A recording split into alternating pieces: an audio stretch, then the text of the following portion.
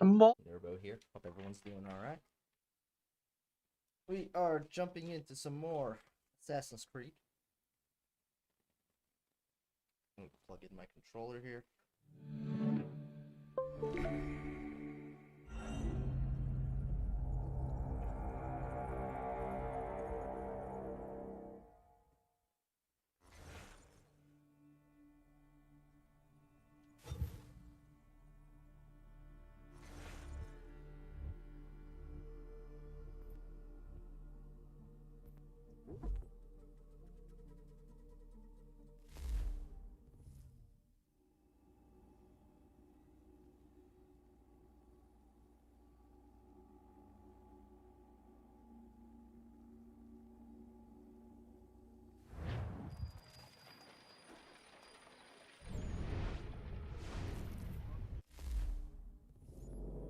Okay.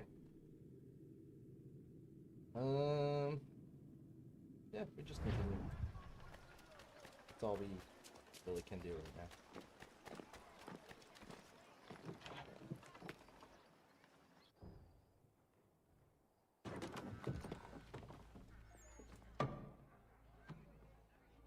Master Kenway, did you find it then? It was not the right place. The others are waiting for you.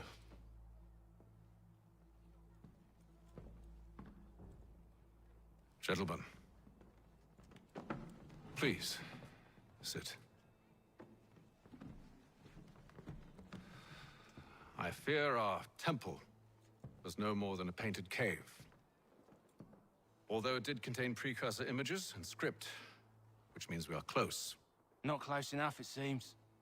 We need to redouble our efforts and expand our order and establish a permanent base here. Although the site eludes us, I am confident we will find it. Truth. Hear, hear. Furthermore, I believe it is time we welcome Charles into our fold. He has proven himself a loyal disciple and served unerringly since the day he came to us. He should be able to share in our knowledge and reap all the benefits that such a gift implies. Are any opposed? Very well. Charles, come, stand.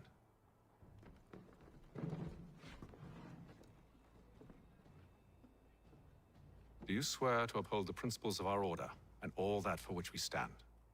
I do. And never to share our secrets nor divulge the true nature of our work? I do.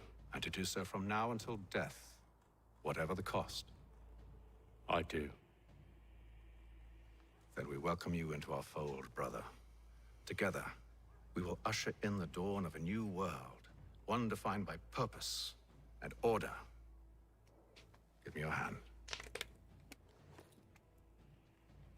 You are a Templar. May the Father of Understanding guide us. May the Father of Understanding guide us. What? Wait, what? This whole time we were playing as a Templar, not an assassin.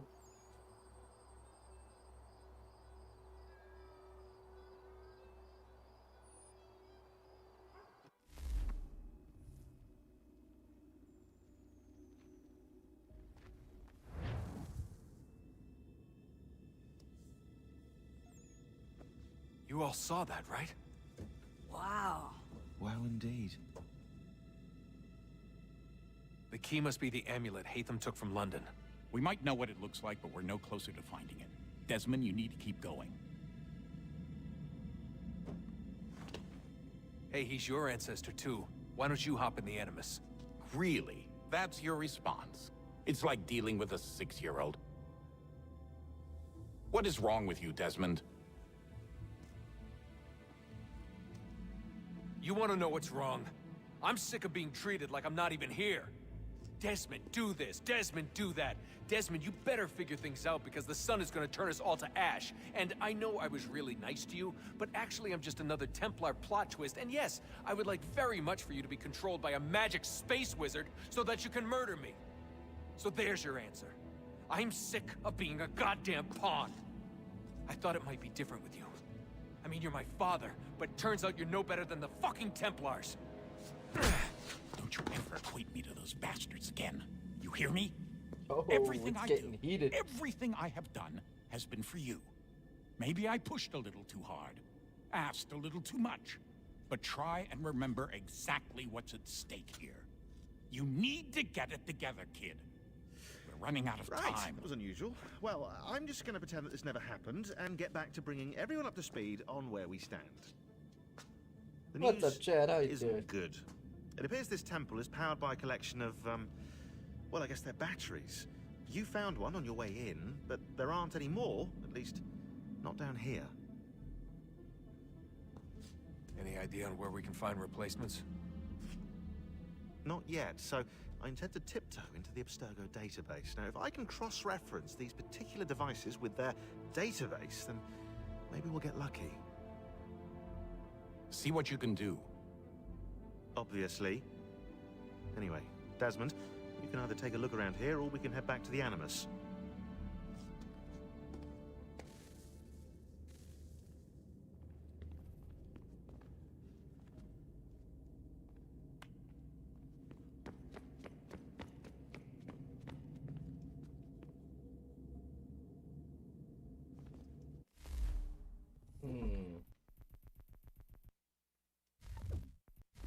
Nothing there.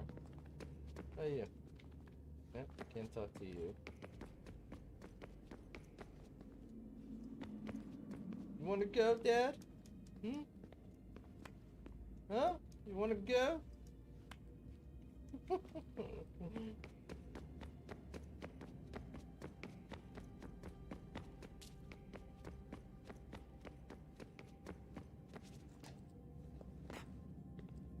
Nope, can't interact with him either.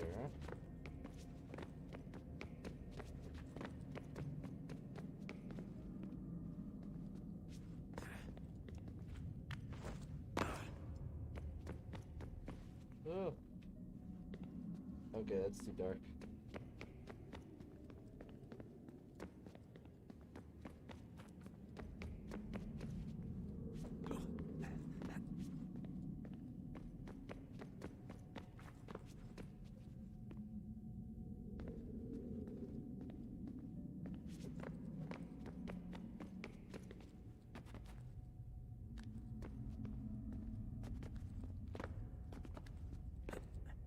Yep, can't do it.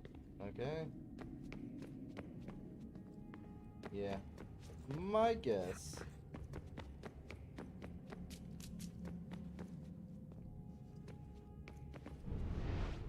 Actually, forgot to use Eagle Vision.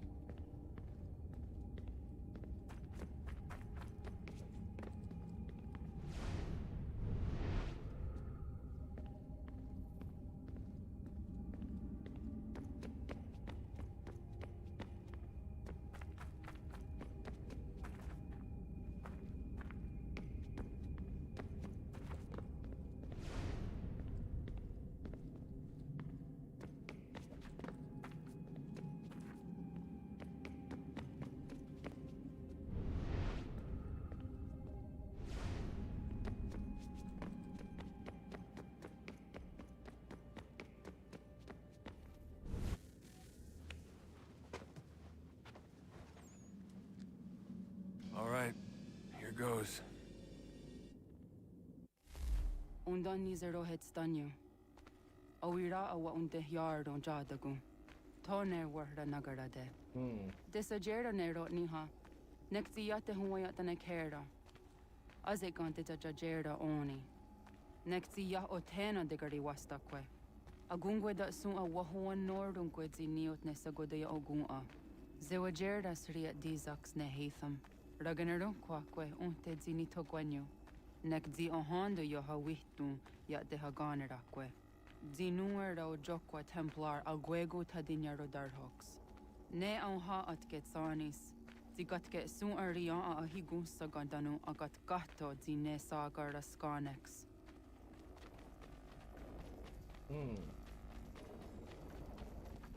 What she said.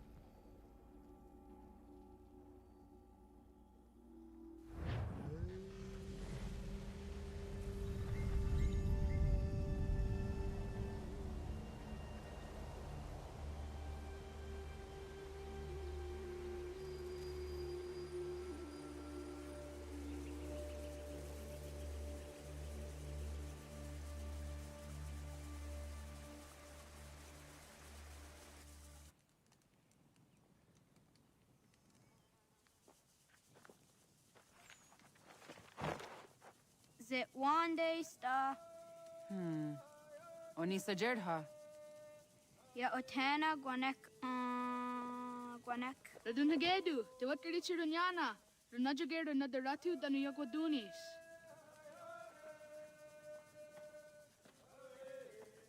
How was? Nexi dosa easy nakahonda di yahaze. Erdo izuet di jona wat sage. Gariwes wat geno hardenyu tigo yordunya zawadah gwanya sum'a. Gonna squaxor on a Johnny.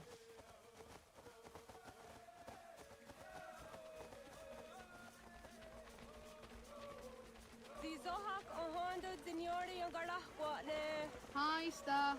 Hi, Star. Zagadaderi. What do we got here?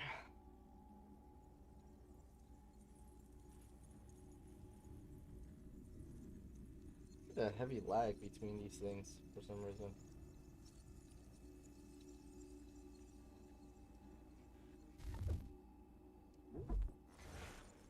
Kenneth Tokan, a friend of Retohakan from the same village. Two boys were the same age and members of the same clan, making them cousins. Though the connection may have been somewhat distant, the boys were inseparable throughout their childhood, with Kenetokan being the more conservative of the two. That is, Ratohokan would be the one to get them in trouble, and Kenetokan would try to talk them out of it.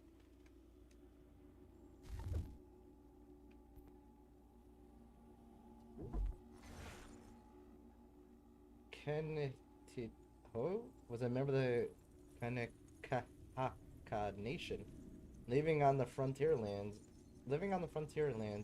near Boston at the time of the French and Indian War. Assassin records indicate she was the daughter of the Lokayoneer, or clan mother, and from an early age was being groomed for leadership herself.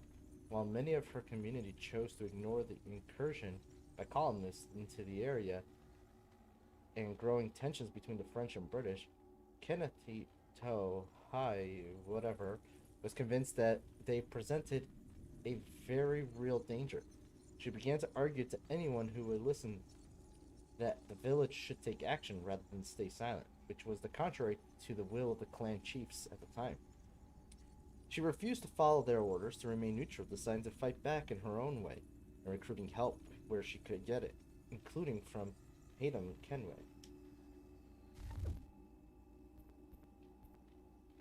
Updated.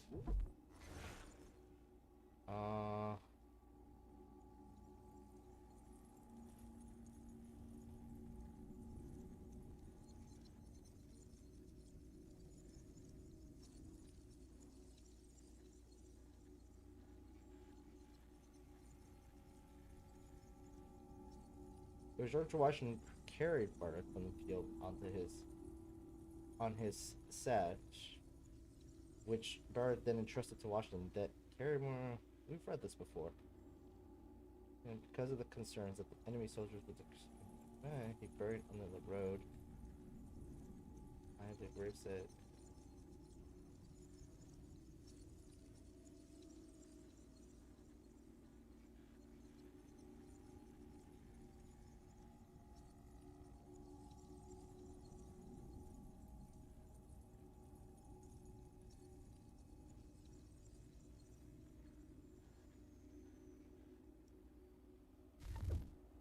I think we read all that already. For some reason. I think we read all this too.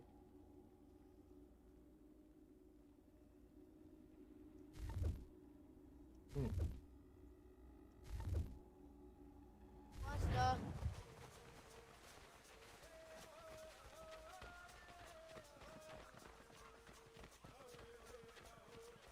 Zazah Dandi. Ha-oh, wah Zazah Dandi.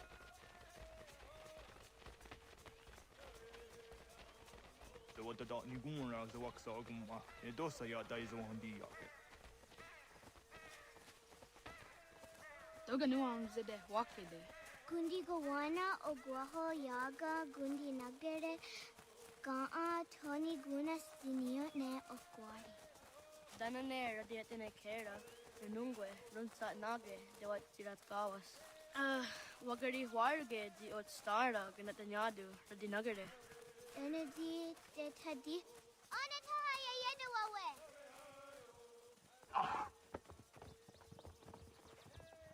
When I heard the what Garitsa Dunyane. Yagoda Setuga. Haha, Zora Gohadu.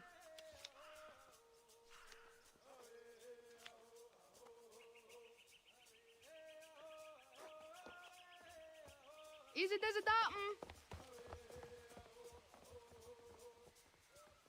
Aska Degani Asa Gayeri. Okay. Aska de what Nyawe.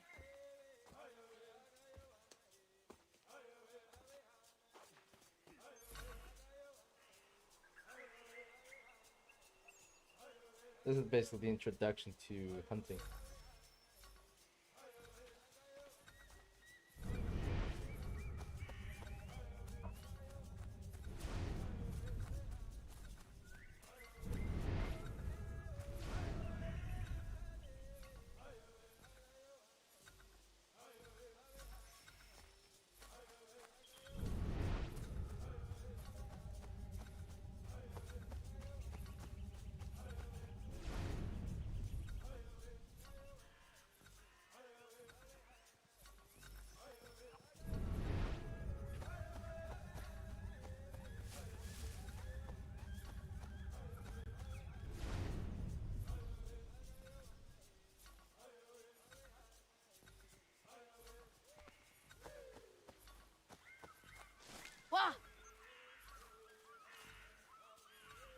Oh, Okne de yung hard then say Juni jo kore akta iwes.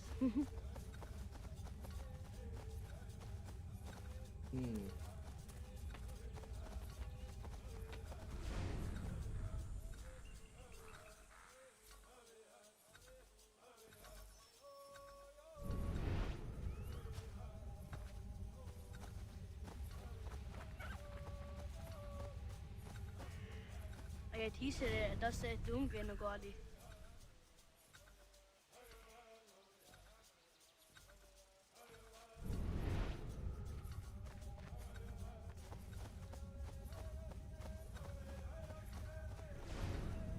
Wagriwas on the yawan ne doga jidawa tandi. The only griwas isere a hona does it dohage.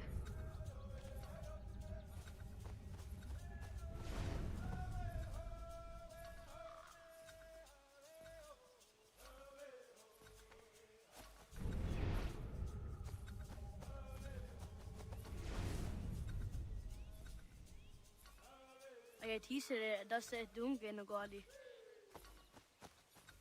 Alrighty. Oh wow. You were using that. Suzi so yonder negiga. And the last one.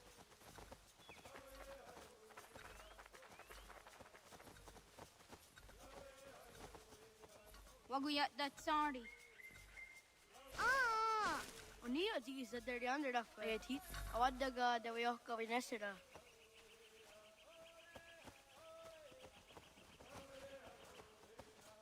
Hey.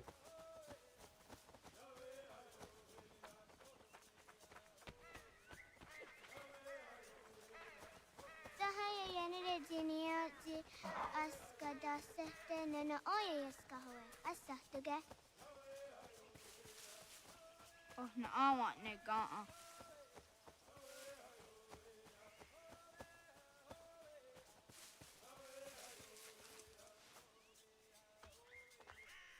Did what Garitsa Duni?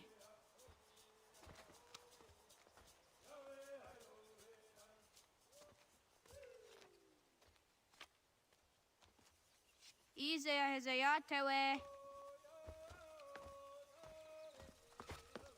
Aska, Degani, Asa, Gayerdi, Whisk, Yayak, Zada, Sategu, Jotu, Oyerdi, Oska you are it, Degani you are it, Asa you are it, Gayerdi you are it,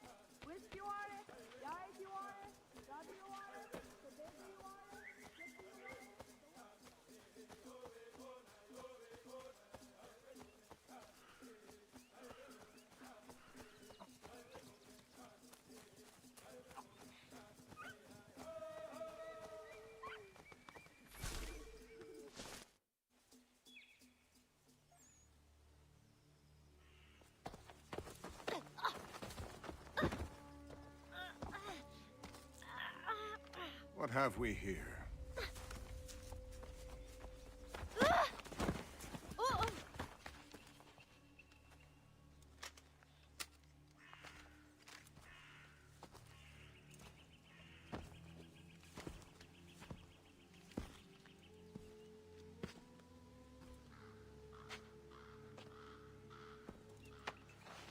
You look familiar.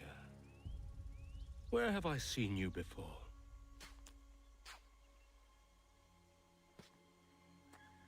That wasn't very nice. Let me go! Listen to that. He knows English. Small for a savage. Spirited too. We have questions for your elders. Only tell us where your village is, boy, and you can go. Best do as he asks, child. I could snap your neck, you know. A little more pressure, and pop. The sad little flame of your life extinguished. You are a nothing, a speck of dust. You and all your ilk, living in the dirt like animals, oblivious to the true ways of the world. The wiser among you recognize the shape of the future. They throw themselves at our feet and beg mercy. But not you, it seems. No. You cling desperately to your ways, too ignorant to know your folly. But I am not unkind.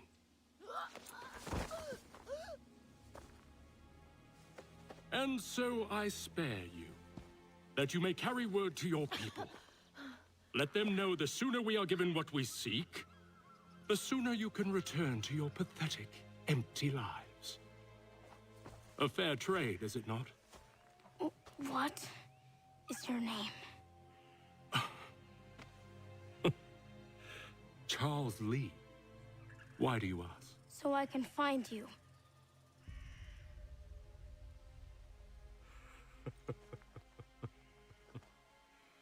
I look forward to it.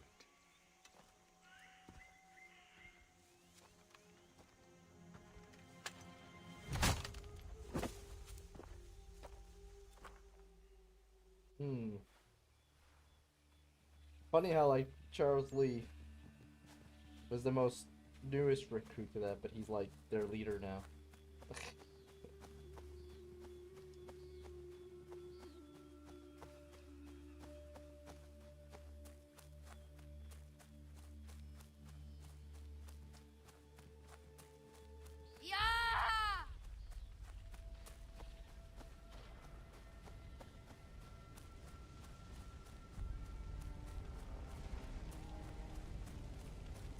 And they burned down the whole village.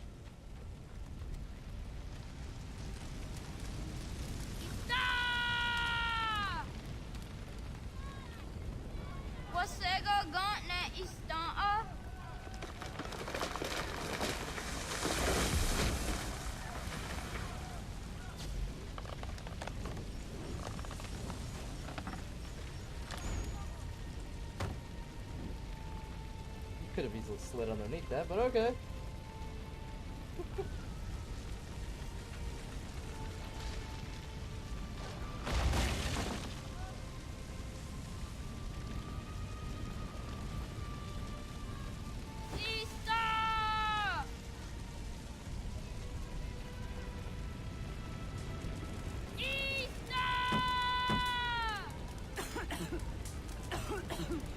Radun Hagedu!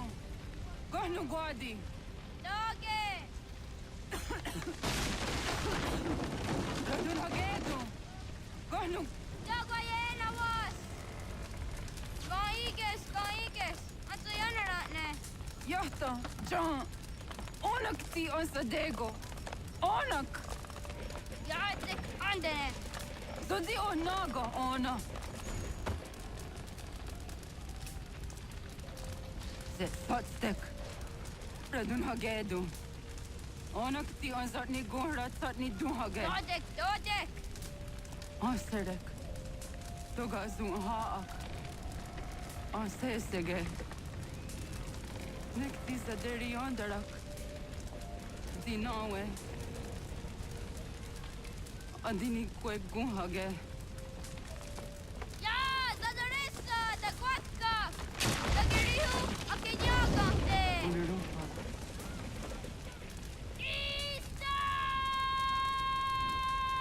Easter!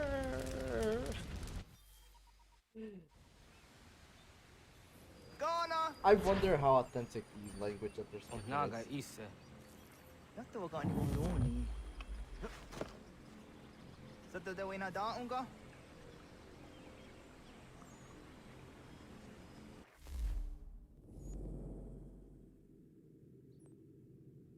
Feathers. Okay.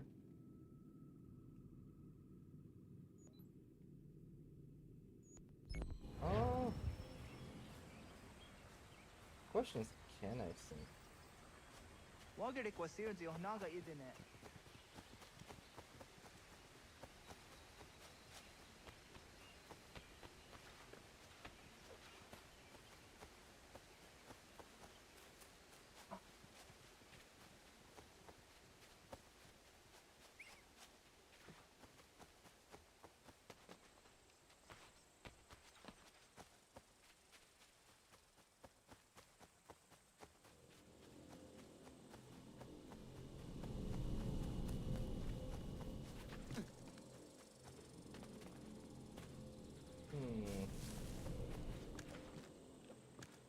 Oh, I see.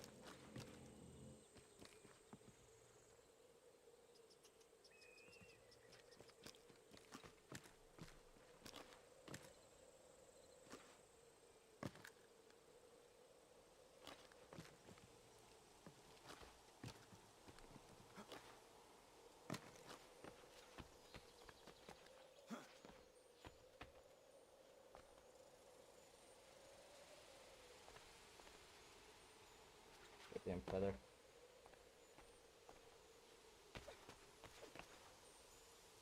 That hurt.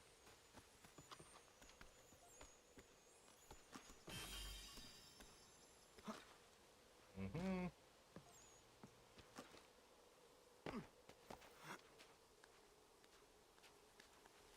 There we go.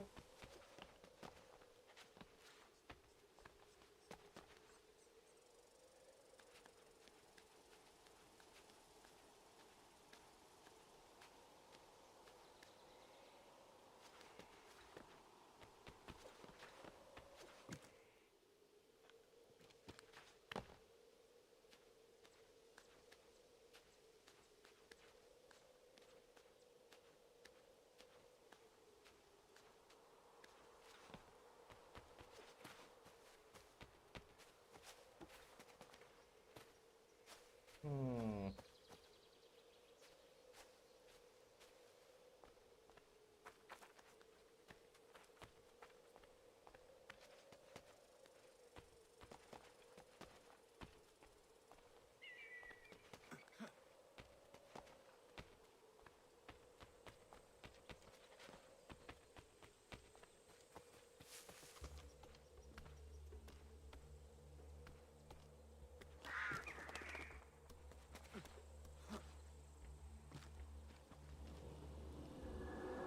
Whew.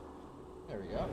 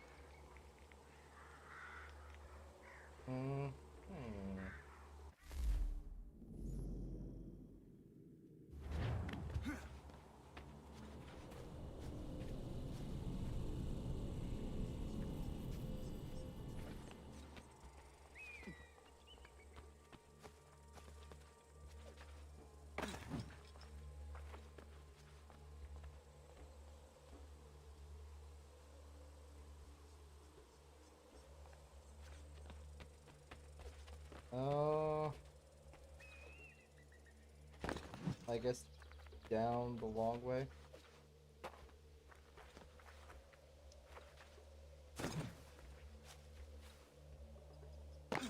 That is not what I meant to do, but okay.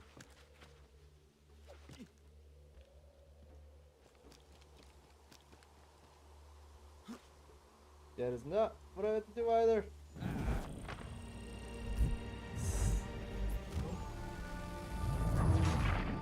This was the reason why I did not like this game either.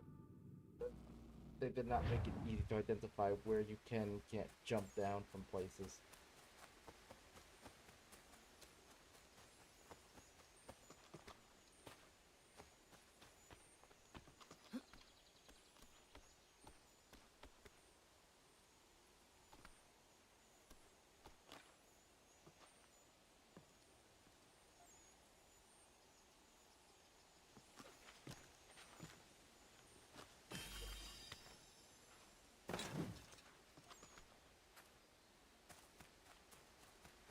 Okay.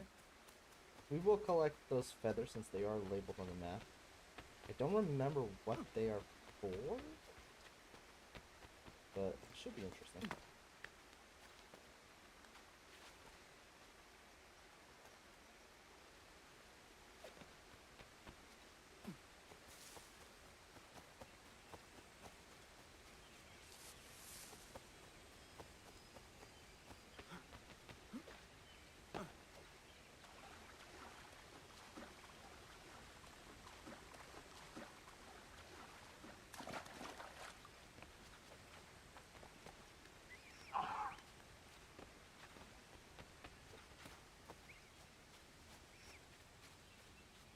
Segunda gena quase wahi.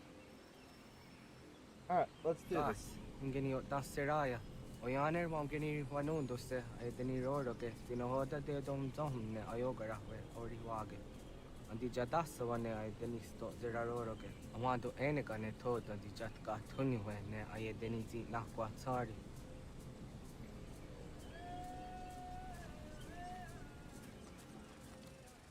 Wasqueni.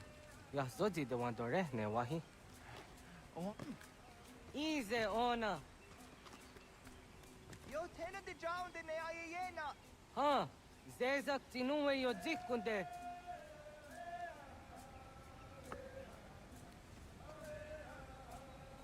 Zahaga yo yanere. Yum zaskats. Nekti doni gari wes tona yo tuhage. Nona ska guidene ne, te wassa gayeri ni hadi runungue, kaa ta hunana dahwage. So knona askana nage ne, ta de watna neda. Iga garhagunsu hundo ratu, kaa hunzage hunda ditaru. Garu ne zosera aska dewa nyawa na hadihage. Yahte skari wes ta yunki yahkwa daze te. Segun inu tumne. Ha, nekti zaha akta da hunenu haje. Te dun zohum jokna e de waire. Toga yaho tena tai de waire, toga yah tai de waderio. To arena zawane. Tokni kuhak. Wagerek tagari hunyani o nirt zia gerata. Tigawanio. To agots yotti nakuni. Zaha gasto zeriohage ziniotne oya. Next zia tamdo era ye dene dene gahondage. Yata diodun zohun unka go derianderage wahi. How yungeni dogaski dogan deni gweni toya yedenewe. Ne dosa ya yedini rada ne unzage. Waderian dat serax on giga. Das cannot gera. Can't touch the ground or water. Okay. Hatskui. Ja zodi de madore.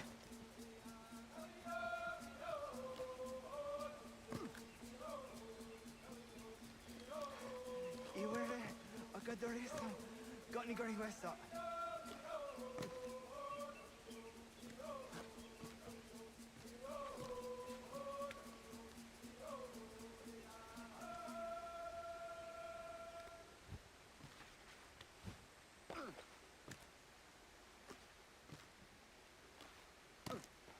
You draw on it. Does that?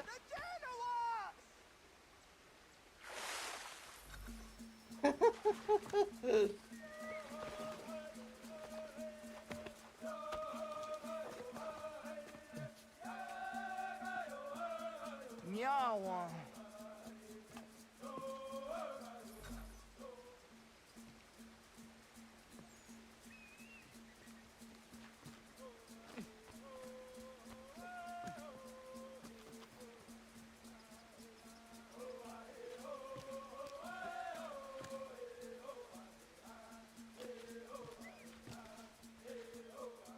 nona deni ratha.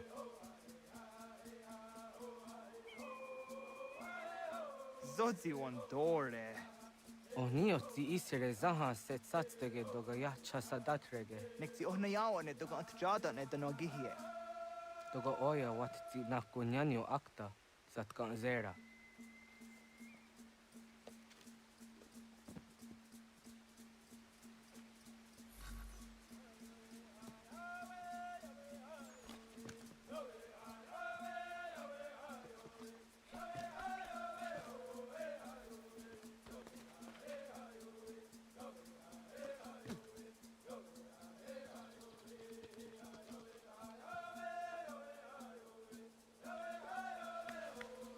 That was not where I was aiming.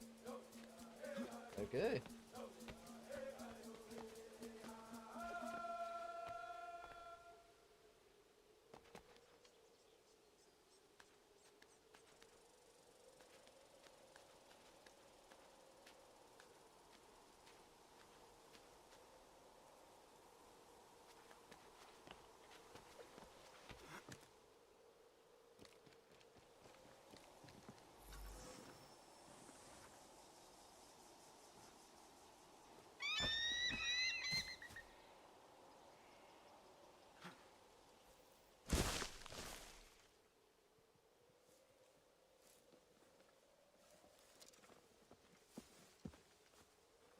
Nahoda, what got ni guhruni? I did that on purpose. Yette wa kwenyo agwego yang geni haraunge.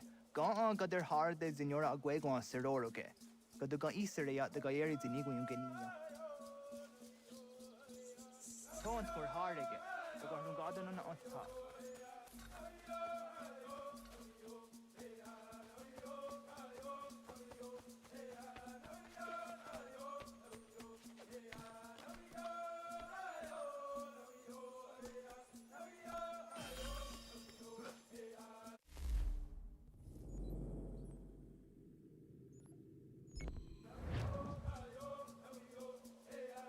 Oh, okay.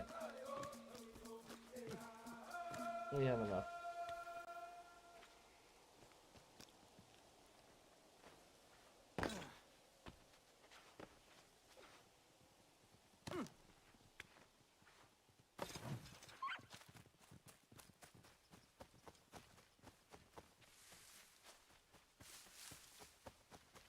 Onega ya gaho am zedra dondi.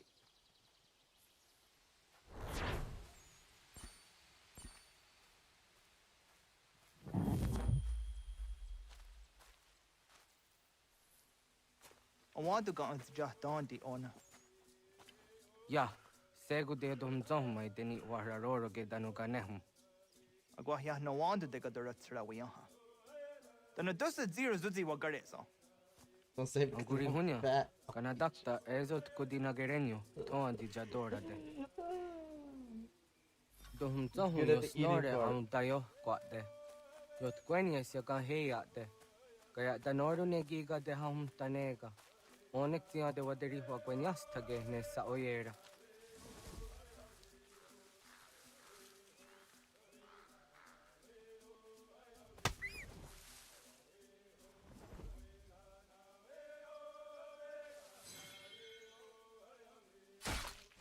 Jojera tu onek tiya se tsari zinume guja darorox ne gundirio.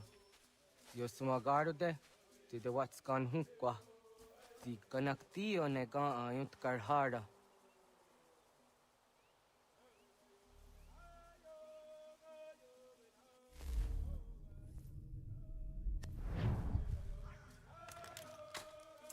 Hauki oya dijat karhara.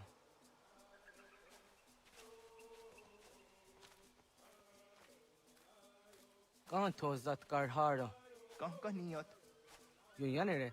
Hau jade nyanda ne zaha gario dawana ye deniena. Zini gariwe sugenir hare.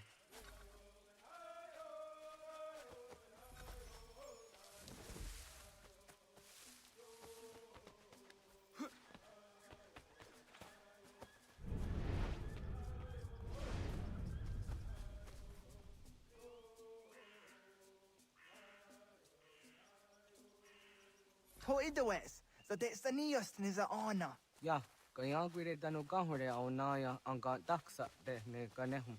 Negigas kaya da gesnu sage angats de zi anjena. Onak tiskena asun a ange. Toga oskenundu ayungeniga amadego. Taguaderorok.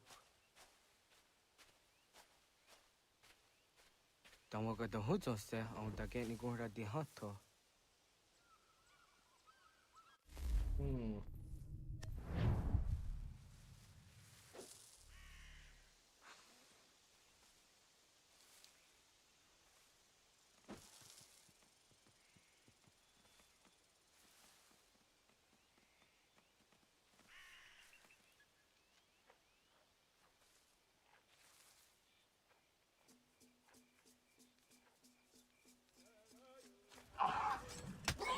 Sueñes, tenías tu serio.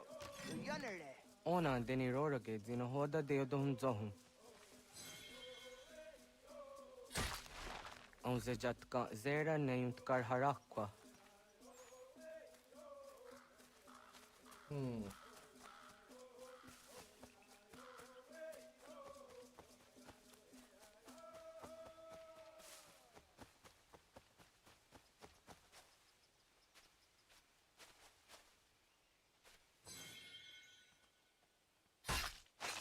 Yama. Timja dumzoni sego, nekti yate zugini nakto de. Onekti de deni zaru ajadora de. Toga idenere ya da edenokta. Yahte wagderian dare. Kunye takwa, tazada de tak ni nize.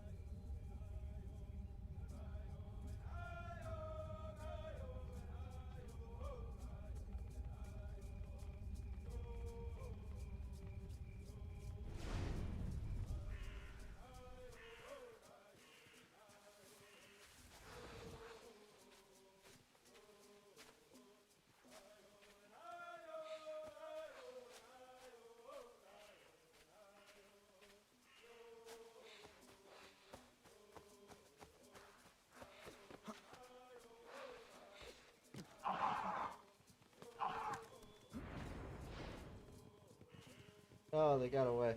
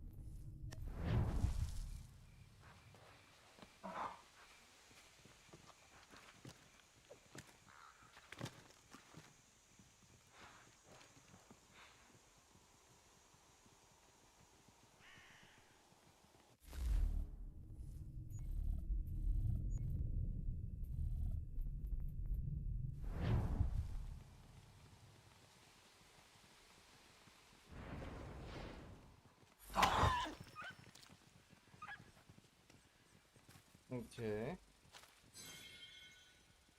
Combine bait and snare?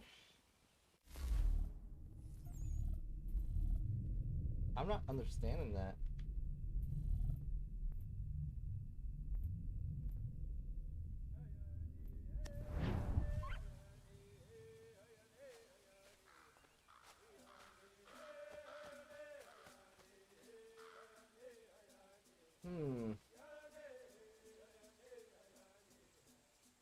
What? I did assassinate a deer.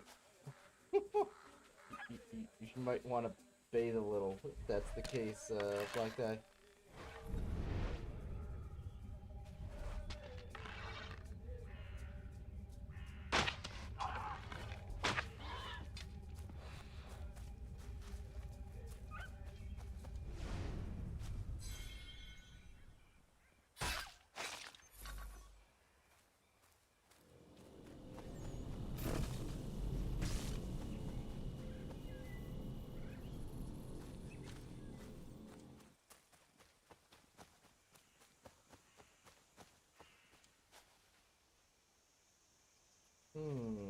Let me think here.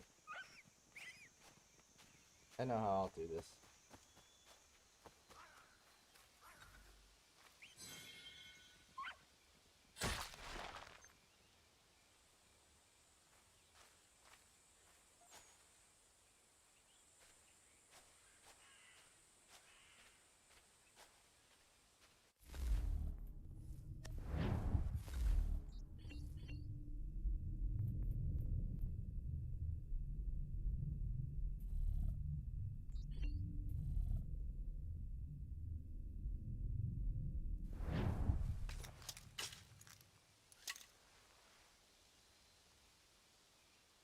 Okay.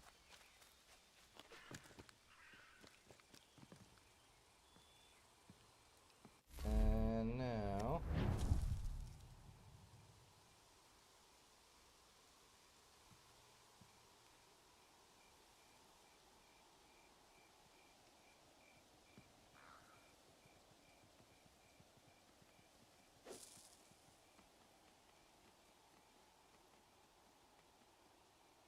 Is there a way to change the bait? Because, like, the only thing that's getting attracted by the bait are the deer.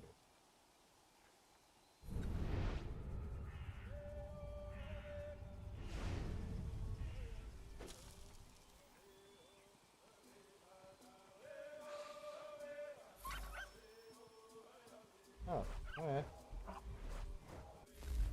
That works.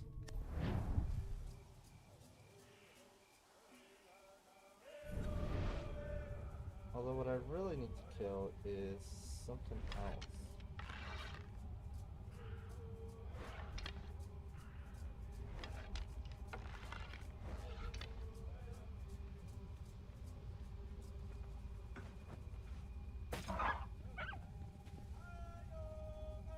Uh-huh.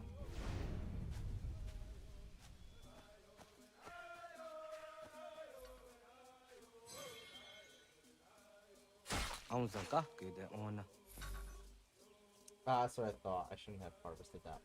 Oh well.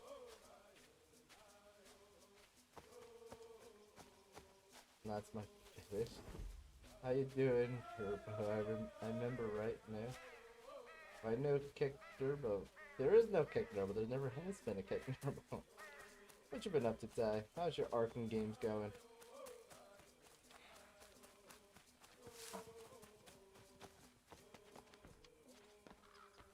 Kind of in the area, so why not? Let's get this thing.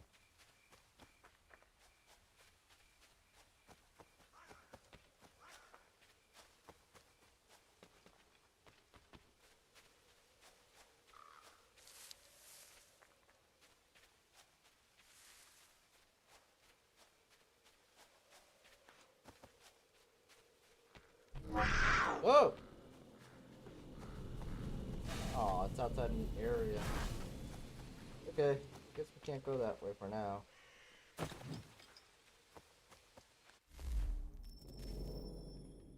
Yeah, that's currently outside our current area. So let's just go back.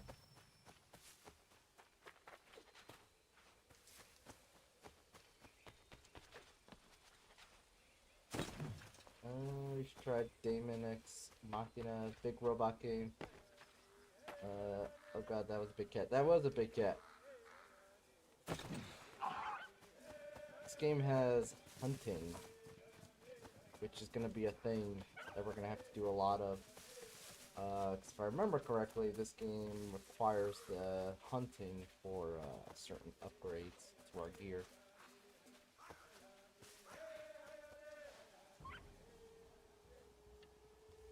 Kana dogu?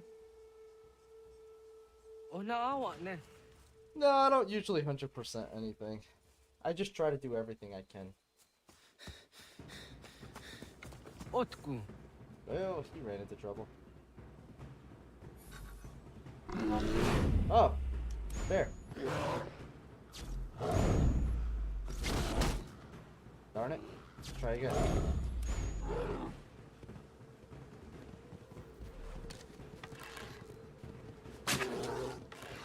I like them apples.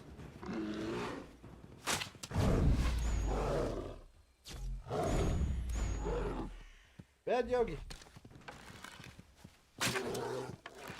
I don't have no picnic basket for you. Get out of here.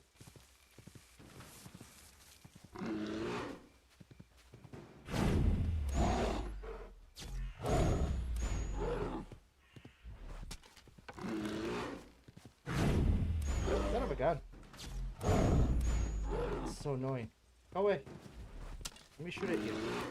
Oh my god, you're really on my nerves.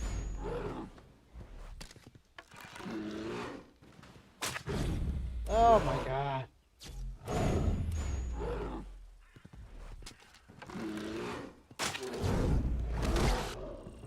That's annoying.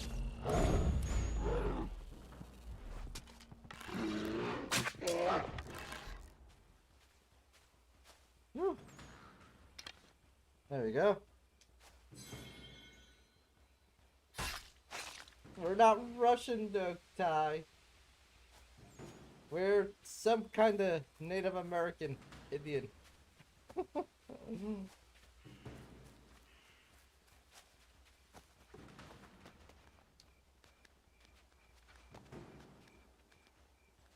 Escape from the bear. Oh, I didn't even have to kill him. Oh well.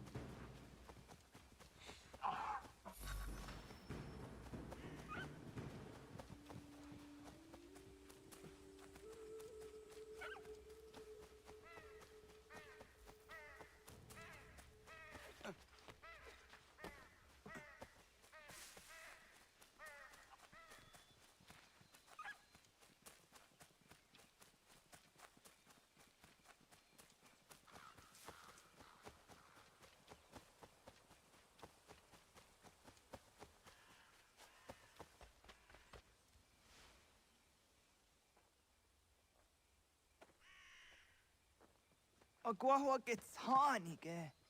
Was get nyaga de. Nyawa. I'm the Jahtandi ona. I was here on Najak, who didn't go Rayanda, ne. Tinojera ya ezo de Etiena. Nexiato deot. Oh, niot. Rat dukhawa hagari hunya. Good job, Patty.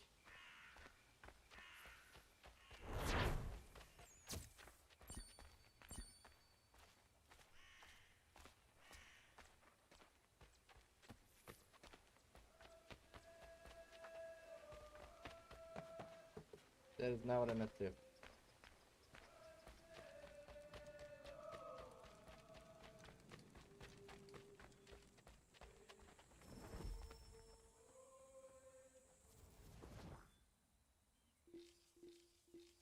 Part of the U.S. is this in Boston. We are right next to Boston and Lexington.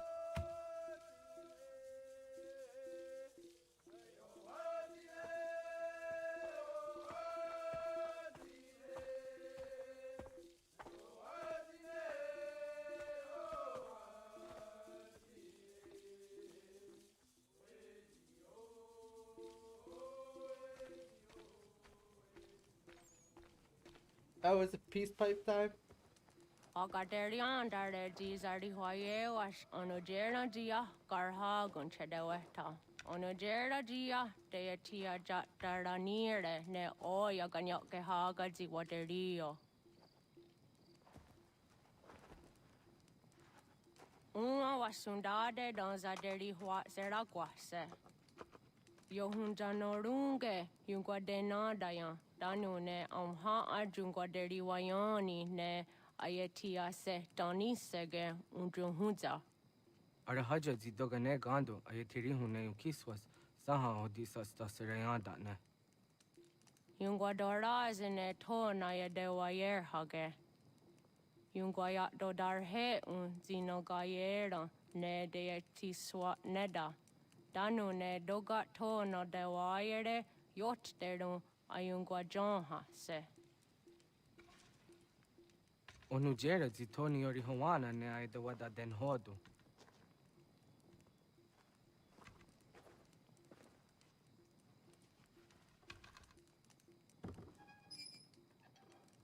I'm not sure how authentic the language is in here. I'll be honest with you. That's something I'd have to Google and see if they actually did find authentic, because I do not tell the difference. Onahoda tiga. What?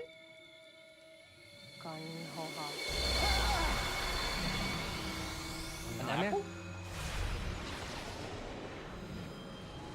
But it's like see-through. That's so weird. Greetings, Guardian. Oh, we're playing Destiny? A spirit? You may think of me as such. Where am I? You are where you were before. If you mean to ask what it is you now see, it is known as the Nexus. From here, probabilities are calculated so that the proper path may be chosen. What path? Yours.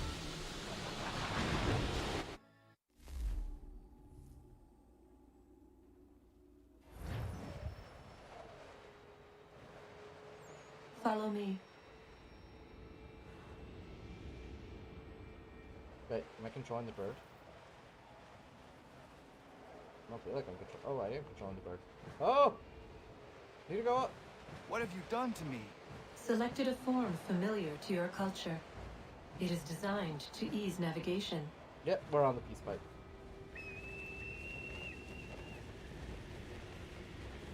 We have waited millennia for your arrival.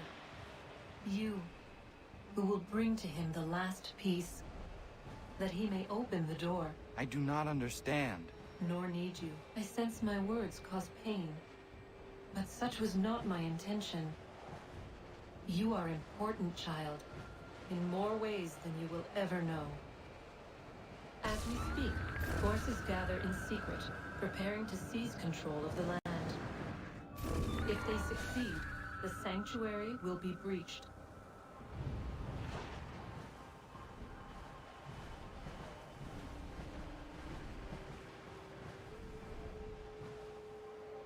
Inverted controls. I do not like. Yours is a special lineage. Past, present, future. Many are connected to you. Many who have changed the world, who will change the world. So too shall you. I have called you here that you might know your duty.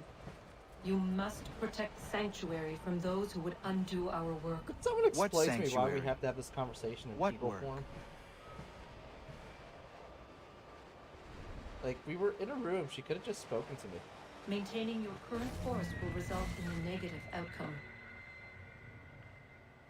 Premature access will destabilize the region. Your village and its people will be destroyed.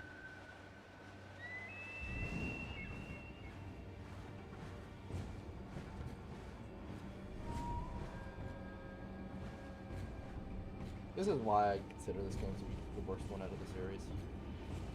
It's like they tried What am I to do? too hard with the Native Americans. You will learn of a man who will provide additional training. Seek this symbol. No doubt you have many questions.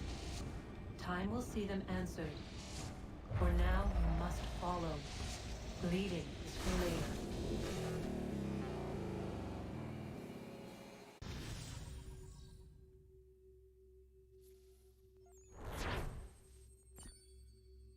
Okay. That was some good peace pipe, I guess. Because they went to nowhere. They literally went to nowhere. It was like there was no purpose in that whatsoever. But they did that because, hey, they're Native Americans and, like, need to keep with the theme. He's having a vision quest. Is what they're trying to do there.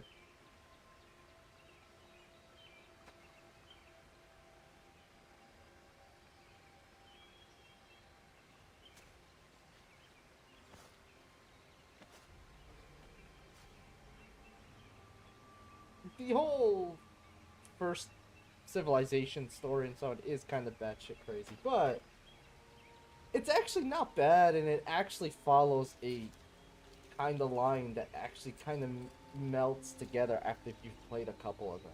So it's not so bad, but this is just it's like they tried too hard on this one. Adun hets wagena duni. What garo di rungwe daya jadatka. Agena dun hase onio di akande. Dan tune tiga runungwe. Easy na gahanda di tunes. Gariwe si wagaderiandere. Tanu ize gi oni. Arahaja diza detni gorizo ne dosa seri wayena. Yungwar haratstone ayedewa dunhunjanuna. Nexti da sheri de nize. Deot danu haje hunjage danoya taundo ayungwa da se dunhage. Yaka atakitskoda dano agader harda dene ayede wanda ne. Wagunya dodari sigi owadu era osete. Ohnujera di desaderi huadeniani. Aze gonya takweni daguri huadeni. Yahasa giga. Black Flag was better. Asetari dina hoda ze sakti kara kunegosh. Tonu dagatka tone gari huayerunitsu. Black Flag was good. Ne egi garun gwera hawi ohyashnena zinio zizatnista hawa shagoshnena. Yama. Like, there's a reason why Black Flag was so good. It's arguably the best one in the series. Like, the first 4, because technically this is the 5th game. Nekti gets hani sozi ezos are hard. Wash says I'm just trying not to speak too much over this. Because this is kind of all important. Even if I'm, you know, not a fan of this game.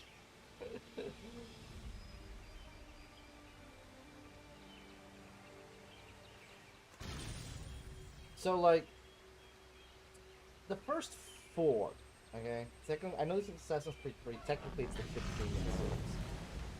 If you go by release order. An actual timeline, to be honest, is actually also the 5th game. By timeline order and by... leaving home was not by harder than I timeline, thought. Sorry. I expected the journey would fill me with a sort of pride, technically, a sense of accomplishment. Those but whatever it was that carried me away from so home soon fled, that's a different story. Replaced by questions and no small amount of doubt. But anyway, back to what I was saying. Had I been too hasty? Had I made a mistake? Because you got to remember the others the in the village. They thought this was something is not I the wanted, assassin time. something I chose it's to the do. Desmond time. But it never felt that's that way. That's the actual time. No. So technically, timeline order is correct. It was not a choice. It was an obligation. Because if not me, then who? And basically, the first 4 games were pretty standard. It was the Assassin's Creed gameplay, and they just kept evolving it over time and making it better and great. And it is good. It's really solid. Even in this game, it's pretty solid. It's even better, to be honest. A couple things that I didn't like about this game is that they brought in the idea of hunting, because he's Native American, and like, that wasn't really that great. So that kind of became like your side mission activity. Oh, crap. That's a kitty. That became like your side mission activity, which, you know, wasn't the greatest thing, honestly. Where Black Flag, the side mission activity was pirating. And the ship battles and the pirating was actually really well done and intuitive. That's what made that game so good. We're like, this wasn't really that good.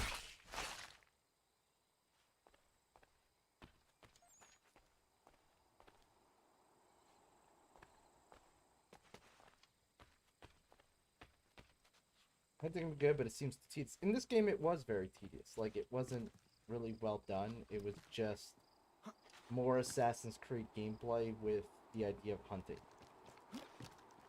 That's kind of how they designed hunting. So it wasn't really like a thing. It wasn't really like its own thing like it was in Black Flag. It was just like more of a thing for me to do.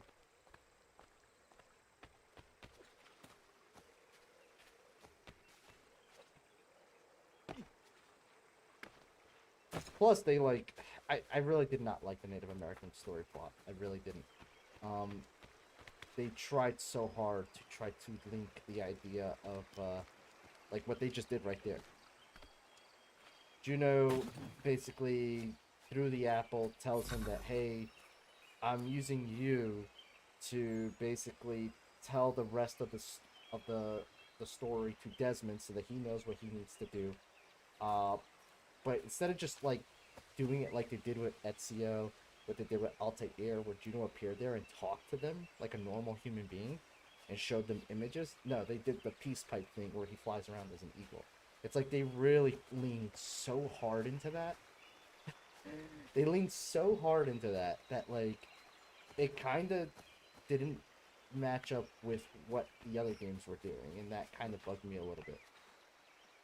It's like I like things to be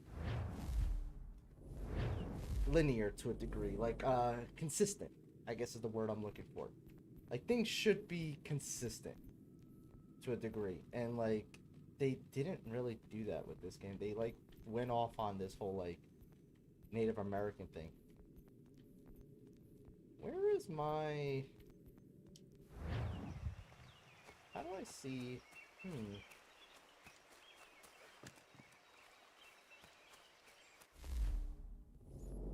There's something I'm looking for, but...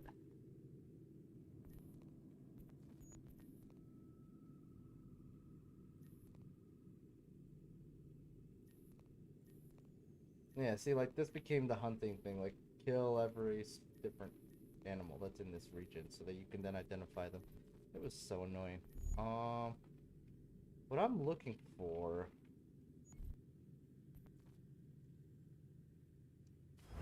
It's supposed to show here, but it's not for some reason. Weird. Okay, fine.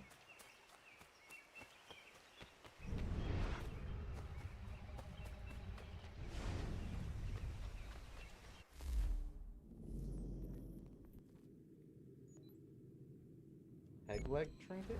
Okay, I'm curious. What is that? What's up, Pop Girl? How you doing? The tone was very off compared to the other games. I played Sleeping Dogs. It's pretty good.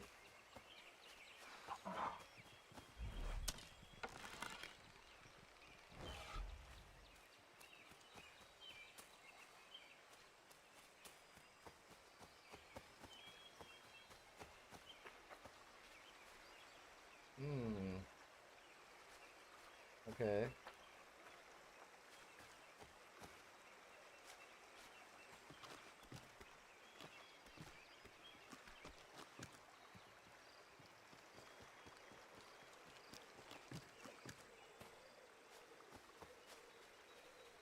Sleeping Dogs is how I get anger out. Just breaking legs. So satisfying. That game was really well done. Like, it's funny because, like, as good as Yakuza is, Sleeping Dogs could have been so much more than what Yakuza is. Like, they had a pretty solid recipe there.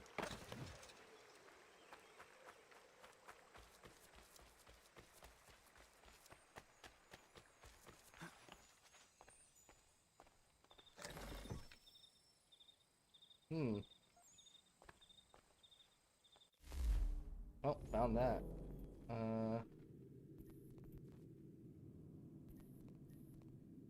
Let's keep going that way then.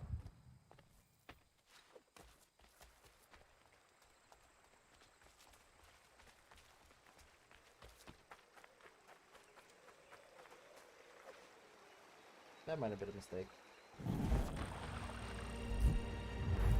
Why did I think that was deeper?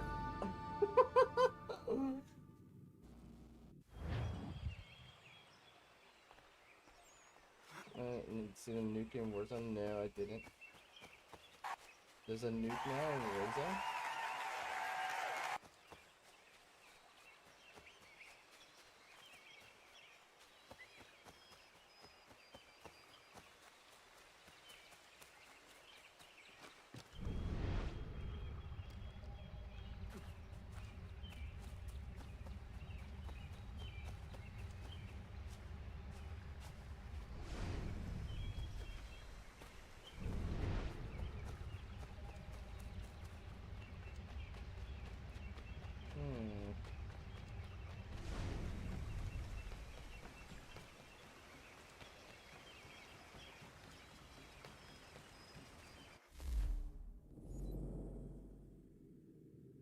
Am I in the next section already? I am.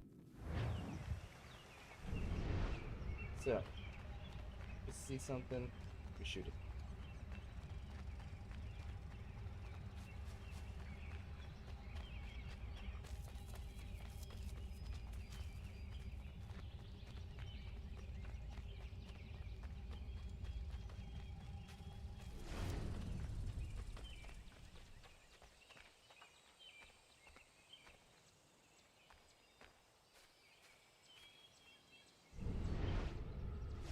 The ultimate prey.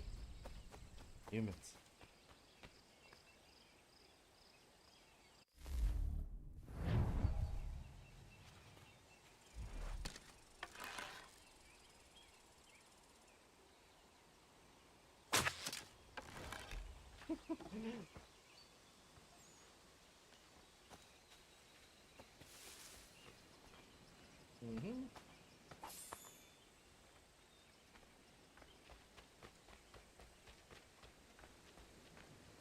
It's a mission randomly given to a squad at the start. You have to find 3 items on the map if you're holding the one.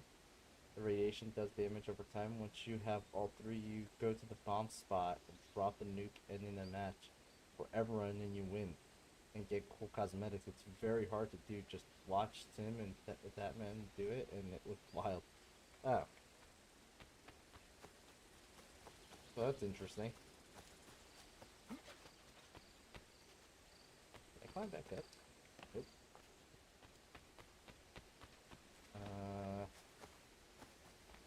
Nope. Now we fall. Oh god. Oh, we're falling. Yeah. Oh, okay.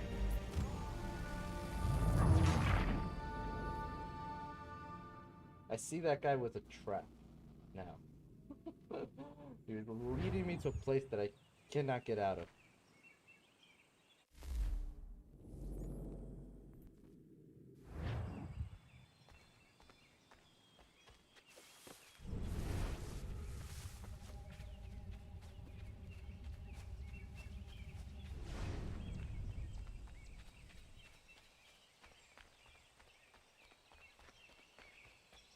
There's another thing I did not like about this game.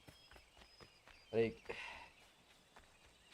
there were so many places. It's not like all the other games where like you can kind of scale everything.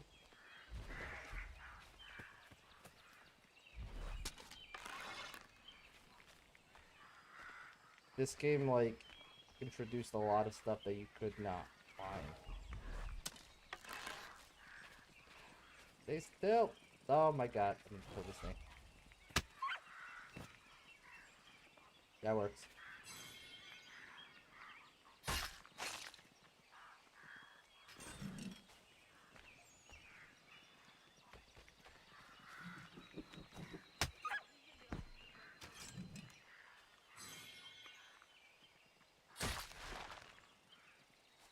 All right.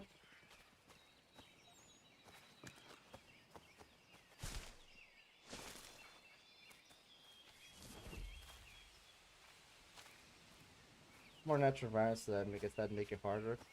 Yeah, I get that. I do. You know, it's just this is the game where like a lot of people would just fall to their death constantly. That was a constant thing in this game. Because it was an annoying thing to traverse. Like, this is a perfect example. I need to get over there, but to get there, I gotta go all the way around. Because I can't climb any of this. Now...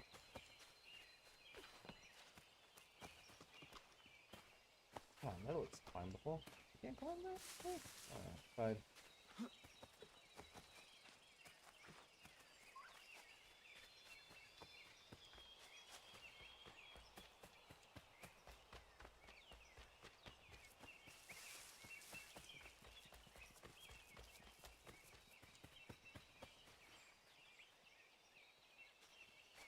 So they even I know this is arc with better graphics. No, it's not.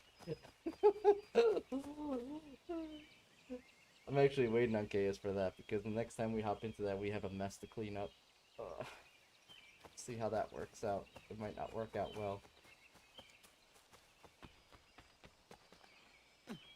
What? Oh, are you kidding me? How the hell couldn't you climb that?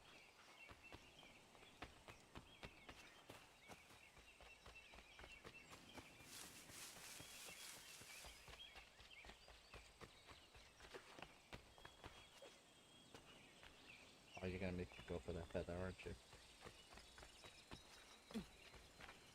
I don't remember what the feathers are for, but I want them.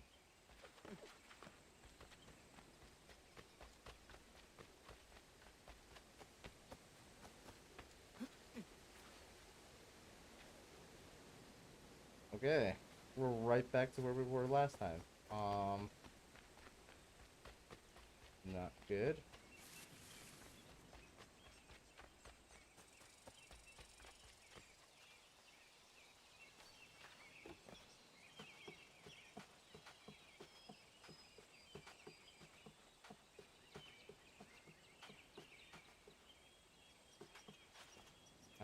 There is like no way to climb down. Okay.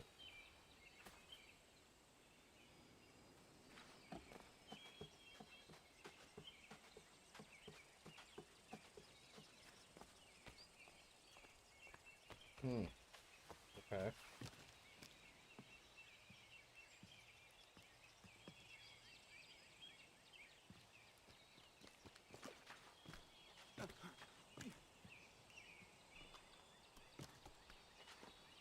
There we go.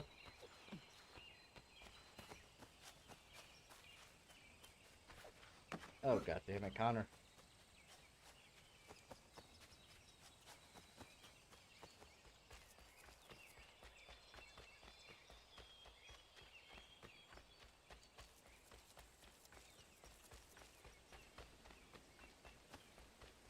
Don't forget about Bofa. Who's Bofa?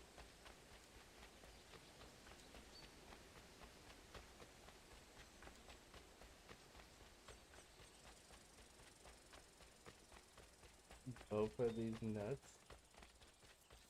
Okay, I don't get it, but sure. I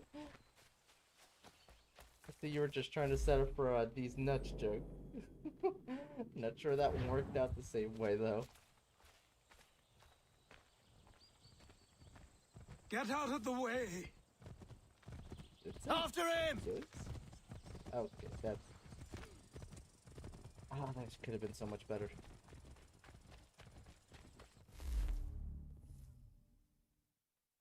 Both of, I see now.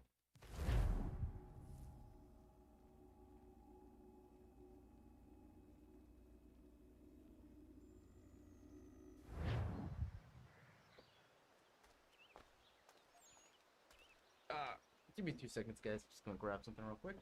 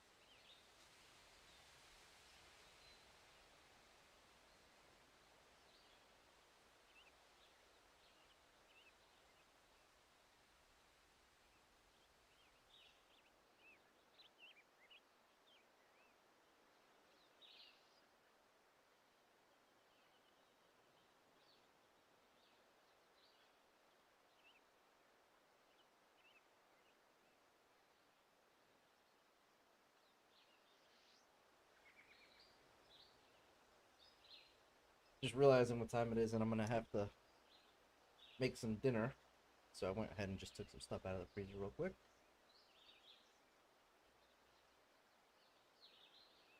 Okay.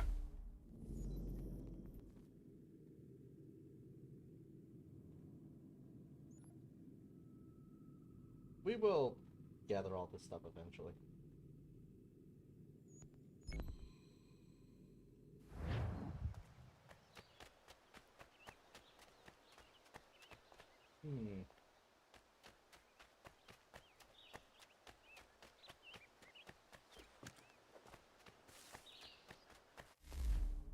This game introduced fast travel. Apparently not today. That's unfortunate.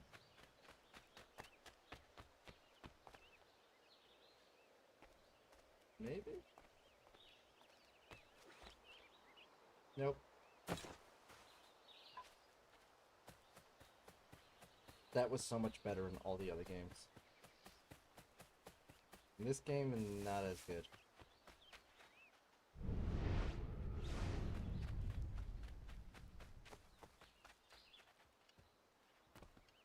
Assassin. Jeez. Let's steal his horse.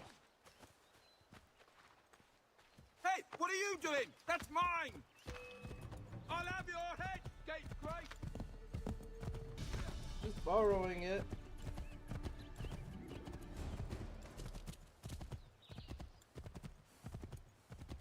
Hello. Hello. You must be one of them native fellas, from the, what's it called?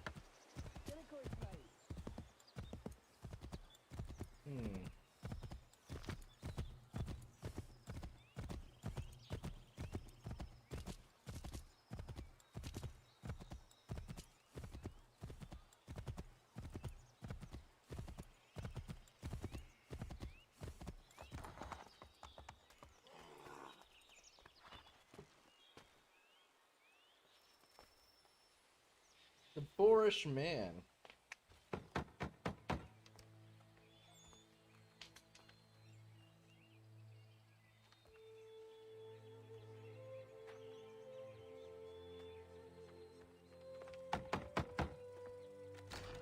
What? I was told you could train me. No.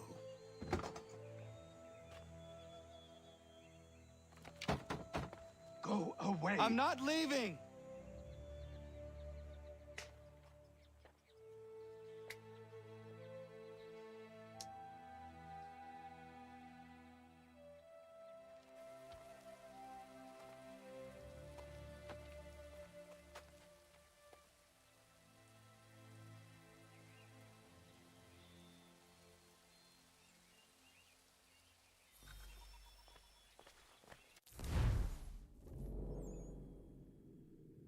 Press the wrong button.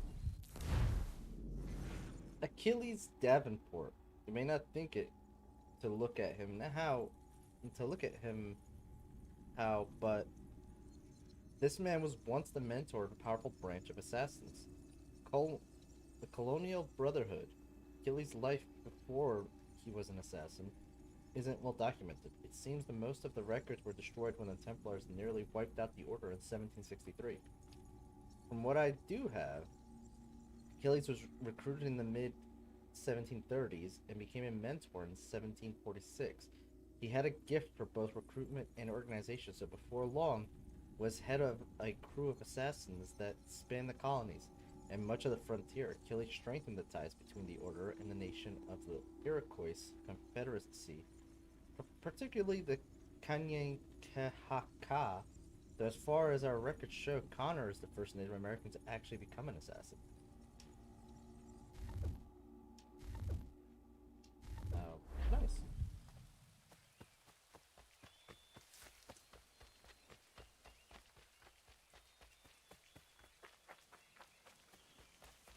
I need a place to camp.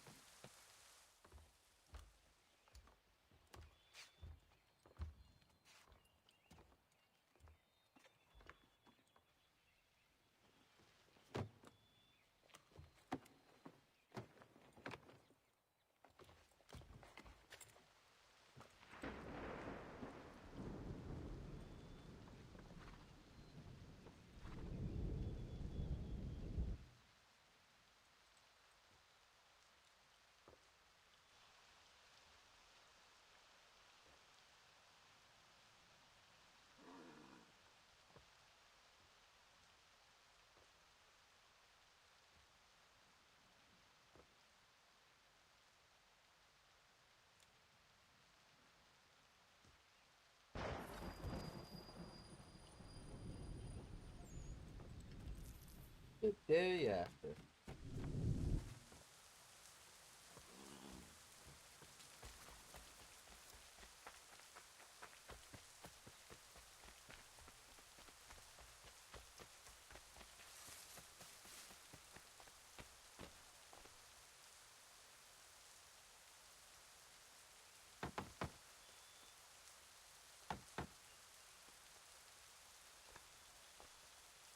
There must be another way in.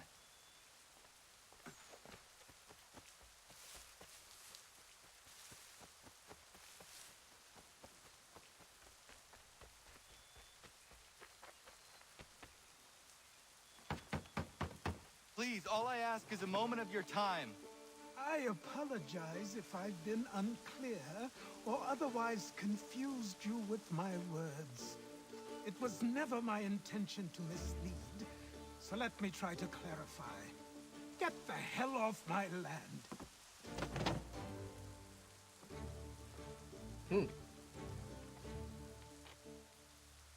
Coming up!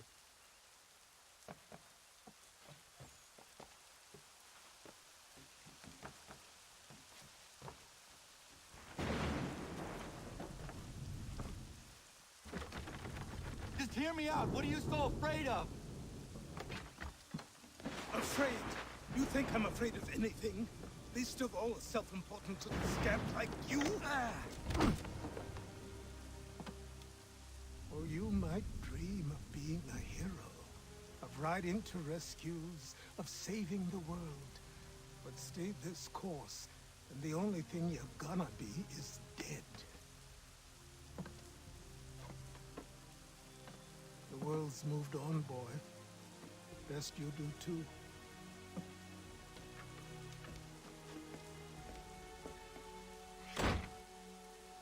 I will not leave, do you hear me? I'm never leaving.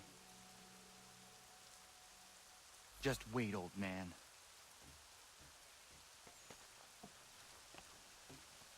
Okay. I will not be defeated so easily.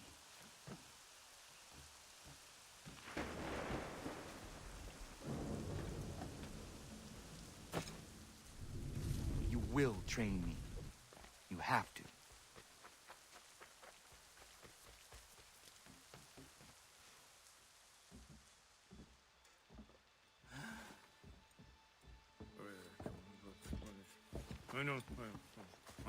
These are square toes. This'll be easy. That's what you said last time, and I wound up with a dead horse and a dark eye. Who are you? No one you need concern yourself with, little britches. Best cut for something bad happens. No. Can't say we didn't warn ya.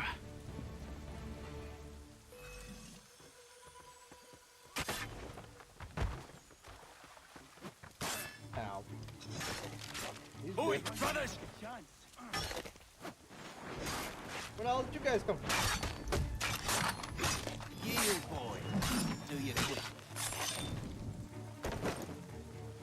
Songs and spirits can't save you now.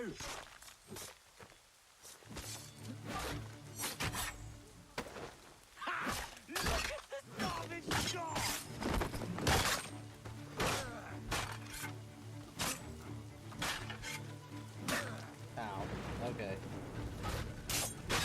Songs and spirits can't save you now.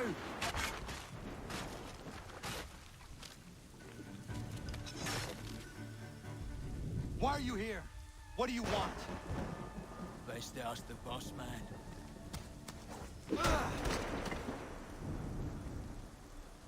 You working for the old man, then? That it?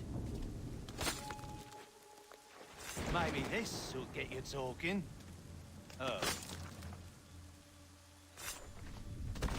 Apparently not. Thank you. Clean this up. Then I suppose we should talk.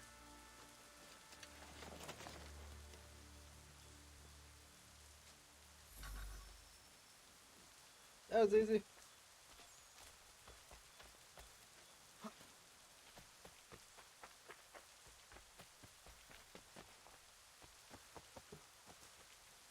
See, all we had to do was kill some random trespassers.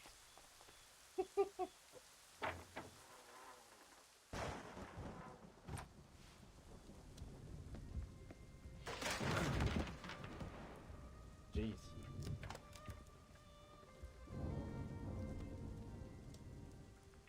Sorry. Not your fault. This whole place is ready to come down. Goddamn miracle it hasn't already. Anyway, who are you? My name is Radohangado. Right. Well, I'm not even going to try and pronounce that. Now, tell me why you're here. I was told to seek this symbol. Do you even know what that symbol represents? Or what it is you're asking for? No. And yet, here you are. The spirit said that I am... These spirits of yours have been harassing the assassins for centuries. Ever since Ezio uncorked the bottle. But you don't even know what an assassin is, do you? Well, they're settled in then. I've got a story to tell, and it's gonna take a while to get it all out.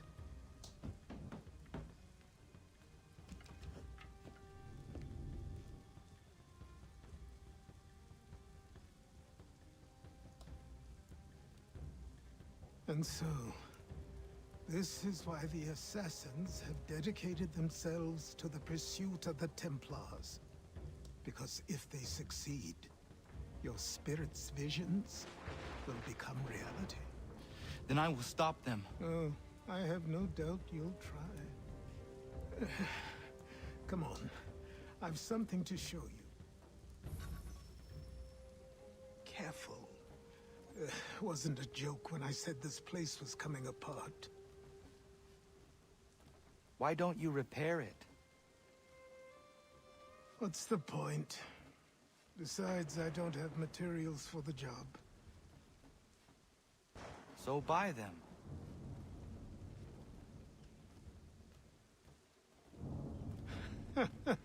Look at me. You think I can just march into some store, purse full of pounds, and go shopping? Yes. Why not? So naive.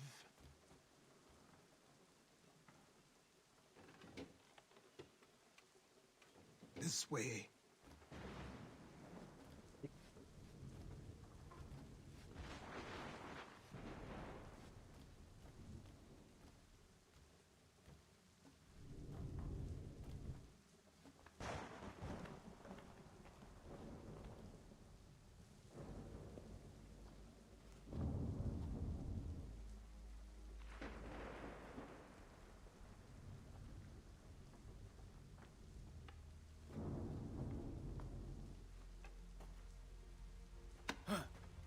Don't think you can just come in here, throw those on, and call yourself an assassin. I did not. I would never presume... That's all right. I know they've a certain allure.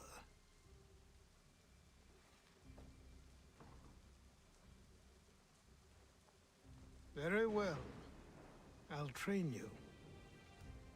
Then we'll know if you've the right to wear those robes. Thank you. Name's Achilles.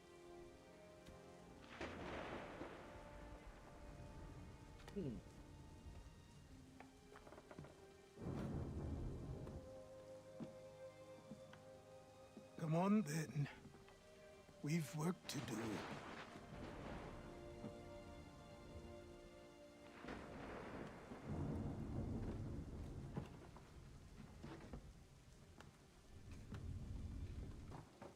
You are a speck of dust, a nothing. You and all your kind, living in the dirt like animals, oblivious to the true ways of the world. What do the Templars want? What they've always wanted. Control. They see an opportunity in the colonies. A chance for new beginnings, unfettered by the chaos of the past. This is why they backed the British. Here they have a chance to illustrate the merits of their beliefs, a people in service to the principles of order and structure. I have seen what is to come if they succeed. They have to die, don't they? All of them. Even my father. Especially your father. He's the one holding the whole thing together. Funny, because, like, that's another thing. There's no point in time that shows that knows that Hayden is his father. No one tells him. He just knows, apparently. And then Achilles, same thing. So like, I trained. He just knows that that's his father. In running, in climbing, in fighting, in falling. And for every lesson that concerned the body, there were 2 that concerned the mind. It's like they just failed to, like, do proper storytelling. They were so rushed about it for some reason.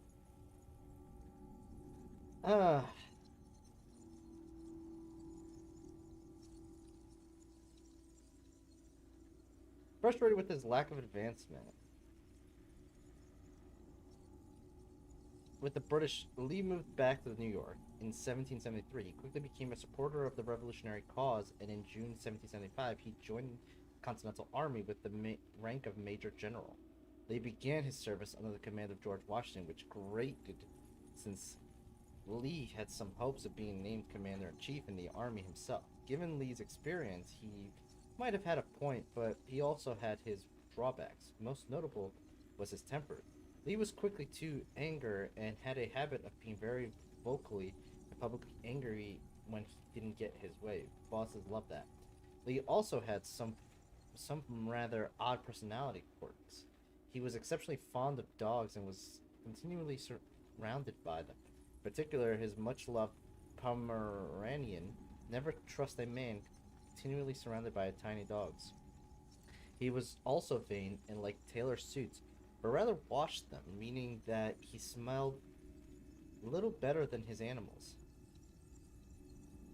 But rarely washed them, meaning that he smelled barely better than his animals, and worse according to some. Despite his failings, Lee was both a competent leader and a popular with the troops.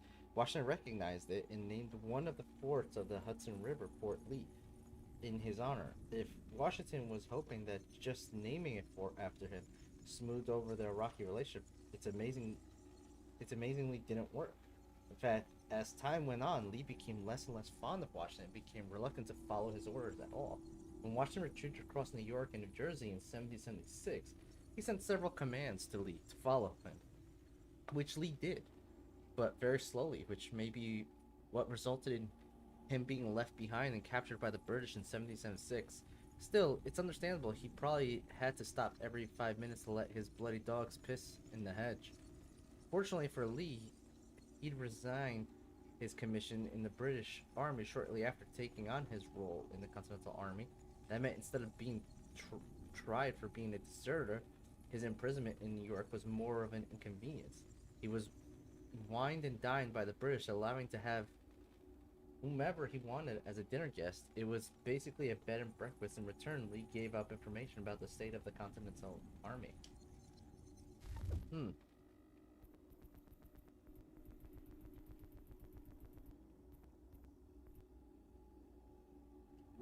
Pretty sure we read this. No, we already killed this guy, so it doesn't matter to us. Got an update on her. His actions during the Braddock expedition, along with her relationship with known Templar, more or less excluded her from being a clan mother herself in adulthood. However, it seemed even after her child was born, she continued arguing for action in the war, rather than the restraint advocated by the village elders. She did, however, cut off all contact with Hatham. It's not clear why the Templars attacked 1760, or whether their objectives might have been the village was nearly destroyed, but recovered over the course of several years. Interesting. Be right back.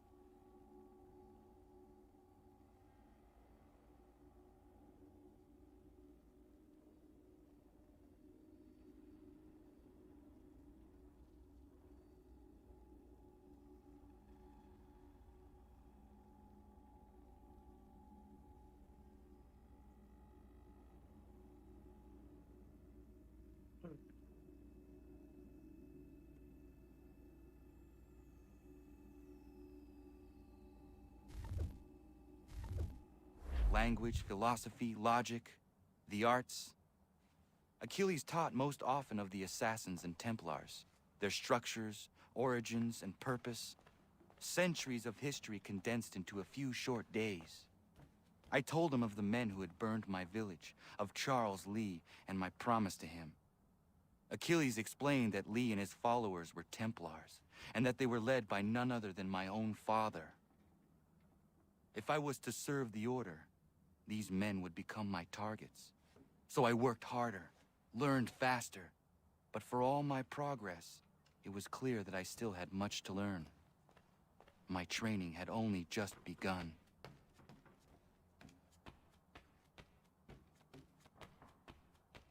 This was another thing that they kind of did bad. Like, instead of giving him, like, a proper education thing, it was all very rushed. Like, Ezio went through the same thing, but, like, Ezio grew over time to become what he was. Or, like, Connors gets it, like, immediately.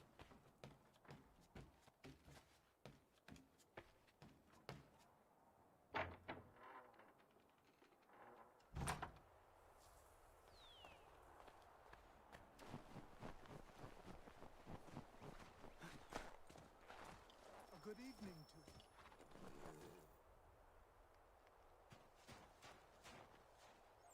Good morning. To you as well. You taking a trip? I've decided to do something about the house, and you're going to help me. Get it?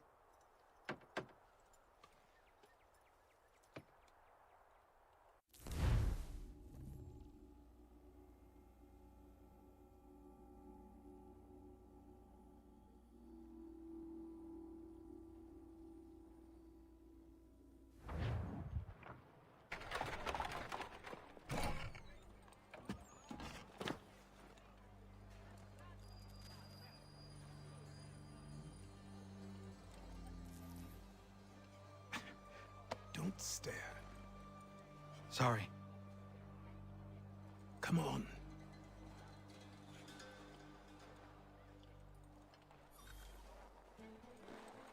This place is incredible. The people, the sounds and smells. I could walk these streets for days and know not even half its wonders. I thought the same as you upon a time. These days, I much prefer the quiet of the countryside. There's the almanac pages. But there is so much life here. So many opportunities. For a few, my boy. For a few.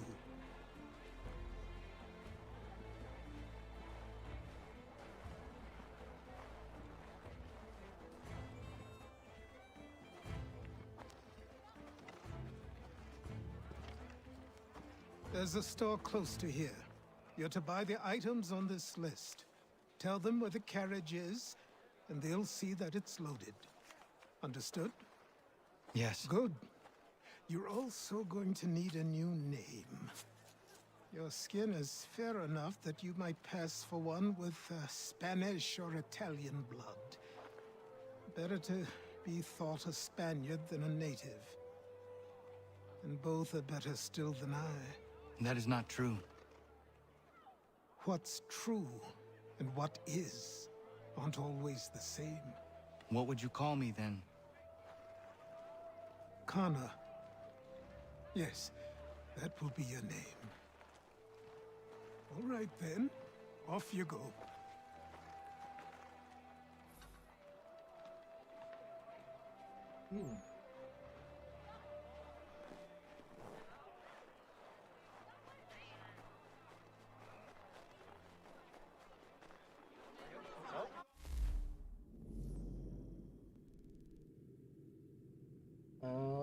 Get that baseball right.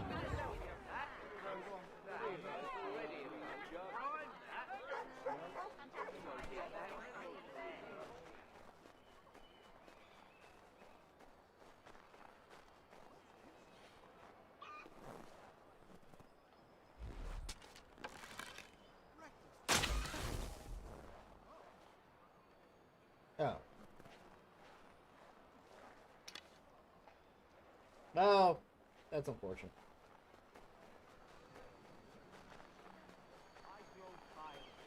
It seems each day a new tax is levied, a new rule enforced. The Revenue Act, the Indemnity Act, the Commissioners of Customs Act. Oh, Chancellor Townsend must have thought himself so clever when he favored these thefts and made them law.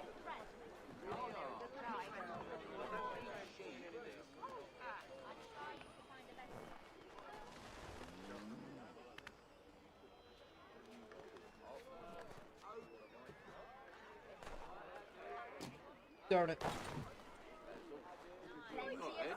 I'll have to try again for that one. I wasn't prepared for it.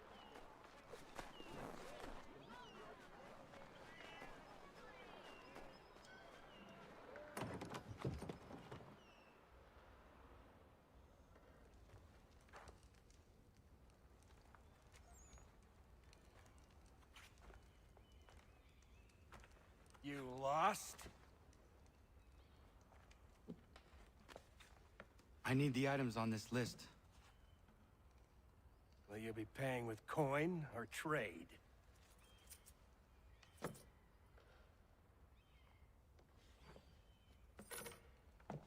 Some of these things I have, some I don't. Lumber's hard to come by since my supplier up and vanished. I have the tools and pitch, though. Nails, too. So, where do you want this delivered? Our wagon is near the State House.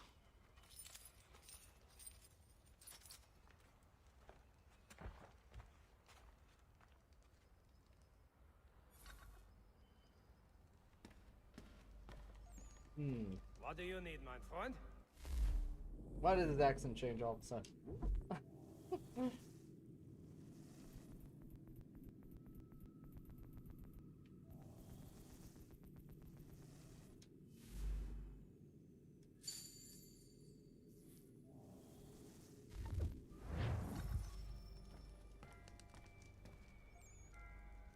Hunting challenge. Okay.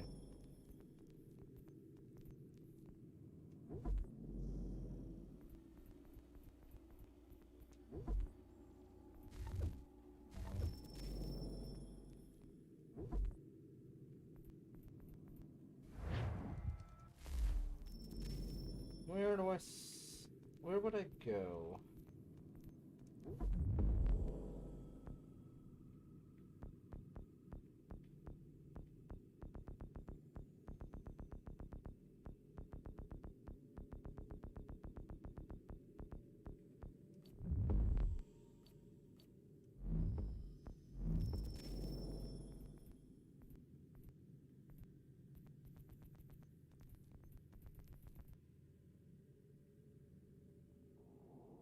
Citizen mission. Right. I want to know where I would go to see that thing.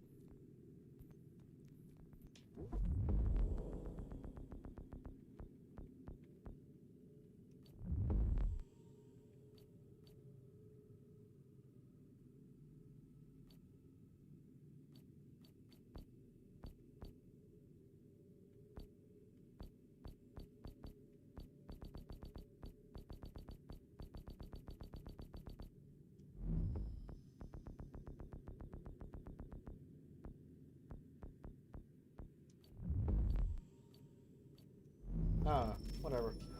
That'll probably come up elsewhere.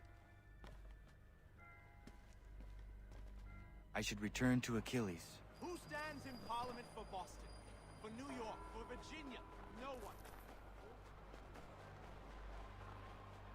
We're headed to the customs house to toss some quips at the lobsters. What happened? That's what we're going to find out. Loyalists were colonists who sided with the British during the Revolution. They were also known as Tories, Royalists, and Kingsmen, and probably also by their enemies as those bloody, arse-kissing Nini Hammers, among other things. While being a loyalist might seem to you like the bad guys, that's only because you know the Patriots won, it's very easy to use history to look smart, even if you were subject to the American education system, and system is a strong word. In fact, by some estimate, as 1 in 5 colonists were actively loyalists, and many more tried not to pick a side altogether. I expect the version of the story you've heard goes something like this. The loyalists were traitors who betrayed their fellow Americans to the British. That's a nice little fiction, since from a loyalist perspective, the opposite was true. The colonies were founded and owned by Britain. Colonists were therefore British citizens. Thus, the rebels trying to disobey the king were the real traitors here. Ah, see? You're a country of traitors. You're a country of traitors. Try spinning that. God, I hope Chaos does not hear that. You'd also have to be pretty brave to be a loyalist, particularly if the people in your community were patriots. Known loyalists were frequently dragged from their homes, beaten, burned with candles, or tarred and feathered. That's just in case you suffered from the delusion that the patriots took the moral high ground.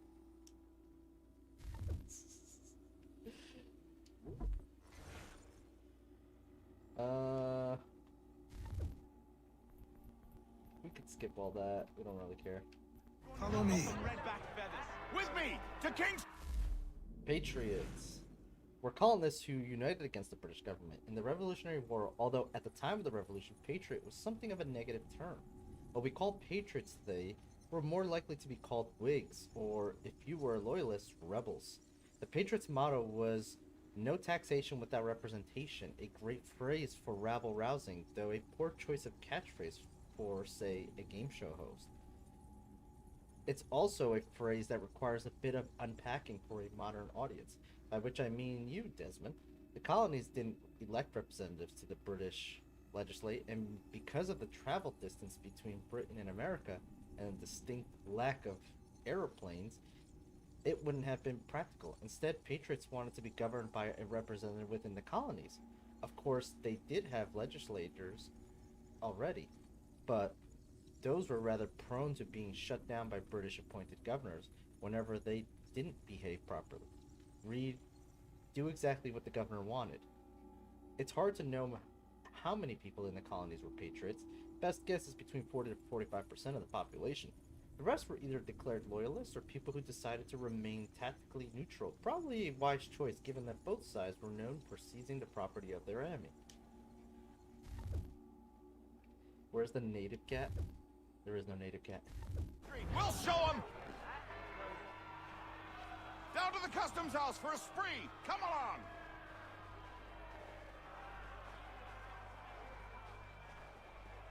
In like 5 minutes, I'm gonna have to step away and start cooking a little bit. But we will keep going. So I'll be going and coming back, you know, so on.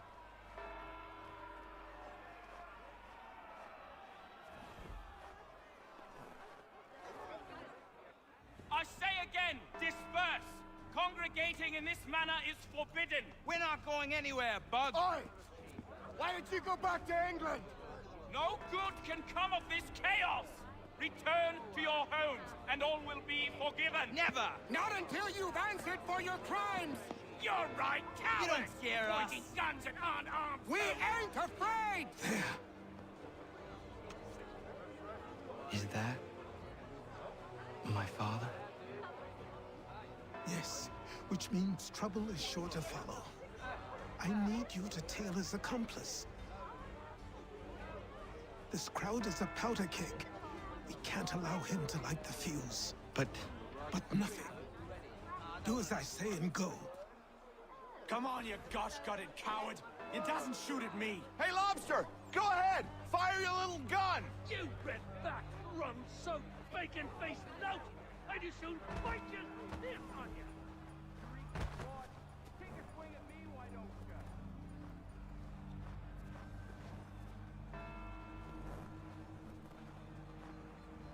Boy, you there! What's all the fuss about? Fire at the townhouse.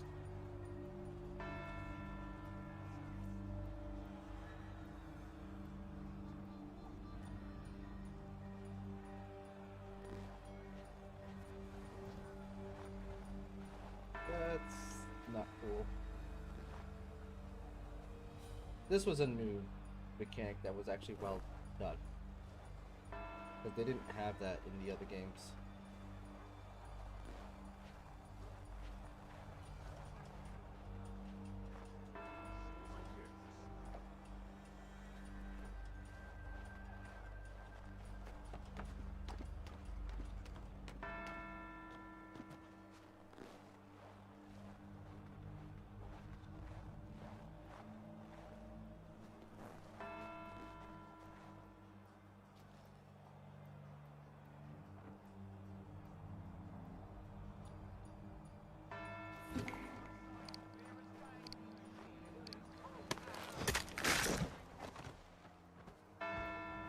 Your plot is ended.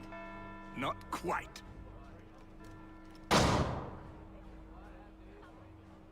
Damn you! Fire!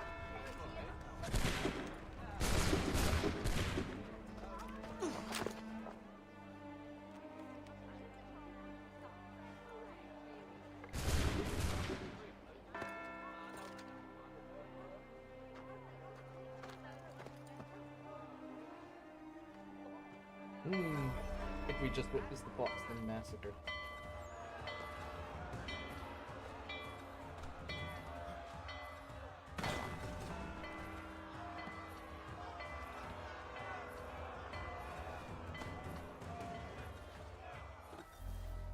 I need to find...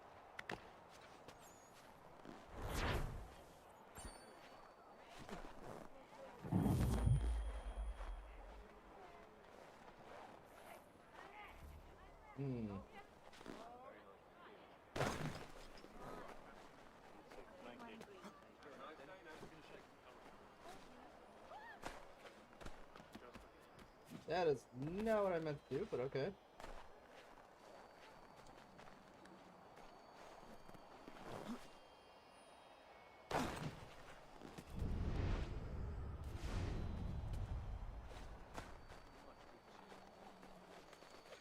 Oh, come on.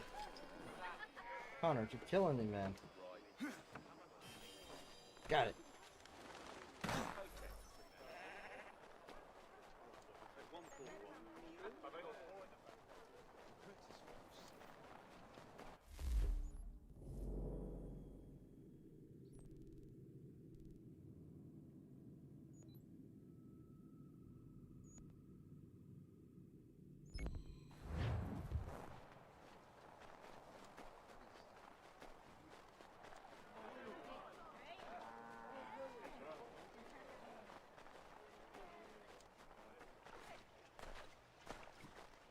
Over here.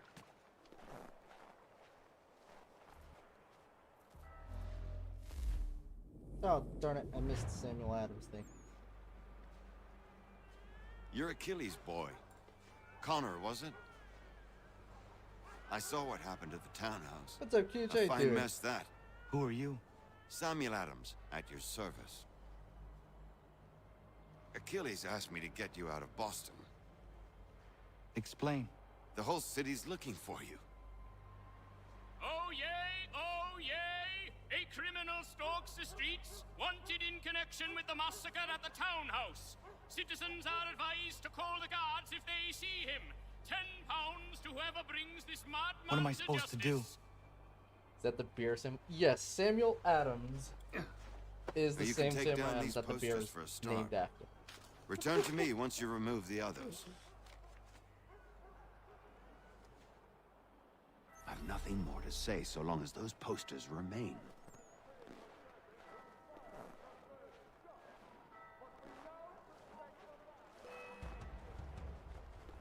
No, that's not fair. You didn't really give me a chance here. Take down those posters and then we'll talk. Aha. That was sneaky. Also, I need to step away for a second and start my cooking stuff. So give me 2 seconds. How's AC3 going? It's not going bad. It's finally getting to the parts where like I just didn't like the game. It's finally starting to show those reasons.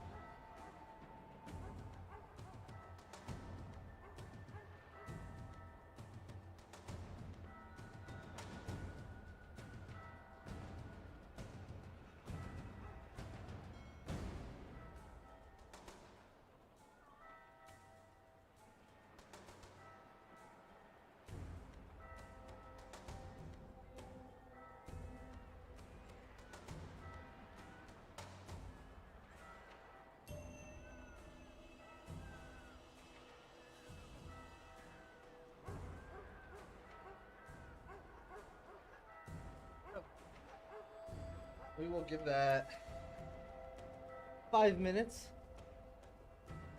And then go stir the pot.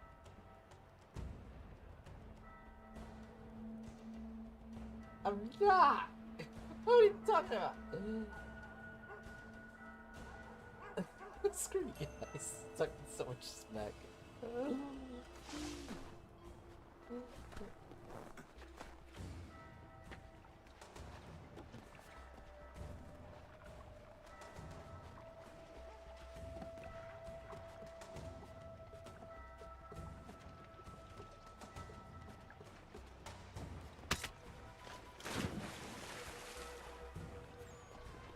No one saw anything. Son of a gun.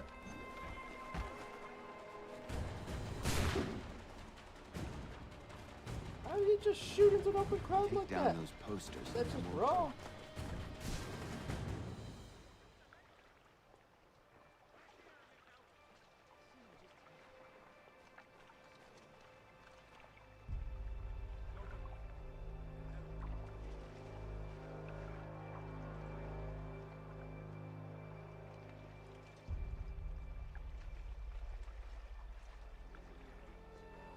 Don't do it.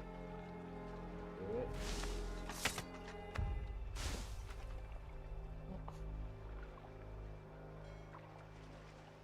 I asked him twice. Third time he was getting the axe.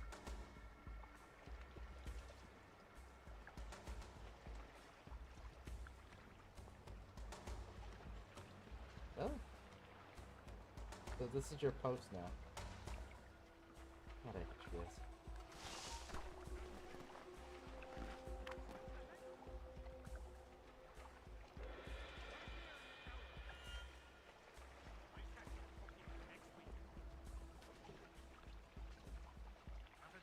Closer.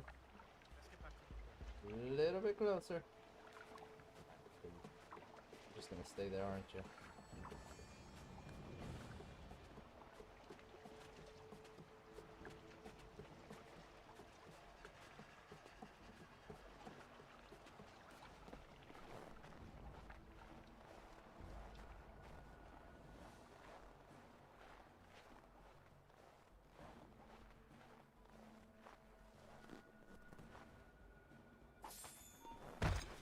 Ow. Jerks. Nope. Nope.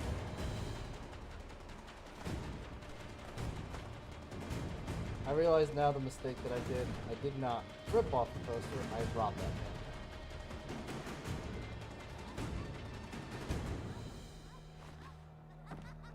Complete accident. Did not mean to. But we got some cash out of that.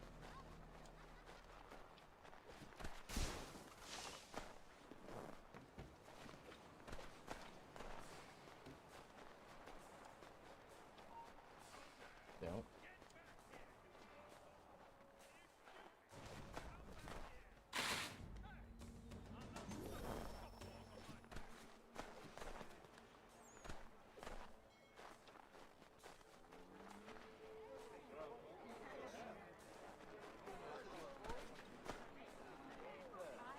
Mm-hmm.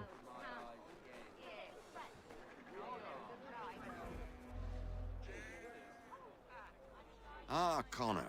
There you are. I'd like you to meet Cyrus. Is he the killer? Tease. Cyrus is on our side, or rather, for the right price, he will be. Have you seen this man? Watch and learn.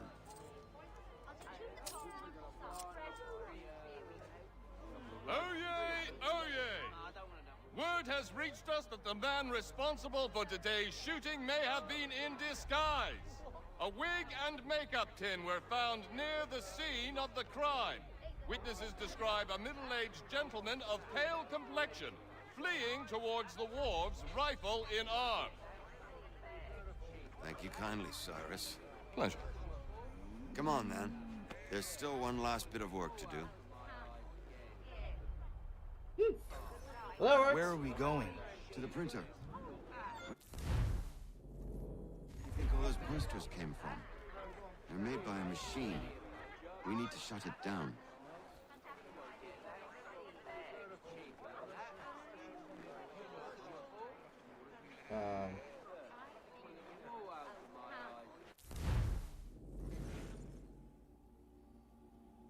Jaegers. Haitians were German soldiers who were hired by the British to fight in the Revolutionary War. While Haitians technically refers to soldiers who were from the state of Hessen-Kassel, it came to be a blanket term for all the German mercenaries who fought in the Revolution. The imprecision is easy to understand, of course. When a troop of German soldiers line up and start firing at you in a war, only the most misguided of geography nerds would stop to ask were they from, would stop to ask where they're from. So me then, among the Haitian troops who were sent to fight in the American Revolution were at least 2 units referred to as Jaegers. These were light infantry troops, known for being accurate marksmen. Accurate marksmen are very much the best sort of marksman. The word Jaeger also happens to be German for hunter, and early members of the Jaeger troops were mainly comprised of experienced foresters. Again, really accurate gunmen who are good at fighting in the woods. It's exactly the kind of soldier you'd want for a war in the American frontier. Unsurprisingly, this made Jaegers the most feared and respected division of the Haitians.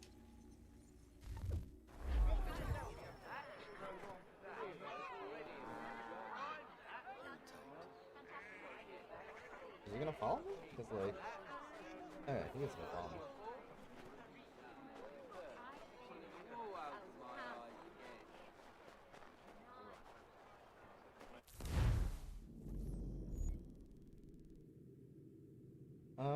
Where are we going?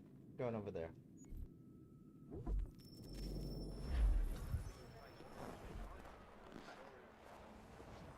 Because they are called Jaegers, KW, the hunters. Yeah.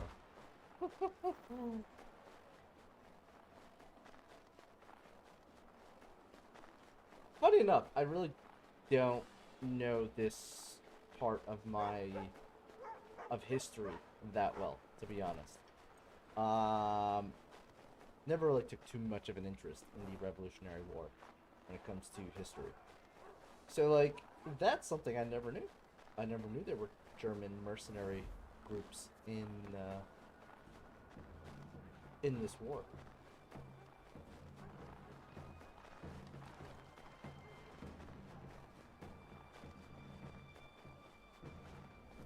I see.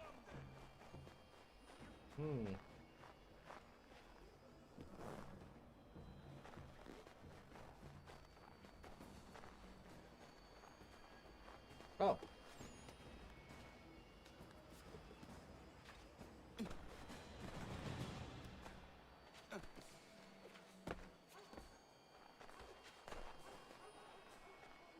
Where is it?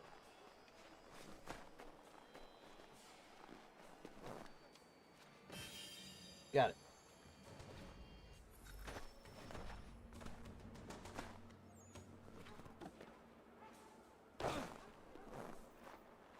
Alright, Mr. Adams. We gotta get you to your thingy. Apparently there's a way right here.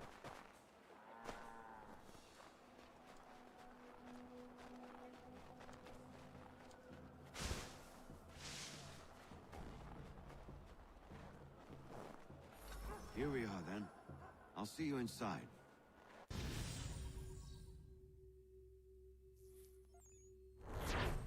Had a big World War II phase in school, but that was only war that intrigued me. I remember Haitians were a thing, but like the note said, I know it was a blanket term covering all the people. Like the Headless Horseman was a Haitian. Hold on. Let's see.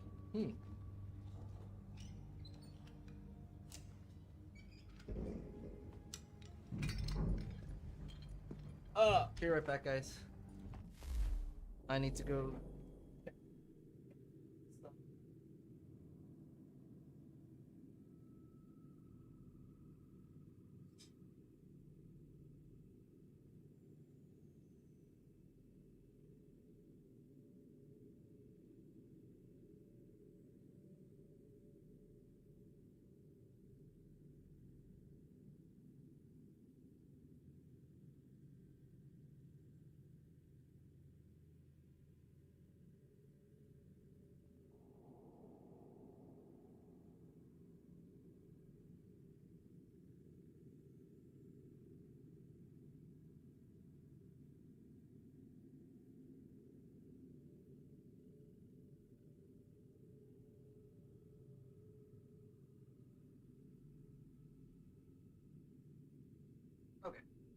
5 more minutes and that should be ready.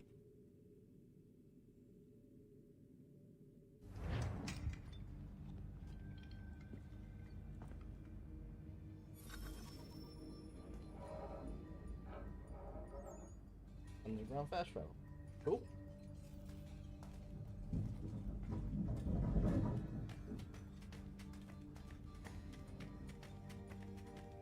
Use your lantern to light the lamps, Connor. They'll help us find our way should we get turned around. I wonder why they built these tunnels. There was lamps?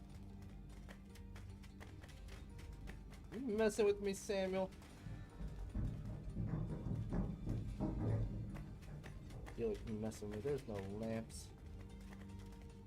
Oh, there's a lamp. Okay, there might have been one lamp.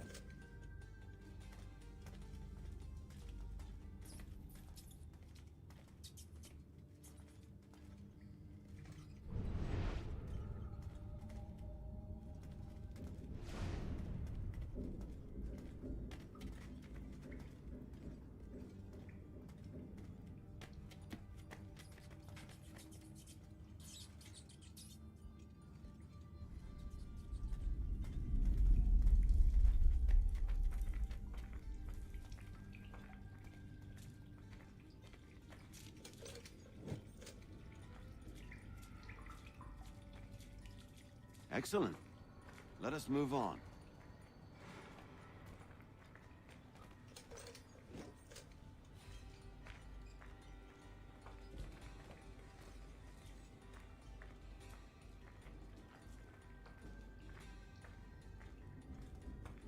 Much as it pains me to say it, we must follow the rats, as they often move in the direction of an exit. Okay. Rat went that way.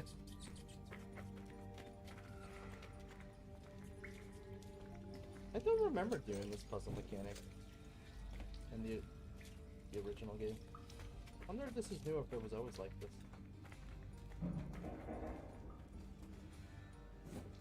Well, well. You were right. I apologize for ever doubting.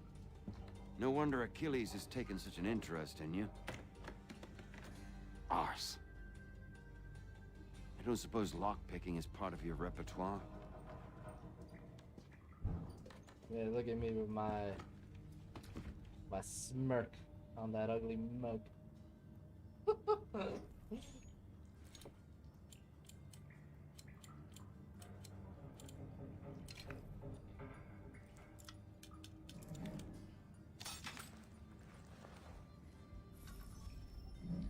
Well done. The printer isn't far. Let us reconvene there.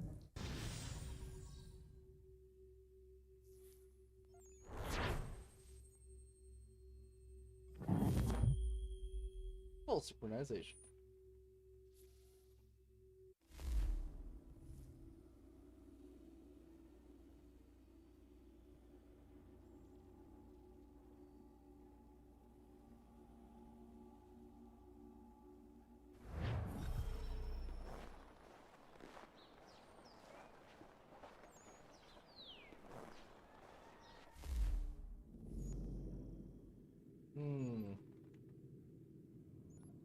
Can I grab these, or is this guy still following me?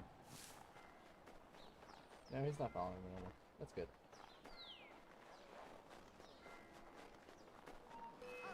I did not mean to do that.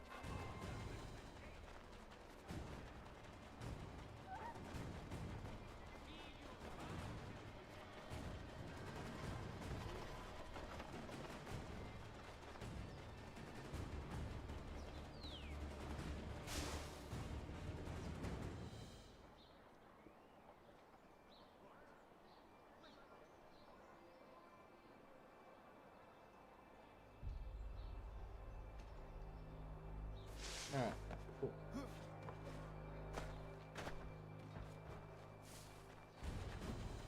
What?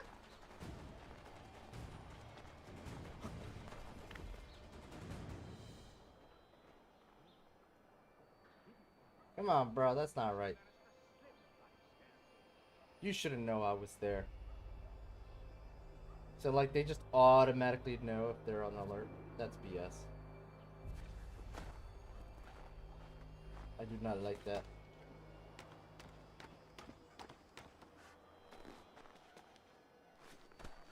Got it. Ah.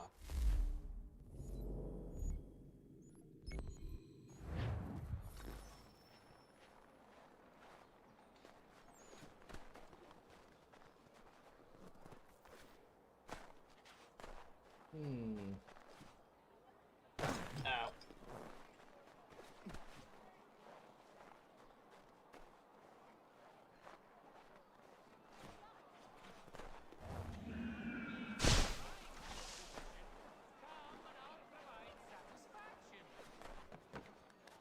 No way you wouldn't slip on the snow roof combo.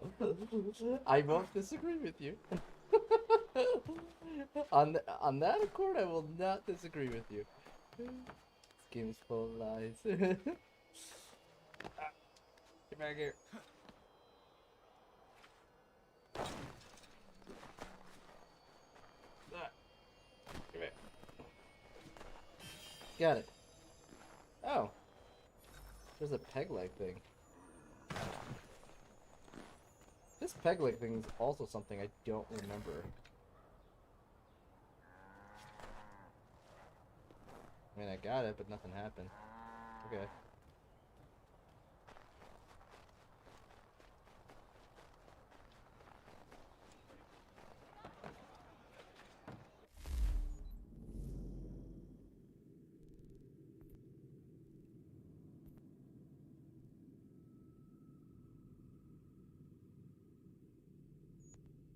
Treasure. Okay.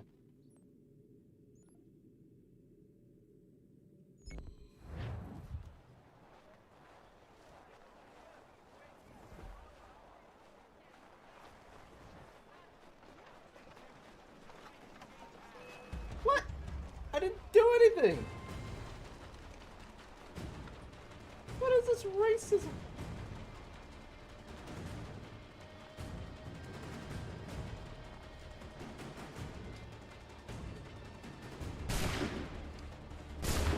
Illegal to run in the street? Are you kidding me right now?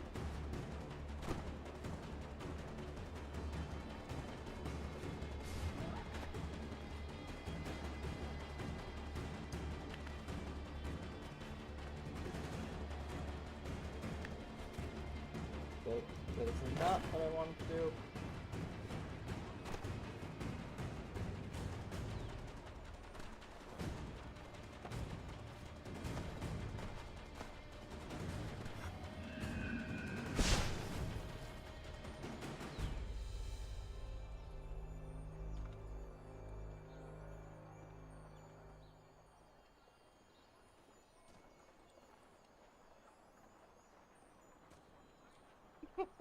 Secret name by Nico.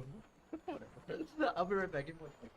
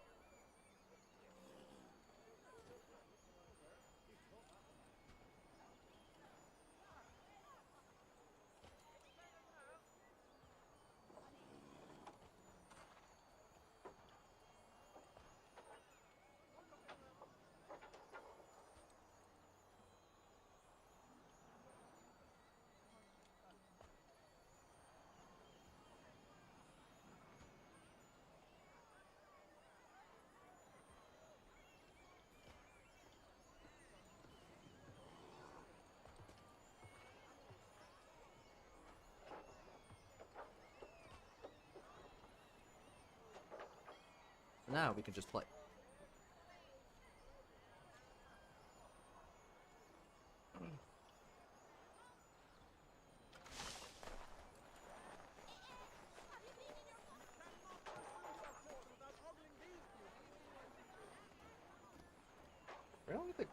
I don't know if they're just aggroing to me just for the sake of aggroing, or if, like...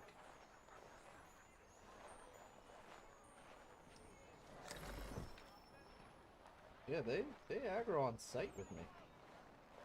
I don't know why.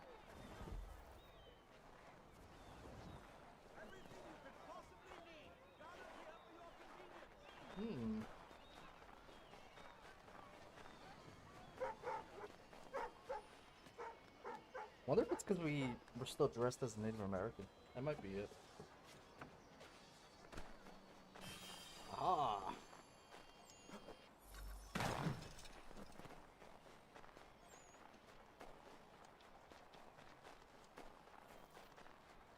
Alright, we can now continue. Move it, chicken. Or you end up on a plate.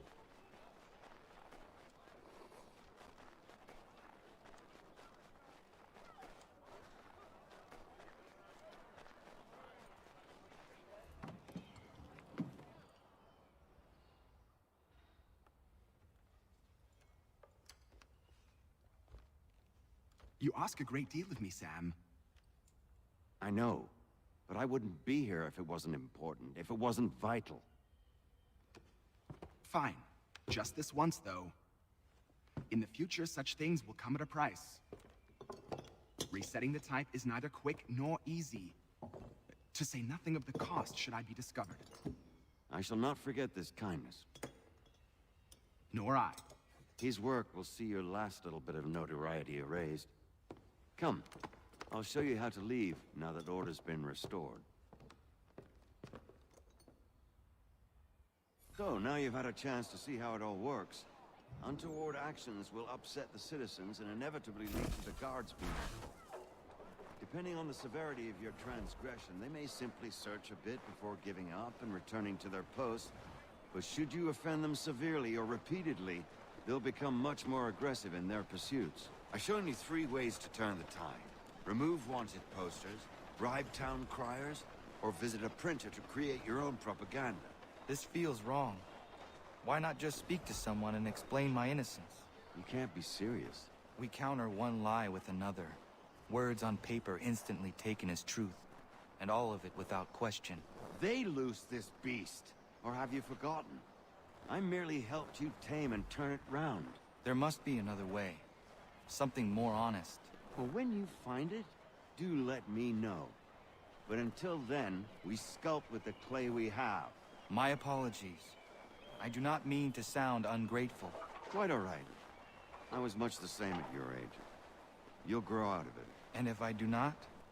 If I refuse? Then you'll likely wind up dead. Fair enough. Here we are. Speak with the harbor master and he'll see you home. Thank you for everything, Sam. I promise one day to repay the favor. Oh, I'm counting on it.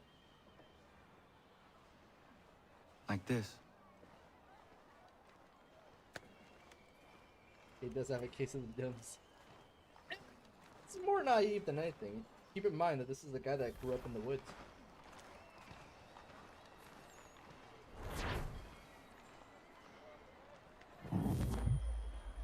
He grew up in the woods, and this is his first time actually seeing the city, seeing civilization.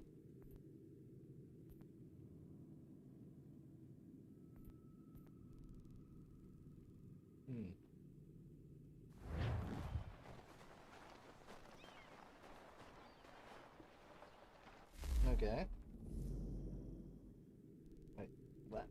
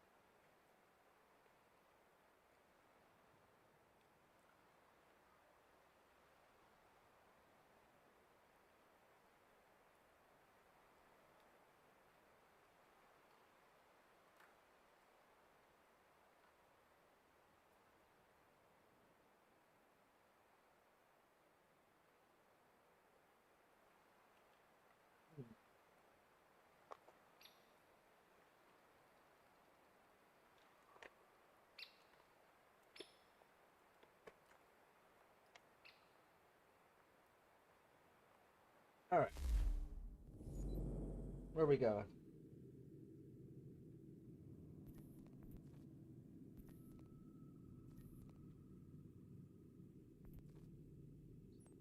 Or that, since we're near it.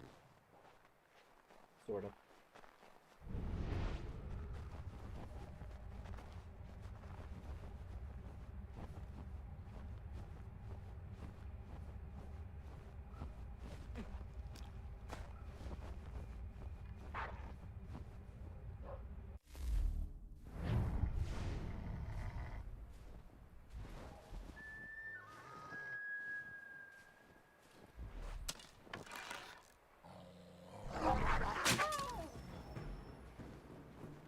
Yeah.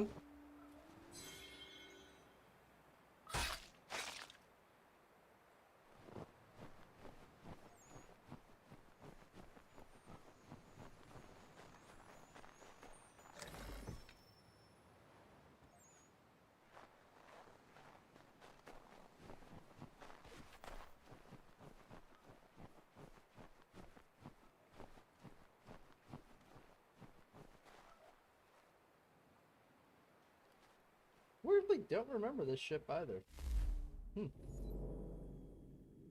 Alright, let's go that way.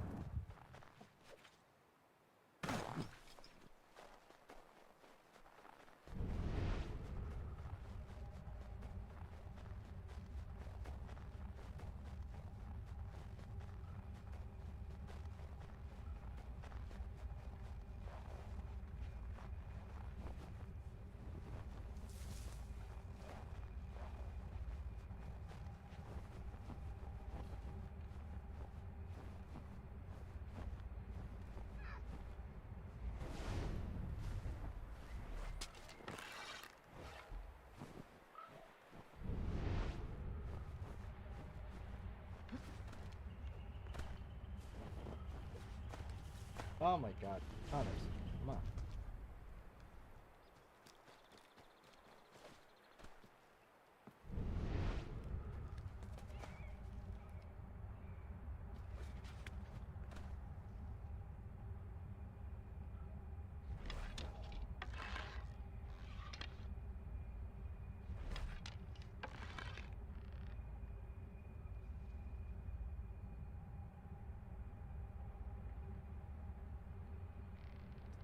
He's weirdly able to see me,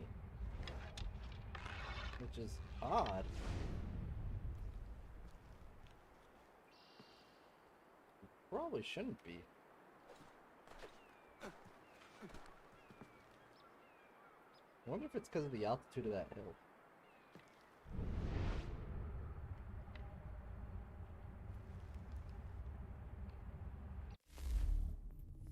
Let's do one of these.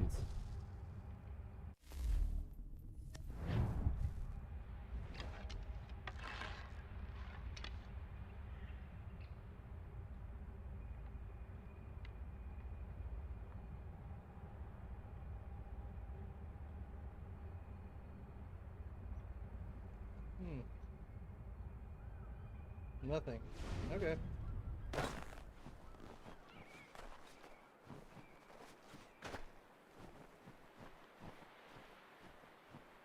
It's kind of a perfect example of what I was talking about. Hunting in this game wasn't very intuitive. It was very kind of like, okay, go assassinate animals.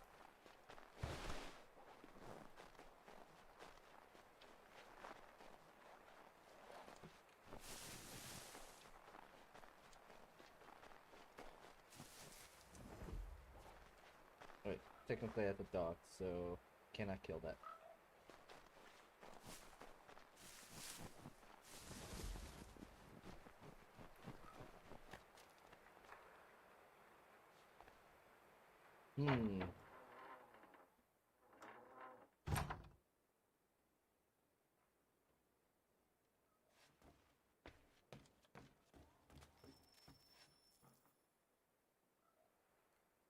Welcome back. You left me in Boston.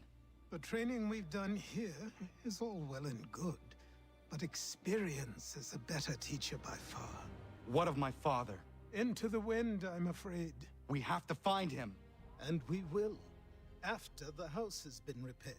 But he's out there plotting who knows what. And what would you do when you found him? If you found him? You're a boy with a few months of training. He's a man, full grown, who spent decades honing his skills. If you're going to stand a chance against the Templars, you're going to need these.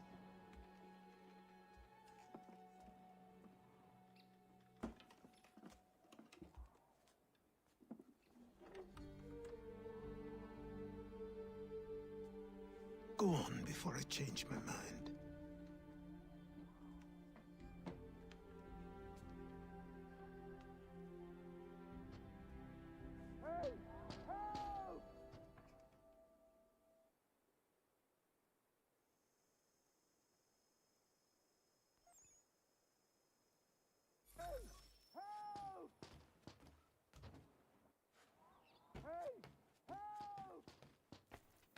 Kill a bear with the hidden blades? Oh, that's cool.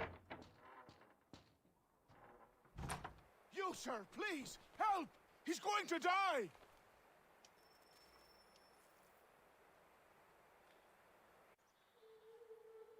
Who? There's no time! Please, come!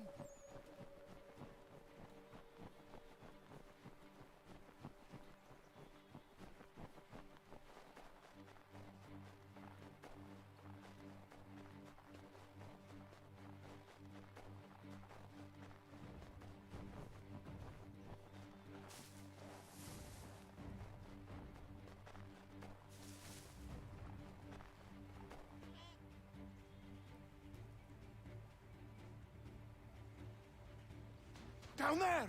He's just passed under the bridge! Help me! Please! Oh, that's not cool. Alright, let's do that.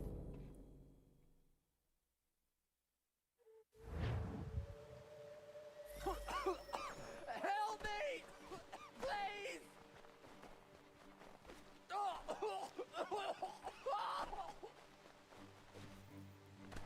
Someone! Help! Trying! But you're not doing a really good job. Of like helping yourself, buddy. Help me! Please! Someone! Help! Help me! Please! Someone! Help! I'm trying! Help me! Please!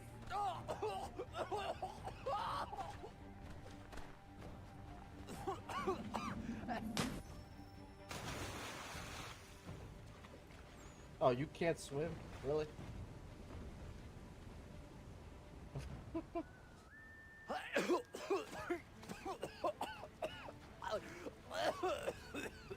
What this knobbend is trying to say is he's forever in your debt, sir. Who you calling? A knob end? You, because you are one. What were you doing on those logs? One of the dangers of lumbering. We've got the camp set up a few rods off of here, as we're cutting timber. We're hoping to open a mill in the area. There's a good place not far from the manor on the hill where I'm staying. I like you already. We'll have a look.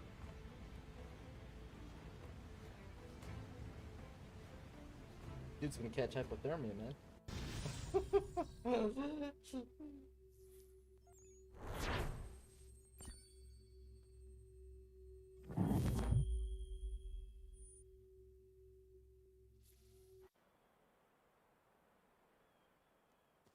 I'll miss the peace and quiet, but we can certainly use the wood. The manor needs a lot of work. That and other things. Meet me at the small shack by the shoreline when you have time. There's something else you need to see. What is it? An asset.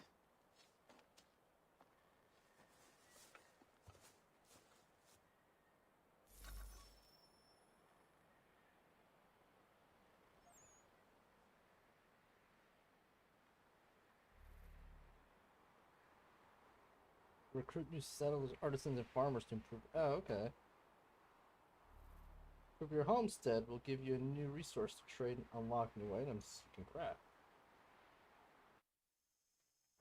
Yes. Because for some reason this game followed a very hefty crafting system.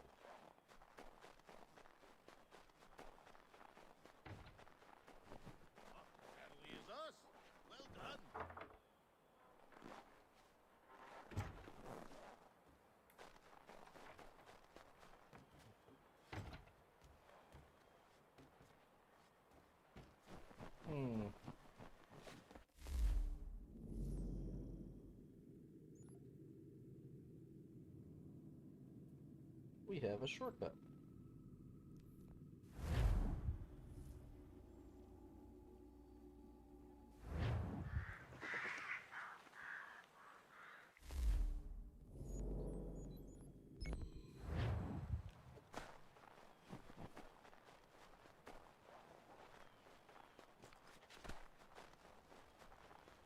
Let's see if our man can fly. Someone pull me up! Oh.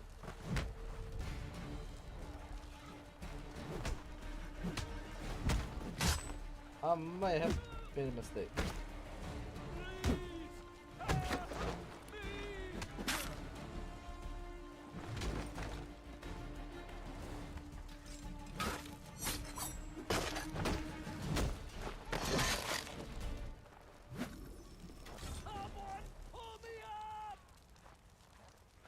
Oh, maybe I did do the right thing.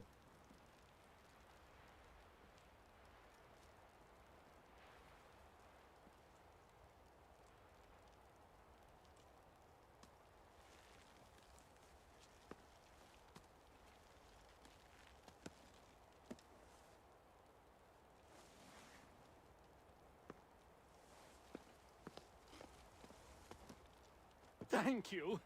Thank you. Are you all right? I think so. Didn't do much to me aside from a good scare. Blackguards. What did they want with you? My purse, which was meager, and they decided to punish me for their trouble.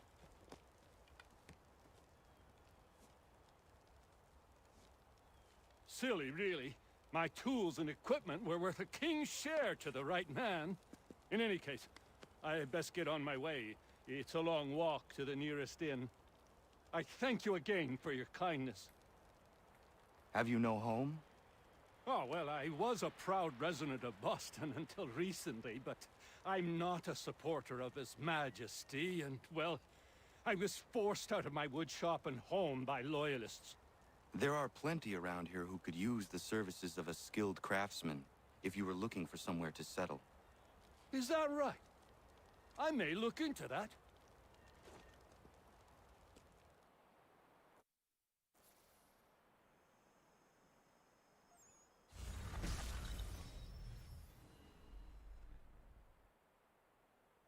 Okay.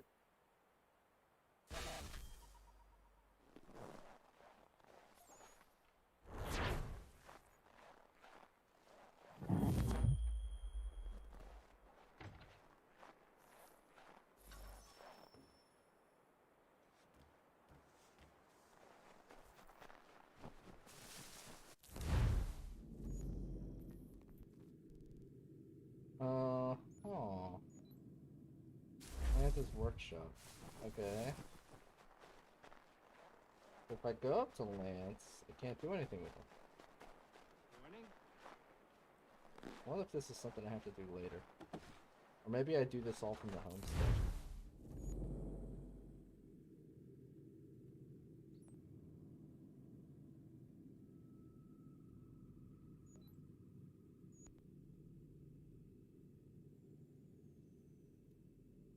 Ah, now wins.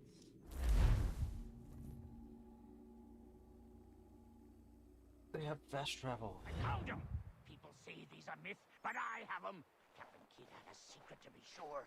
Just get me a ship and a crew, and we'll find out what it was he held so dear. I met him once, that captain. He was 7 feet tall if he was an inch. I tell ya, legs like tree trunks and a smithy's arms. Almost broke my hand shaking it'll know. I could feel it then when I met him. No weapon made by man could harm him. It's peg leg. These are the trinkets that we're finding.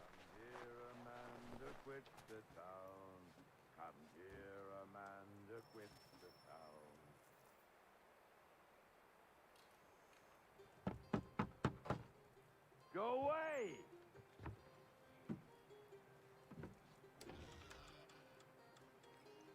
Said go away, boy!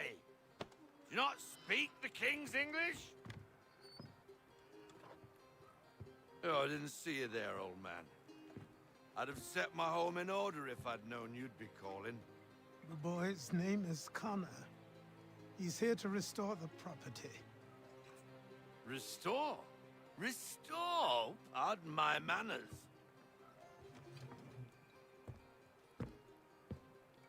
She's still the fastest in the Atlantic. Sure, she needs some attention. Minor things mostly, but with a little affection, she'll fly again. Who is she? Who is she? Why, the Aquila boy, the ghost of the North Seas. The boat. A boat? She's a ship boy, and make no mistake about it. I thought you brought him here to restore order. I reckon he's the greenest thing on the frontier. Connor, meet me back at the manor when you've finished here. You said it requires repairs. You able? She does need work. A ship is a she, boy. And yes, I can refit her, but I'm lacking in the proper supplies. Some quality timber would help me get started. I can see to that. How long before she is able to sail again? Just get me the lumber, boy. And I'll raise a crew. All right. Robert Faulkner is probably the most storied member of the Assassin's Navy, though he was never formally named to a position above first mate.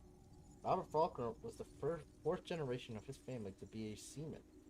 I'm glad I didn't say that out loud, but the first in his family to be recruited to work for the Assassins. He started off in the Royal Navy, but finding his career stalled, partly due to his inability to purchase commissions, he left to work for the United Company of Merchants. In 1753, Faulkner disappears from the historical records, presumed dead, but that's because he joined the Assassins, a first mate of the flagship, the Aquila. Faulkner was much sought after as a mariner. Recruiting him was quite a cope for the Brotherhood. He had a reputation for having a disciplined crew and an almost uncanny knack for avoiding trouble, not to mention predicting the weather. Whether through years of experience or some other more mysterious ability, because I totally believe in those, Faulkner would know when a storm or calm patch of sea was coming in, and could use it to his advantage. Imagine that, a natural weatherman who could accurately predict the weather. The world would never see his like again. Faulkner served aboard the Aquila until it was nearly destroyed in 1768. Always deferring when asked to become the captain, he never gave his reason why. However, his love for the ship was quite touching. He had it towed to its location near Boston, despite doubts that it would ever be seaworthy again. Faulkner could have gone back to the sea aboard another ship, but didn't.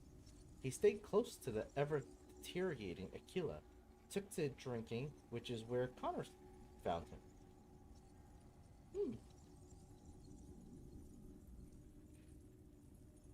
There's a guy in Dares right now, season pass level 2021 with the plup.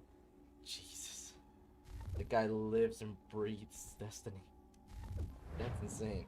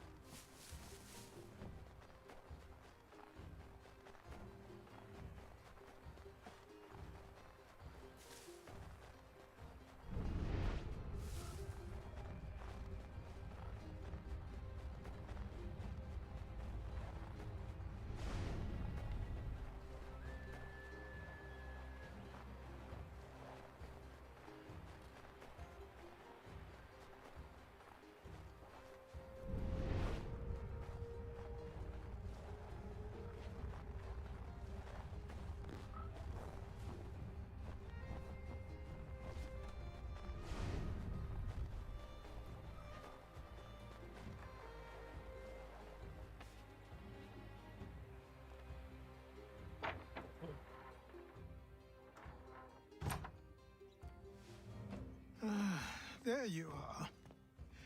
I've something to show you. Come, take a look. What is it? A ledger. It lets us manage the homestead's dealings. And these? That was years ago. Before the slow fever, before the Templars, before everything collapsed. But that's all in the past. Better we focus on what's in front of us. Take up the ledger, and I'll teach you how it all works.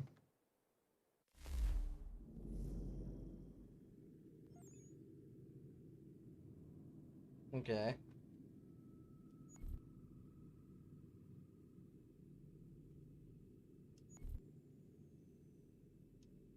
Okay.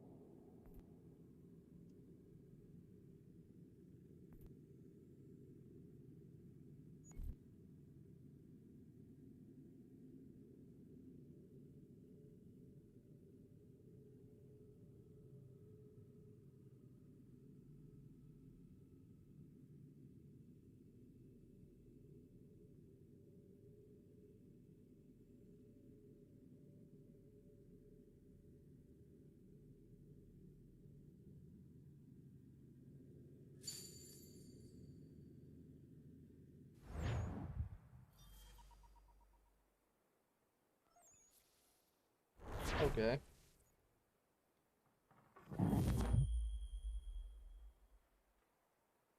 I think in this game, if I remember too, I might be wrong, I'm not sure, but I think Time they took passed out quickly after that. the real estate. My days a blur of study, training, and it work. turned into like actual like What little free production, time Achilles allowed me shipping was out. spent learning about the Templars, about Charles Lee and my father. I longed to confront them, to put an end to their schemes, to ensure my people would remain untroubled and free. But I knew it was too soon. That to approach them now would see me killed. All my work would be for nothing. Patience, restraint. These proved the most difficult subjects for me. But in time, I mastered them as well. Days became months. Months became years. And as my skills and knowledge grew, so too did I.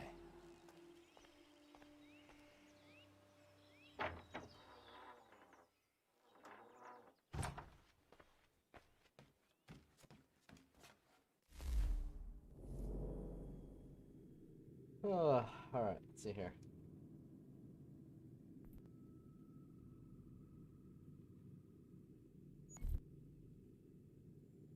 Get me out of these tutorial menus and let me freaking do what I want to do.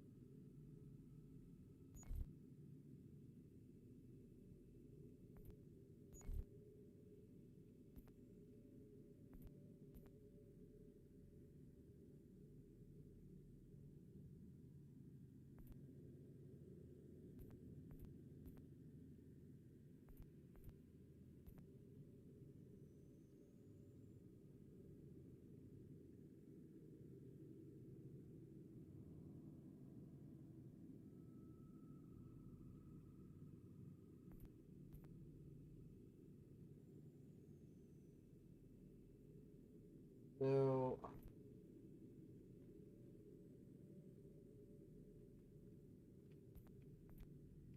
barrels.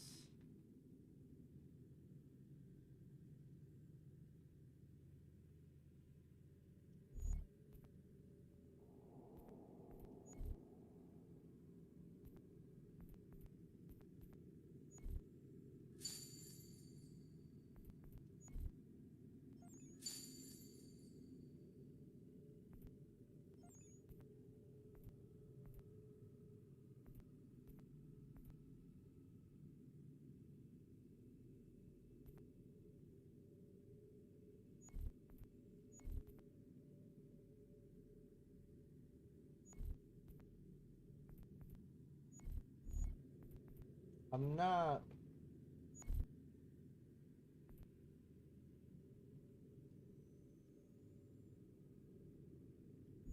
So I need that. Apparently I don't have the material for that. I have the material for another land convoy.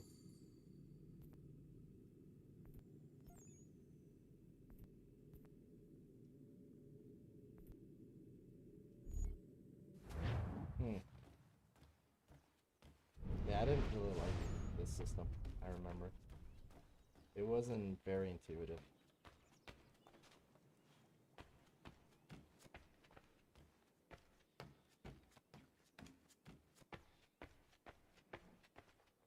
It was more confusing than anything. It was like... Okay.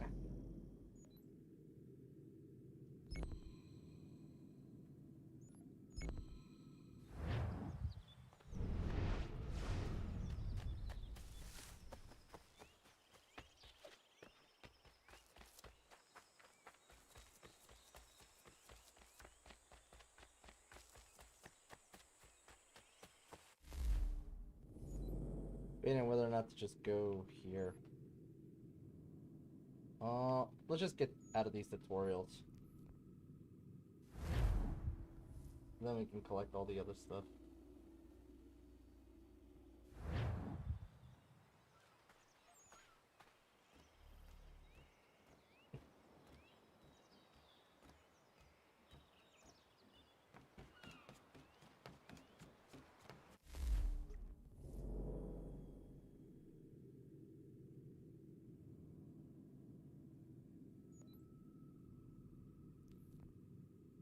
Outside Martha's vineyard to equip the Kilo with a cannon. Officer must also be hired to command the new gun.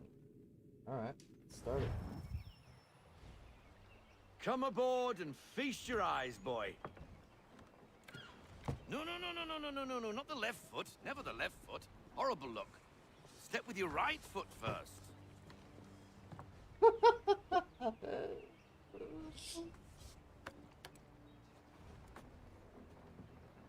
She is... solid? Aye. Weatherly and sleek. She'll fetch 12 knots in a stiff gale. Ne'er a ship from here to Singapore can outrun her on her best day. What do you say we take her out? Show you what she can do firsthand. Where would we go? As it happens, she still needs guns and the officers to command them. We'll launch straight away. Don't worry, lad. I'll make sure you sprout good sea legs. Haul in the mainsail! Get up the rigging! Hand over fist! Come on, men! Let's get her out where she needs to be!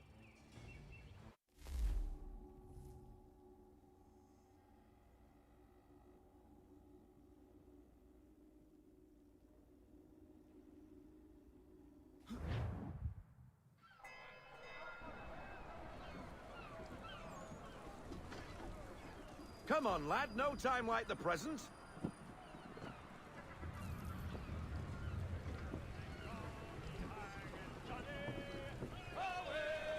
Double time, boy. It's time you learned.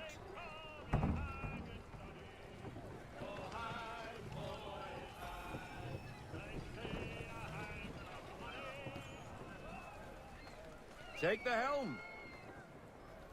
Come on. She won't bite.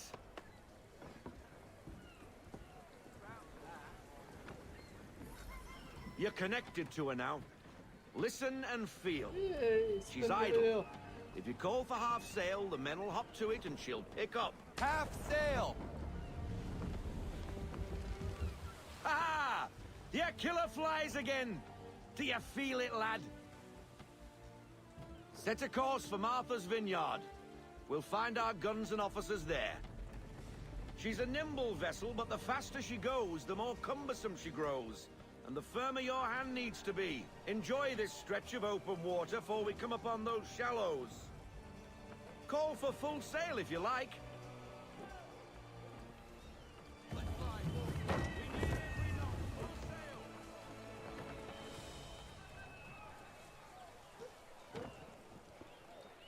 Wind looks to be shifting.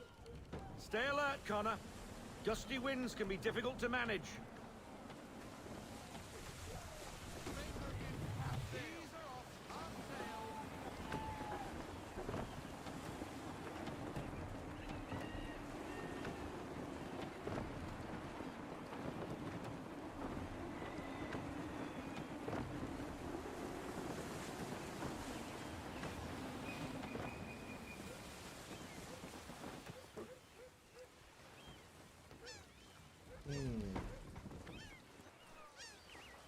Now, take us through these shallows.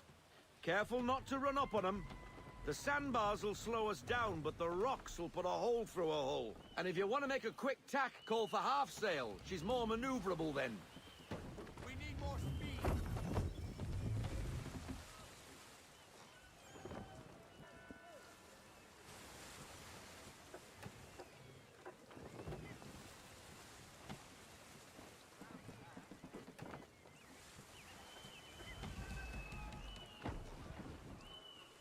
Mind those other vessels!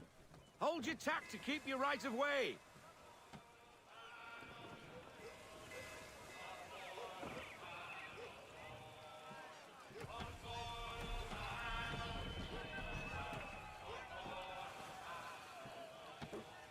This only gets me excited for Black Flag, man. Because, like, Black Flag is even better than this. Like, this isn't half bad. This was kind of like their start into, like, getting to Black Flag.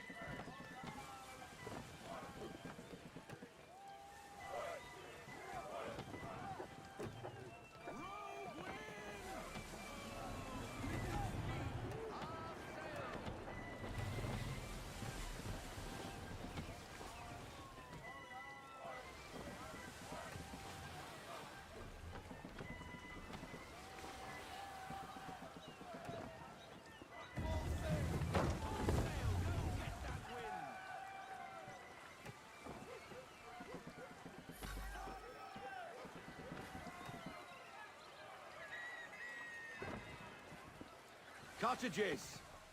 We're close!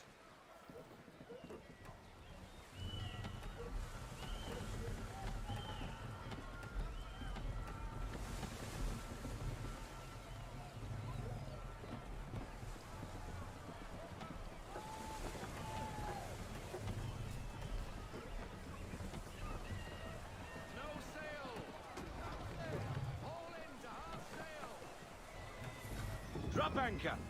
We'll go ashore, buy our guns, and find our officers.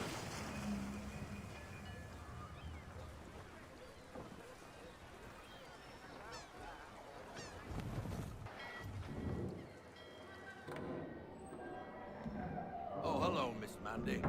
You're looking every bit as ravishing as I remember. After all these years, you sail all the way to the vineyard to pay me compliments? We are looking for David and Richard Clutterbuck. Nice to see you, too. Robert Faulkner. Where the hell you been? Sorry for leaving like I did, lads, but where I was going, no one could know. You two working much? No. Between contracts at the moment. Well, we're looking for gunnery officers. What would you two say to working with me again? We'd be for getting into a few more scraps. Good show. The Aquila is a fine vessel. We're fitting all the guns as we speak. Looks like your friend's about to catch a beating. Where is Charles Lee? I don't much care for your tone, boy. Hey, you don't want to be doing that, Biddle. Bobby Faulkner turned to wet nursing.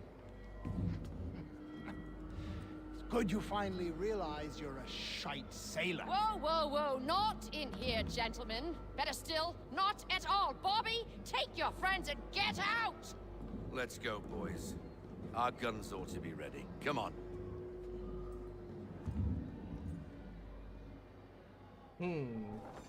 Way to be cool, Connors.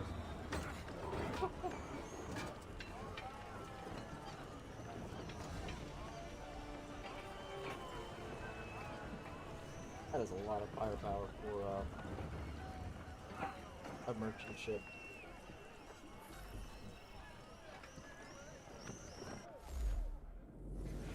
David and Richard Clutterbuck. David and Richard Clutterbuck were gunners in the merchant navy. Starting in the mid-18th century, according to their reputation, these two aren't averse to a friendly fistfight over pretty much anything. So if you're talking to them, try not to mix up their names. David is the older brother, Richard is the younger. Oh, and definitely don't try and be funny with their surname. The Clutterbucks were a Dutch family who moved to London when David and Richard were young. Their father was a dock worker, and so the two brothers grew up near and in the dockyards, running errands to pass the time and earn extra cash. They showed an early aptitude, an affinity, if you will, for fighting. Two brothers joined the crew with Robert Faulkner on board the Stalwart in 1750, and working with him until he disappeared in 1753. Unlike many who go to sea in search of adventure and treasure, the Clutterbucks' motivation was somewhat different: guns. They grew up hearing the stories of the sea, but it wasn't until they overheard a gunner talking about the power of his cannon that they decided a sailor's life was for them. Sailor was not, in fact, talking about actual cannon, but the impressionable lads missed it. You see what I'm saying? I'm saying he was talking about another type of cannon, a different weapon altogether. I'm saying he was saying his cannon had power. I'm using speech marks to make it obvious. He had a powerful weapon. He wielded an enormous penis. Still don't get it? Oh well. Sean. Sean's hilarious. Clutterbuck spent years traveling on various merchants and privateer vessels, almost always hiring on as a pair. They eventually settled semi-permanently in Martha's Vineyard, taking in as a place to rest between contracts before they would get tired of all the quiet and hire on to another crew. I'll explain the joke later again. Oh my god. Amanda Bailey was a well-known and well-liked innkeeper in the Martha's Vineyard around the time of the American Revolution. She was born in North Carolina in 1730, the oldest of a large family. Her mother died when she was 14, leaving young Amanda to work and help care for her young brothers and sisters alone. Amanda first crossed paths with Robert Faulkner when she was a teenager. He was working for the United Company of Merchants. She was a barmaid, clearly a recipe for romance. They exchanged letters. I suppose it was the text of its day, which stopped when Faulkner disappeared from Halifax to join the assassins. Sad face.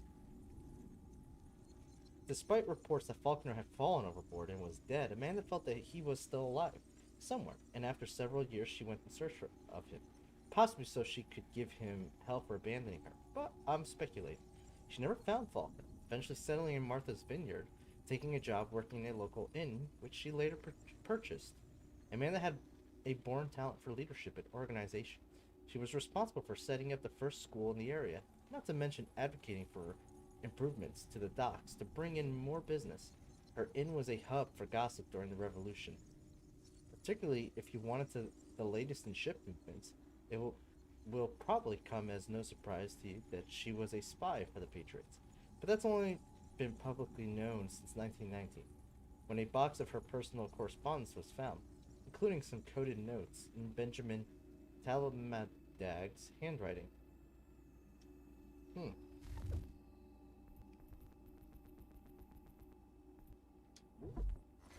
We have an update here?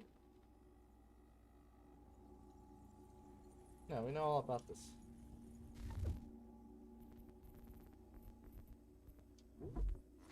Did I read this? Samuel Adams was a Boston lawyer, a signatory of the Declaration of Independence, and a prominent political figure during the lead up to the American Revolution. I think that puts your little life into perspective, hasn't it? Adam was born in Massachusetts, the son of another Samuel Adams, who was a well-off merchant. Adams, the younger one, went to Harvard, graduating in 1740. He went into business for himself, but was a dismissal failure and ended up taking a job in the family brewery. A lot of men turned to breweries when their business failed, but in rather a different way. And what was fortunate for his historical legacy, since its relationship to beer may be the only reason most Americans have even heard of him, Adams was elected to the Massachusetts legislature in 1765, which was the beginning of his political career. He was a staunch supporter of colonists' rights, mainly the ever-popular argument over whether British Parliament had a right to impose taxes, but wasn't pro-independence, at least not at first. I think it's fair to say he changed his mind later. Adams is often portrayed as an angry radical, but that's a bit of a biased picture. Adams disliked vigilantism. For the most part, though he approved when a mob forced Boston's stamp collector to resign, so perhaps he only disliked some vigilantism. In later years, when Adams was in Congress, he refused even to join a political party because he found the idea divisive. A sentiment which he shared with George Washington incidentally.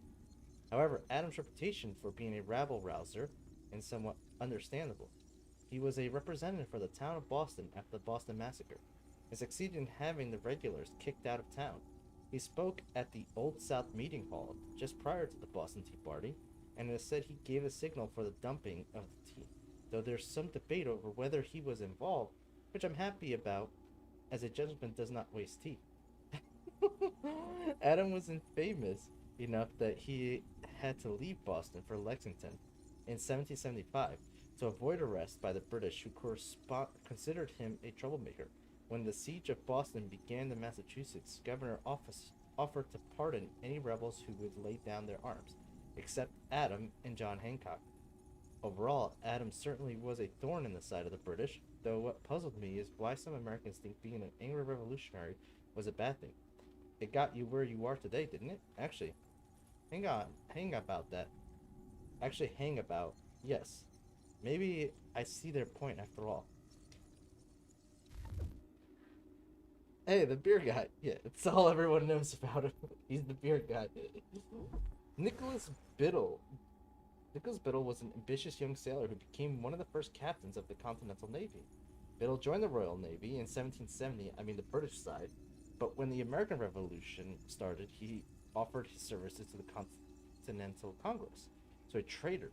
Then, though it's funny how you lot don't generally see it that way. Anyway, while he was only midshipman for the British Congress, quickly gave him command of his own ship, the Franklin.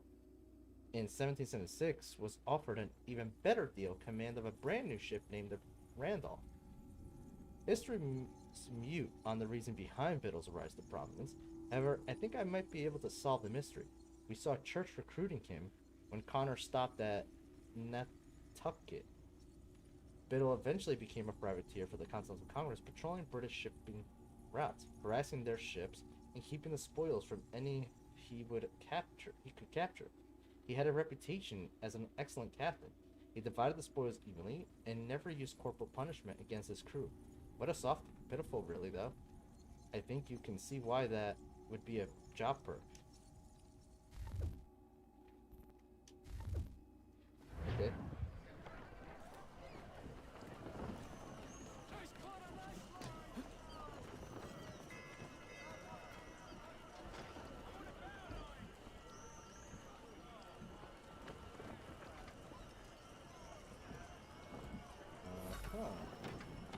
What the bloody hell was that about?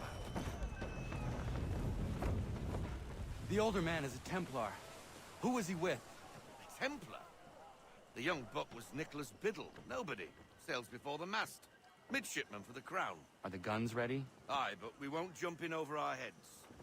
We'll find a suitable target and show you how they work. We've fitted her with a modest amount of guns to start, but rest assured there's ample room to add more should you feel the need.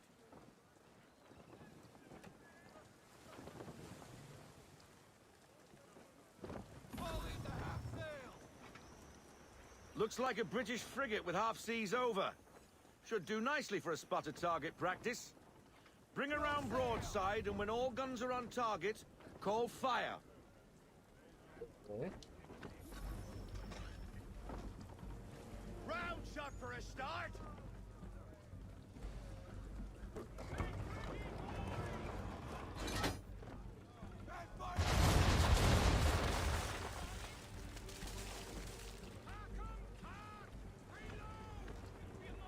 Well done, boy! Now, aim all guns at her bow and do as much damage as possible.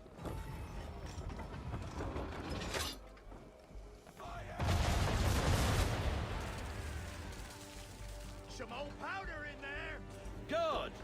Now give the swivel guns a turn. More precise. Hit those old powder barrels and light up the sky.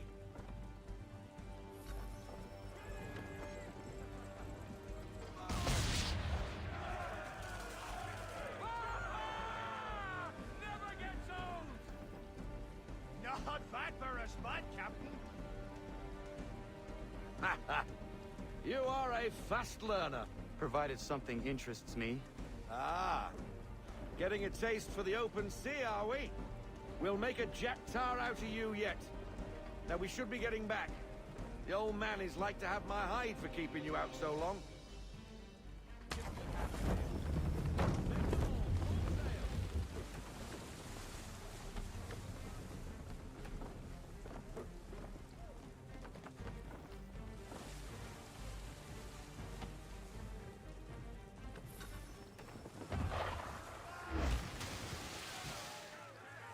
Why is he shooting at us? Destroying property of the crown, disturbing the king's peace, take your pick. What do we do? Naught else but to fight back. Sink the bastard. Use the swivels on him, Captain!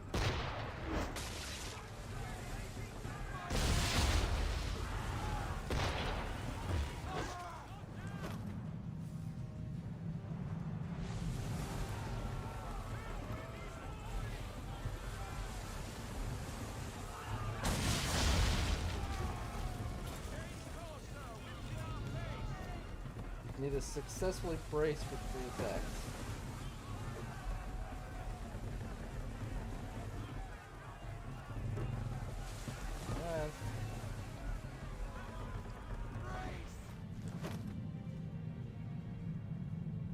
I gotta shoot?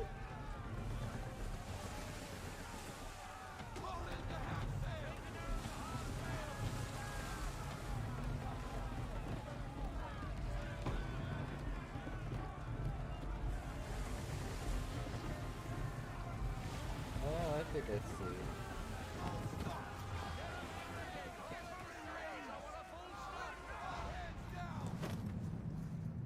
They can only shoot from the front. Is that what it is?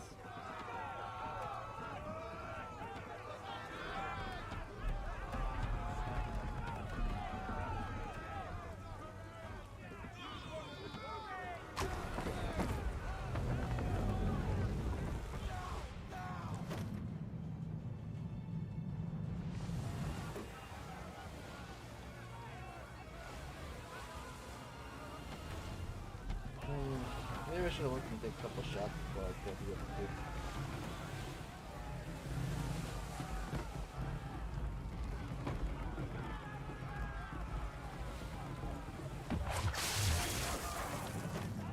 Okay, didn't know he could shoot from the back like that.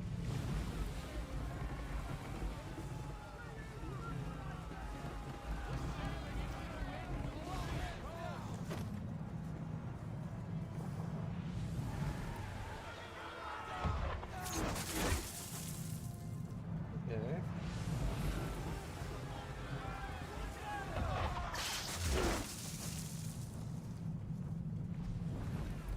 Alright, good. Now we can wipe them out.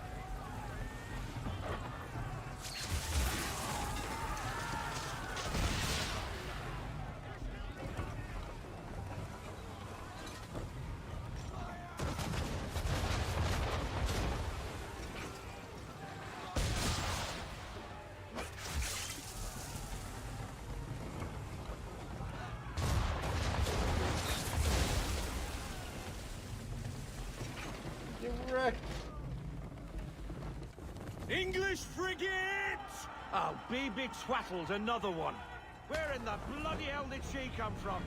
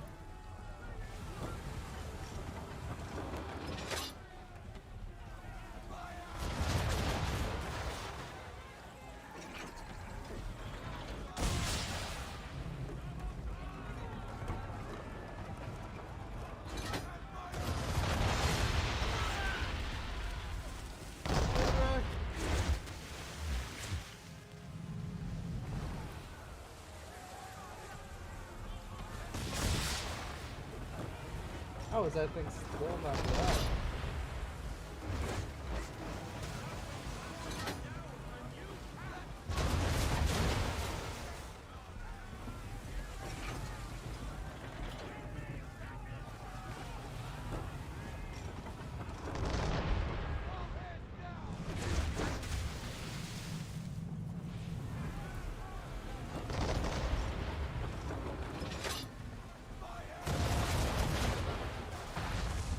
Ah, victory!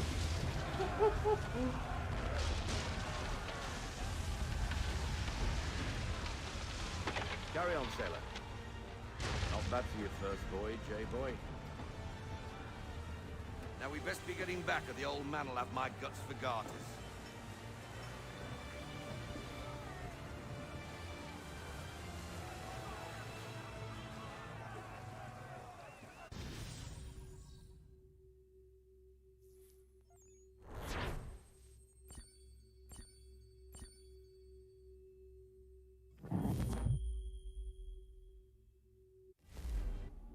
Nice.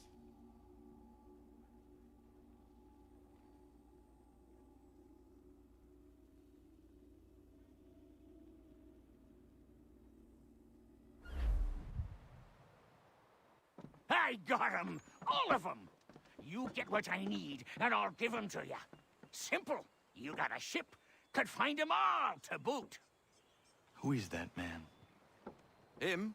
Some old salt always on about letters he's got from Captain Kidd. Nonsense, really, but he doesn't hurt no one, so I'll leave him be. Talk to him if you fancy, but be warned he'll chew your ear off. Anyway, the Aquila's here for you. If you should get a pang for the open sea, we'll be waiting. Now, I implore you to head up the hill before the old man comes out of retirement just for me.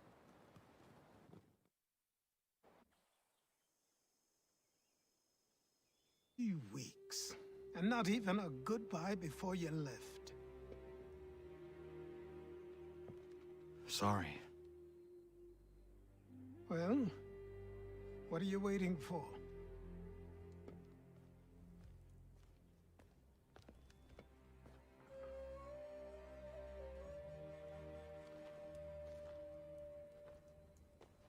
Put them on.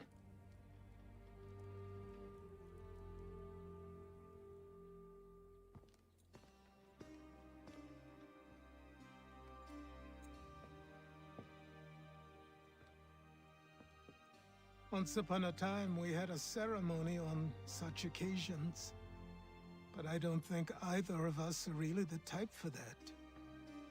You've your tools and training, your targets and goals. And now you have your title.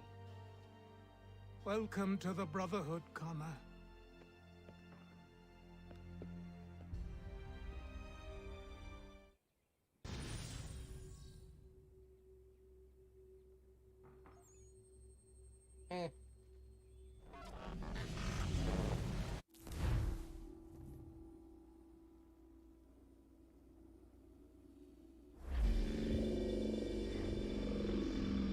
Welcome back, Desmond.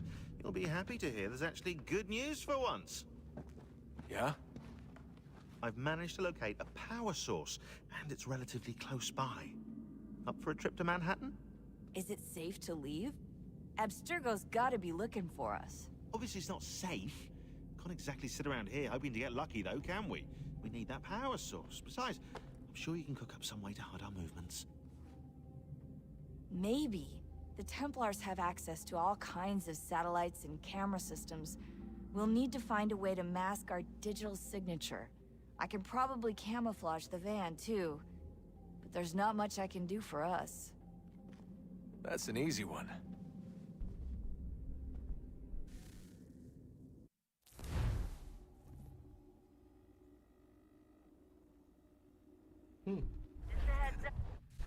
Local utility companies have assured the public that they're completely prepared for the upcoming solar maximum. Disruptions to service are expected to be minimal. If only they knew. What's this? A remote-operated camera. It'll provide us with a feed while you're on mission. This will let us talk to each other. We're almost there, so listen up. The artifact is in an office penthouse in Lower Manhattan. At this time of night, direct infiltration is going to get you noticed. I think we're better off having you drop in from above. What do you mean, above?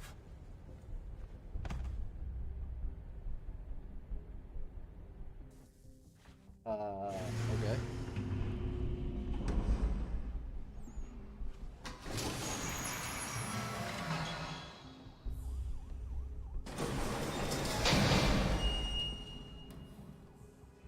Can you hear me? Testing. Testing. 1, 2, 3. Yep, reach you just fine. Now why don't you power up the camera?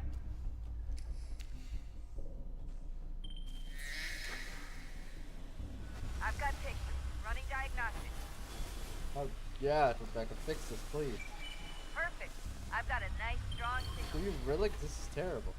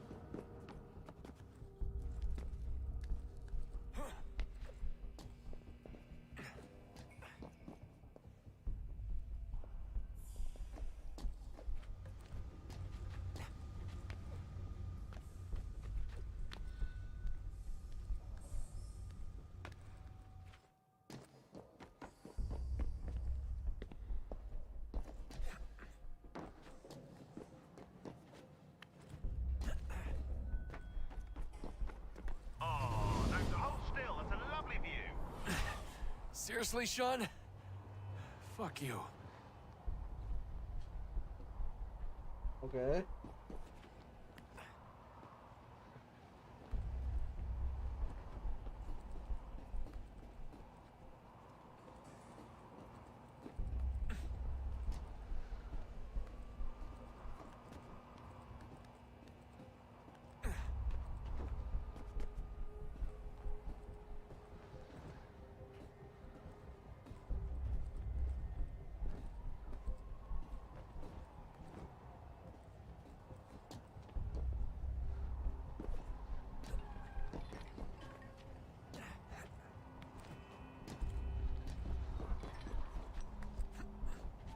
Oh my gosh, this is really high up.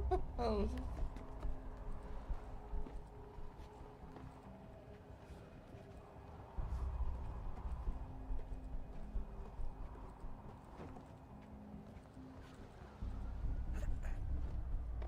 Jesus. Look on the bright side.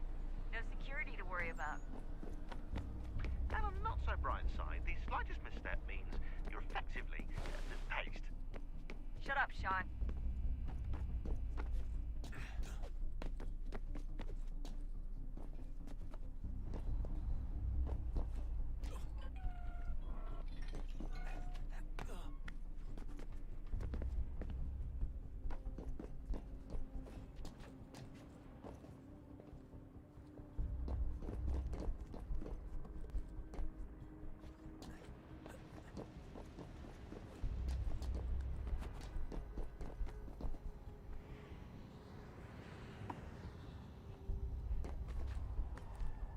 That it's such a scary jump. Almost there, Desmond. Once you reach the top of the lit-up crane, you should be high enough to make the jump. Should? It'll be fine, don't worry. Well, you might want to worry a little. I'm pretty sure she was high when she was running the numbers. Sean! A joke. It was a joke. Or was it? Or was it? Freaking Josh.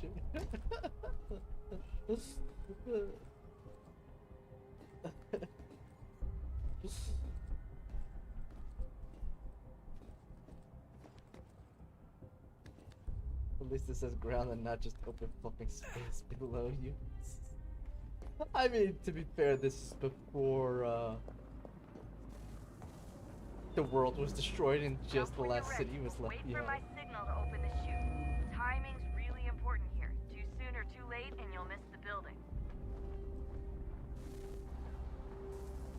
Europa one, you know, the one, Monkus.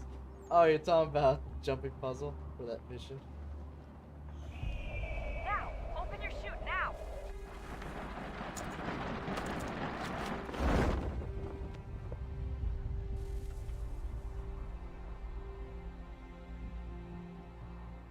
Alright. Just keep on going straight. No deviations. We'll be fine.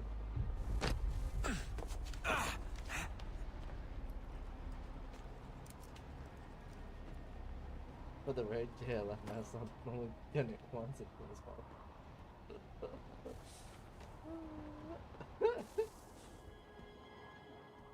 It's not so bad anymore. You guys have gotten it.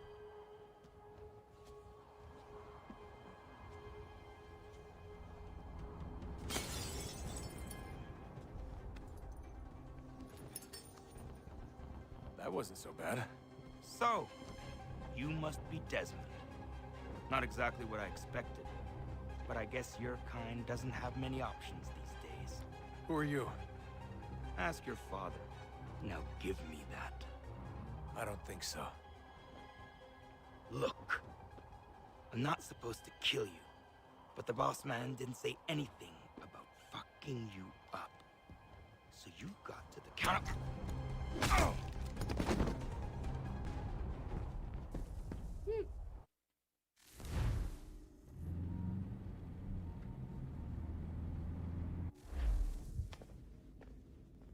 So who the hell is Daniel Cross? Believe it or not, he used to be an assassin. The assassin, the way I've heard it told, but it turned out he was a sleeper agent for Abstergo, programmed to infiltrate and destroy the organization. How did he know you were there? We could be compromised. They must have caught me snooping inside their network and sent Cross to see what we were after. If they were aware of our current location, we'd know. Though, I will say this. It doesn't bode very well for future expeditions. I've set up some cameras topside. If anyone shows up, we'll see it. I'd suggest you go see about finding a socket for that power source. but- Or we can We return to barely Connor if hit you him prefer. with the power cell. All the artifacts in the world won't mean a thing without the key.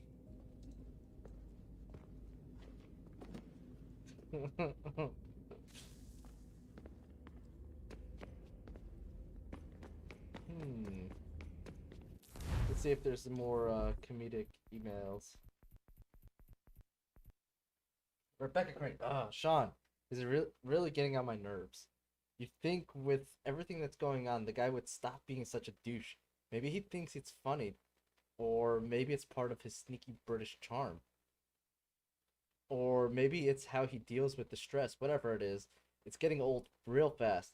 We've got enough to worry about, you know? End of the world and everything. You'd think he'd show a little restraint and maturity or something. Sorry, not like you need to hear me venting. You got enough on your plate. Please don't say anything to him, though. Disappointed. In case you haven't noticed, we're knee deep in the shit here.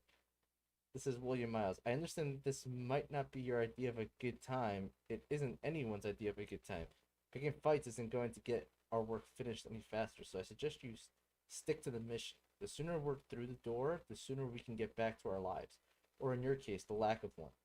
Dad. Wow, Dad's such a douche. Sean Hastings. William's not the most diplomatic man, I'll give you that. But he cares about you very much. When you were under during the whole bit with 16, he never left your side. He even slept in the same room when we put down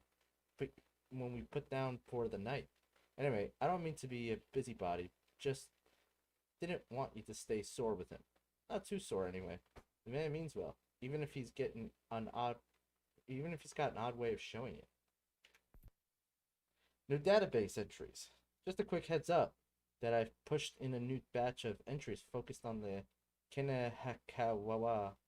In order to ensure accuracy, I actually turned to a friend on the outside. Don't worry, he thinks it's for a presentation, so we're in no danger of being discovered. You'll find a new section under the database labeled Surprise Surprise. Whatever. It has information on their political and social structure, as well as some notes about their material culture.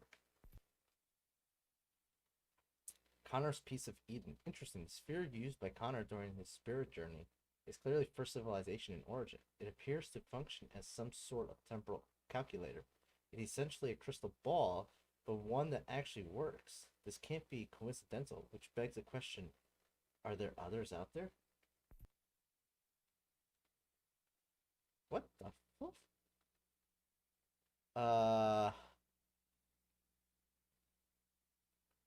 Hello? At the end? It works. I should hardly be surprised electrical impulses move from one pathway to another. You call them networks. Our word for them was more akin to road. It is yet difficult to project a thought from one medium to another, and yet it works. It works. It works.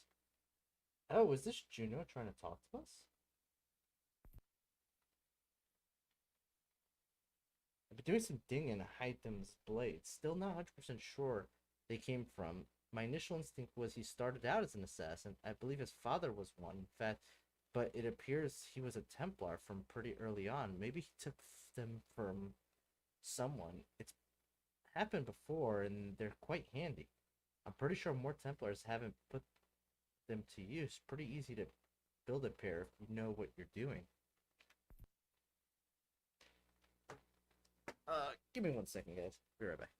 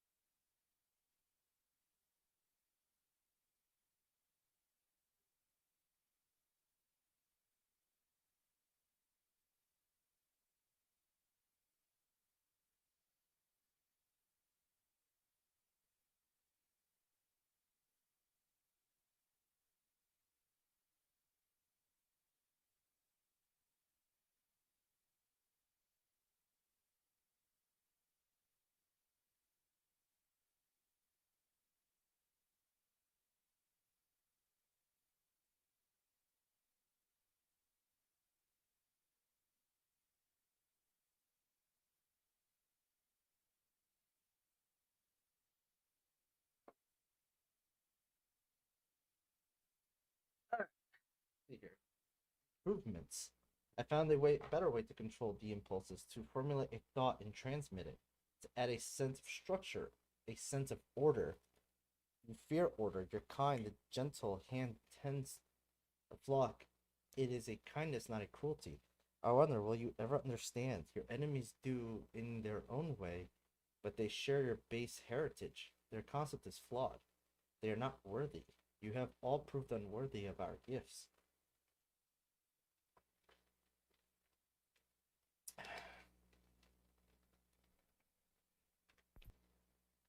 Looks like Juno's really taking a shine to you. I suggest you don't engage her. There isn't time to go down that rabbit hole. It's sure to prove a badger's den. Besides, this whole experience is actually the final door. Salvation, was it? But for us, who knows? Here we sit, working towards something we know next to nothing about. But it's our only chance, so there's that, I suppose. Sean, leave him alone. LOL, somebody doesn't like me.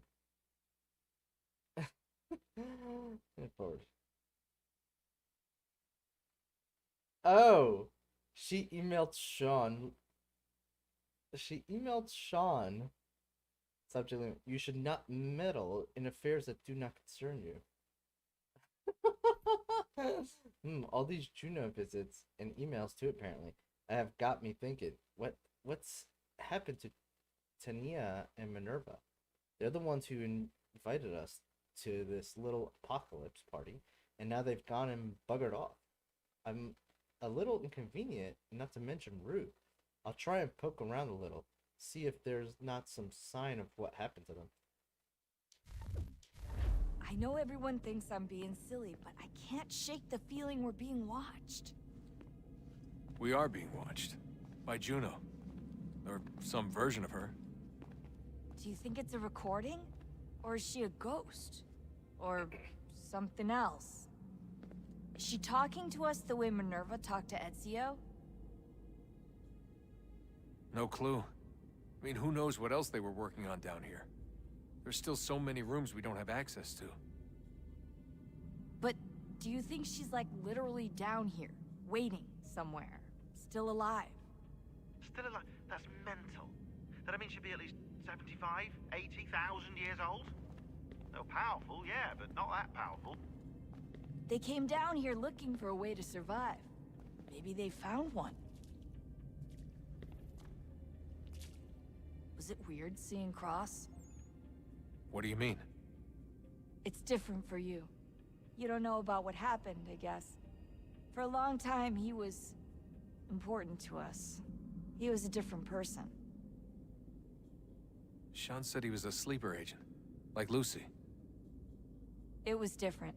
She made a choice, but Cross, if you read the files, Abstergo just... They did terrible things to him. Rebecca? You're lucky. We all are.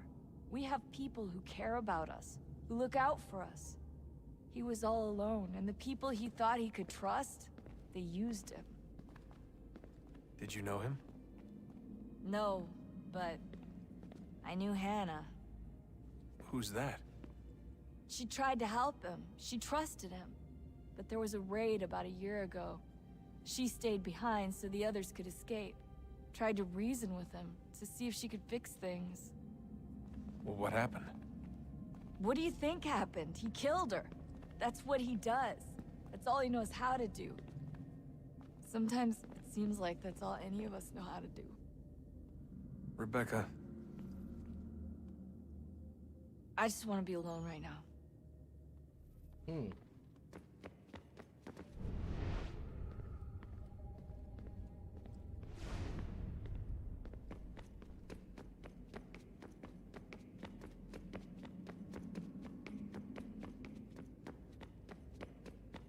Ah, Desmond, there you are. Can I ask a favor? Maybe. When this is all over, I'd like to try turning the dial back on the Animus.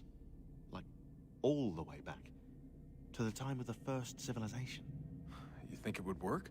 There was no real loss of fidelity when you visited Altair. Then again, that was about 1,000 years ago, and I'm looking at going back at least 70,000 more. Sure, I'd be up for it. It'd be interesting to see what things were like back then. Excellent. I think it would prove most enlightening. So this is how it started. What are you up to? Just brushing up on my American history. I say history. They certainly teach you strange things in the States. Like what? Well, for all the talk of this being a revolutionary war, it was a civil one. Well, not that kind of civil. I mean, there was no America versus Britain. It was Brit on Brit action. And you can clearly see how the whole thing got started. One war gave birth to the other. You mean the 7 Years' War? Exactly. Seems the Crown overspent in its attempt to keep the French out, wound up with a great deal of debt. Believing that the colonists should help to shoulder the burden, new taxes were created. It was a reasonable request, even if Parliament was rather, well, undiplomatic about it. Well, it's not really fair to tax people for a war they didn't want any part of. What? Didn't want any part of? Did you not notice George Washington with Edward Braddock? He was right there in the middle of it. So here you have the Crown spending who knows how much money to secure a place for the colonists to thrive, and then, when they ask for a little bit of help... Right, look, think of it this way. King George and the colonists, they all go out to dinner, right? And when the bill comes, George asks for them to kick in and pay their share. Fair enough. But keep in mind, he's been taking them out to dinner gratis for decades now. But the colonists, oh no, they insist they only had a glass of water and a side salad. Never mind the table's full of half-eaten food and empty bottles of wine. Now, when the king points this out, what do the colonists do? Oh, they flip the table over and they storm out the restaurant. Probably intending to return later and burn it down. You left out the part where the king pointed a gun at the colonists and asked them to cover dinner for everyone in the restaurant. Right, yeah, interesting take. If he pulled out a gun, and I'm not sure he did, it would only have been after the 100th failed attempt at getting them to pay their fair share. But how do you define someone's fair share? Oh, well, with a war, apparently. I wonder how many other places like this exist. There are dozens of them, all over the world. And somehow no one's ever found one before us. I don't think that's true. Oh? When I was at Abstergo, Vidic talked about silencing discoveries made by non-Templars. And I'm sure Abstergo has dug up plenty. The things they must know. Regretting throwing in with us? No. Yeah, we won. That's good. Looking forward to when we can finally trounce those bastards so I can dive into their archives. Oh, I think I found a lead on another power source. Later, Desmond. I'm in the middle of something very important right now. Just, that's a rule. Just follow that as a rule.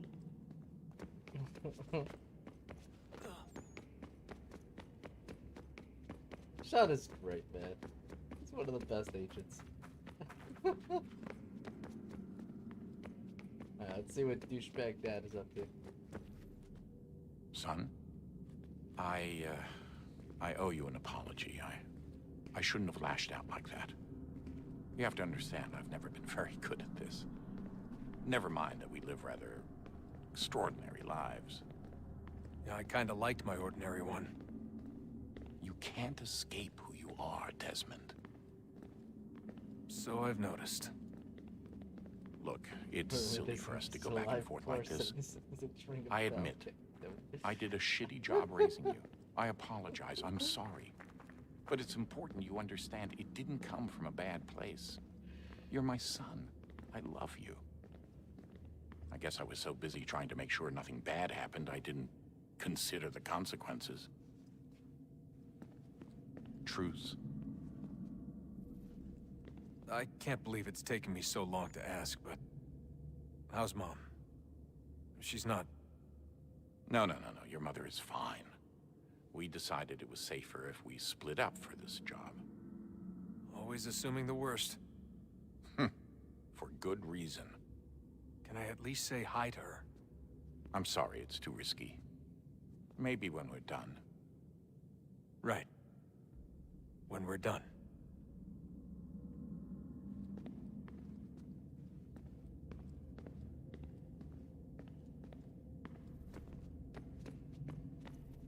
Have we ever tried to make peace with the Templars? Throughout our history, there have been moments. Several, in fact.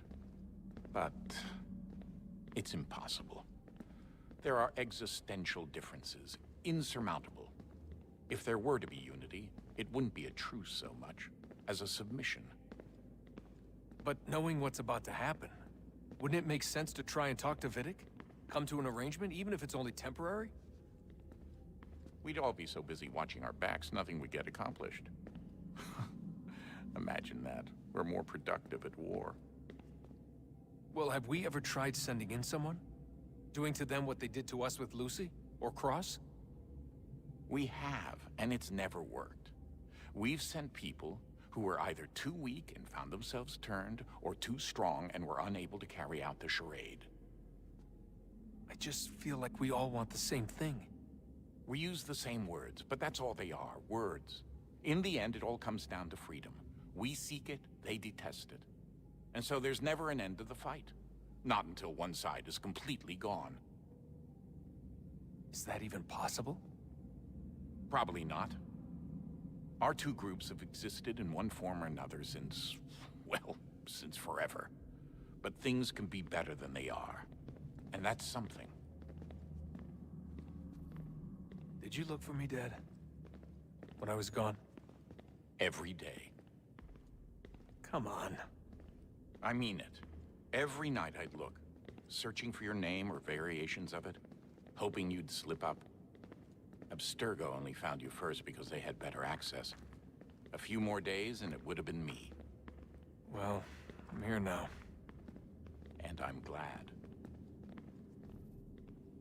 Do you think Lucy regretted what she was doing? I used to think I knew her well, but clearly that wasn't the case. So I really can't give you an honest answer. She seemed so sincere, though. Like she really wanted to make a difference. Yes, well, when I first met him, I thought the same thing about Cross. It just keeps happening over and over again. What does? Everything. Don't get weird on me, Desmond. No, it's fine. I'm fine. Don't worry. All right, then. you should think about getting back in the Animus. We've got to find that key. We should probably get back to Connor. Ah, the brightness.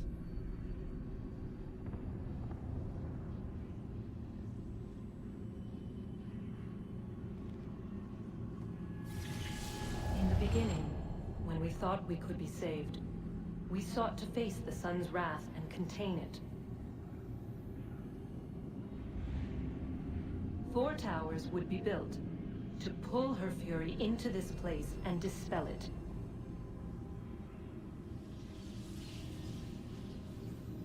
But even with all we knew, with all we had, it would take too long.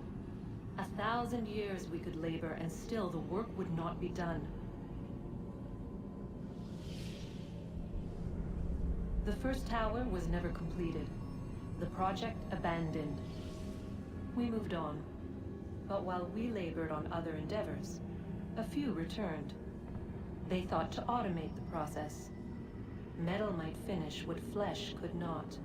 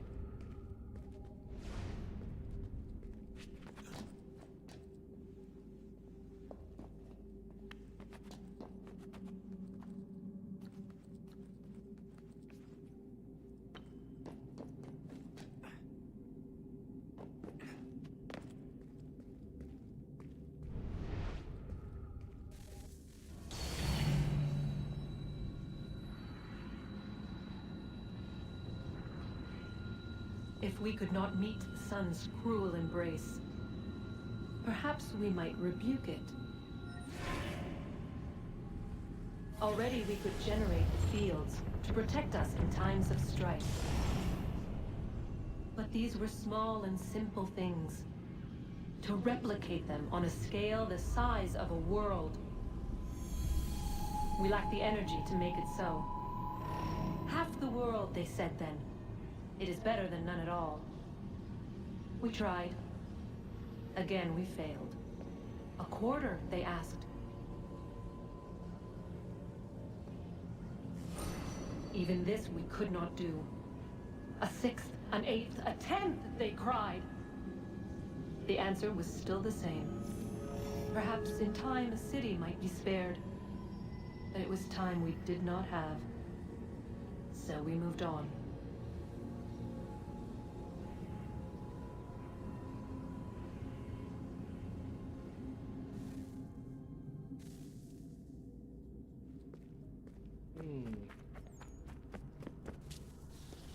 Wonder what's inside. Only one way to find out. Oh, the brightness.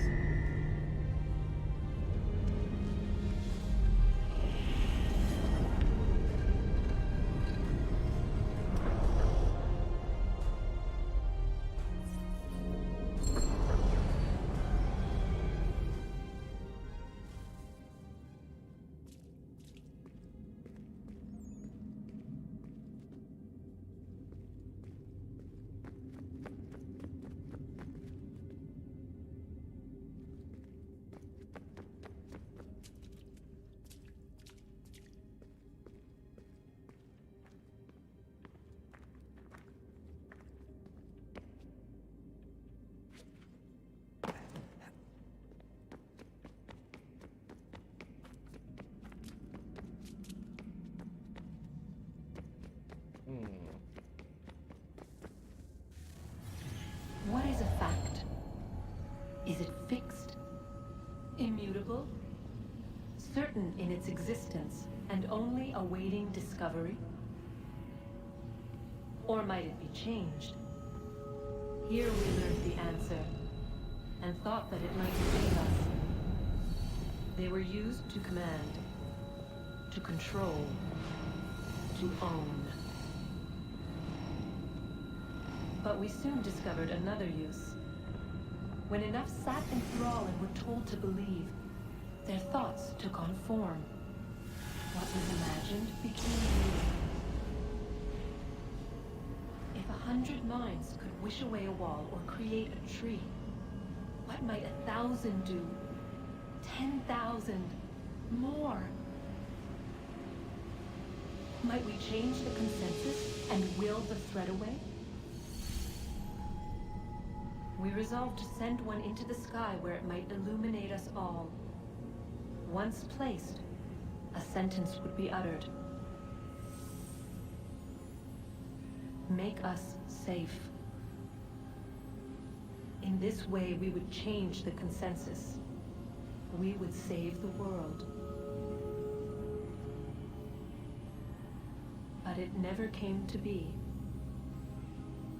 We sent a dozen of them skyward, but there was no way to maintain control, to direct the beam, to enthrall the world, to speak the words. Though this was strange and dangerous, what we tried next was worse.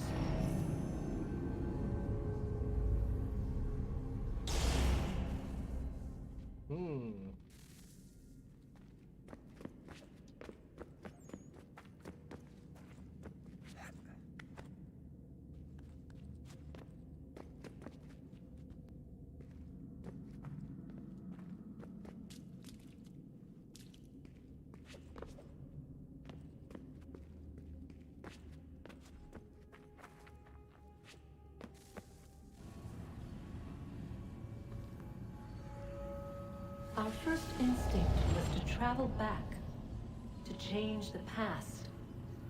But we could not find a way. But forward, we could look forward.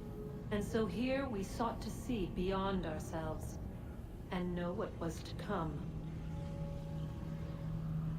First we watched to learn if our work would succeed. But the answer was always the same. So we moved on to other things. But she remained. The one you call Minerva.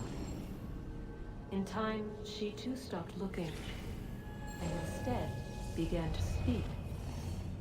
She called out across time, in the hopes that you might be saved. She hid messages where none might find them, save for you and those within this place. Fascinating. Tired of it. The cryptic warnings, the threats. Just tell us what you want! But they are. We saw the Nephilim there. We seemed like grasshoppers in our own eyes, and we looked the same to them. Imagine trying to explain all this to a 2-year-old, to a grasshopper. When they said the will of the gods was unknowable, they meant it. Literally. I killed her, you know. I killed Lucy.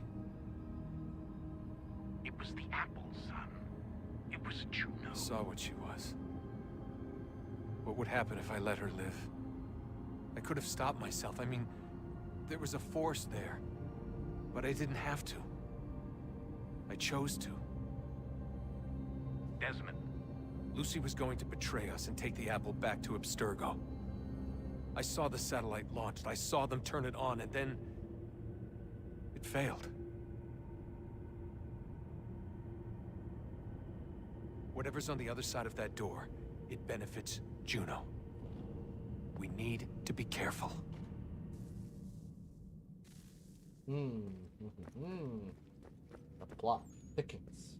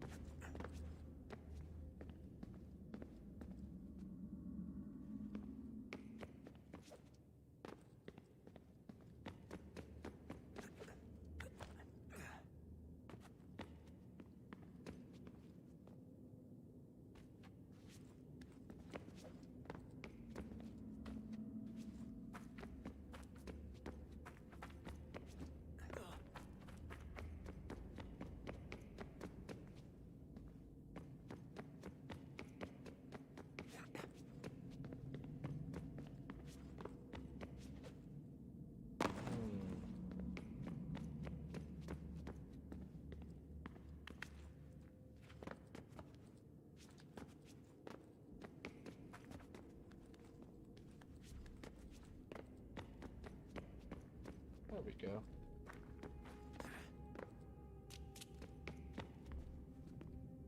We don't have to key for this.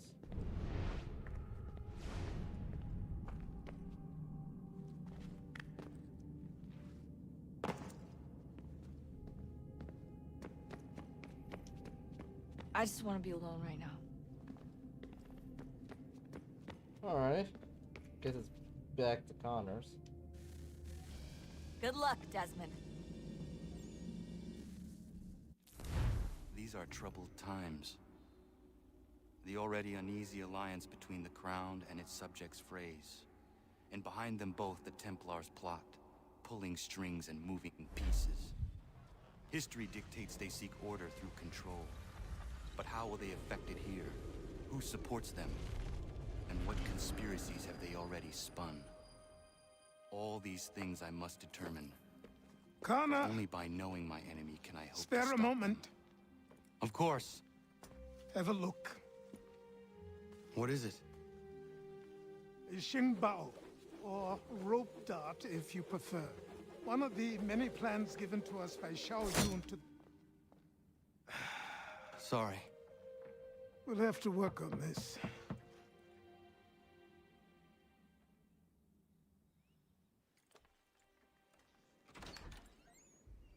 Ganondogo. Yes, my friend. What brings you here? Is the village all right? For now. What do you mean? What has happened? Men came, claiming we had to leave. They said that the land was being sold, and that the Confederacy had consented. We sent an envoy, but they would not listen. You must refuse! We cannot oppose the Sachem, but you're right as well. We cannot give up our home. Do you have a name? Do you know who is responsible? He's called William Johnson. Where is Johnson now? In Boston, making preparations for the sale. Sale? This is theft! Connor, take care. These men are powerful. What would you have me do? I made a promise to my people. If you insist upon this course of action, seek out Sam Adams in Boston. He'll be able to help.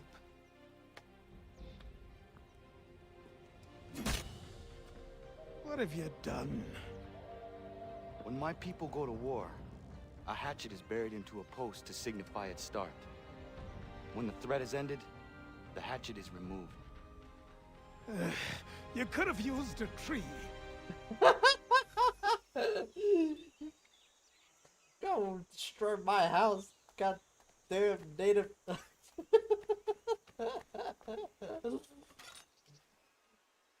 I trained you for years, you come destroying my house.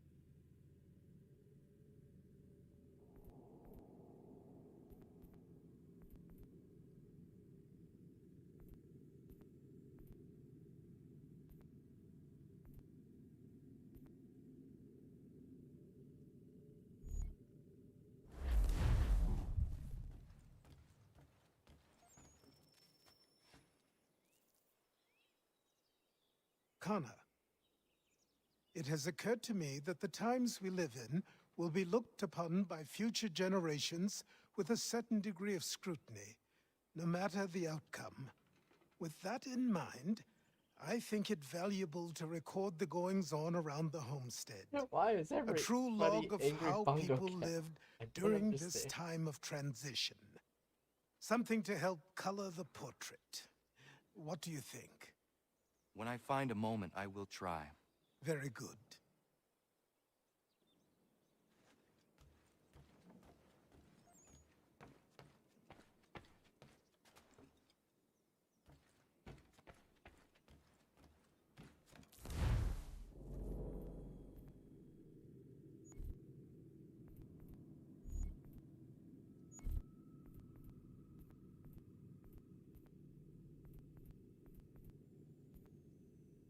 Okay.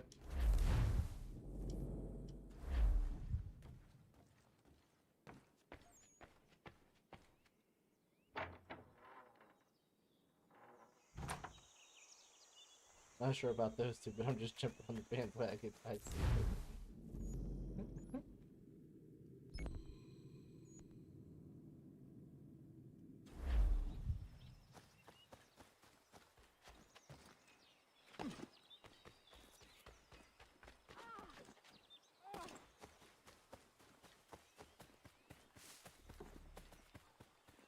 Bloody hell! Can you help me? Sure.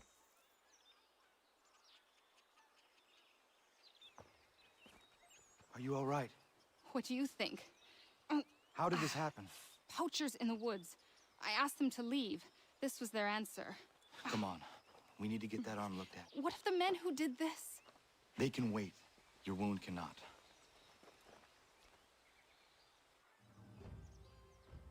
You be able to make it to the house? Yes. I think the ball took only flesh. And what is your name? Miriam. Do you live nearby? I don't have a home per se. I took to the frontier when I was a young girl. I made my life out here ever since. Living where the land makes it easiest. Not a common choice for a woman of the colonies. No, it's not. But truth be told, it was this, the convent or the brothels. I prefer the open air.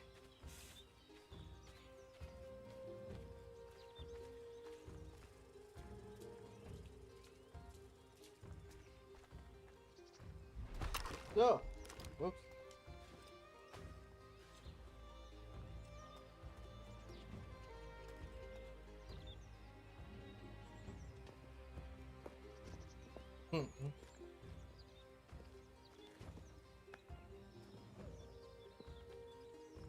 Connor, what are you doing? Those poachers need to be stopped. Saw the scabs from my hunting blind. Get to that, and you shouldn't have any trouble finding them. Use the rope dart if you can. Get familiar with it. I mean, she could walk herself. Exactly.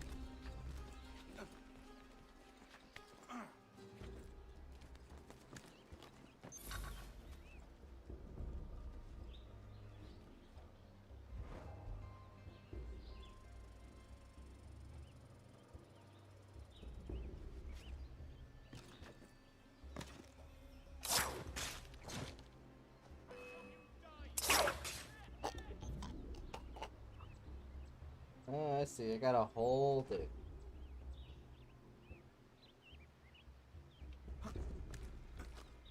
That. Connor. Killing me, Connor.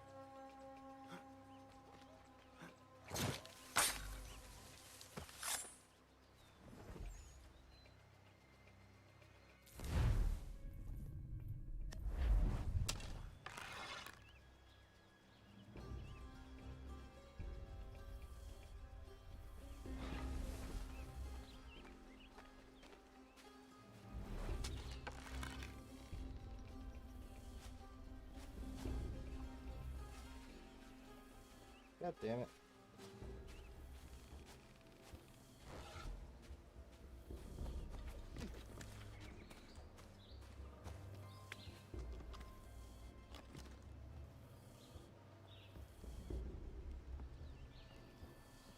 What a gentle.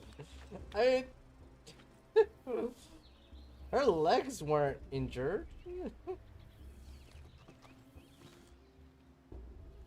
William Johnston's opening up some of that Mohawk land he purchased for free hunting soon. Might be we make a good haul up there. I hear tell lumbering will be allowed to boot. What does he want with the territory, if not the game and Don't know. Don't much care neither.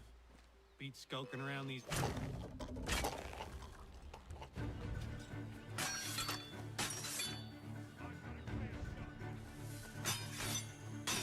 Pull out a gun on me.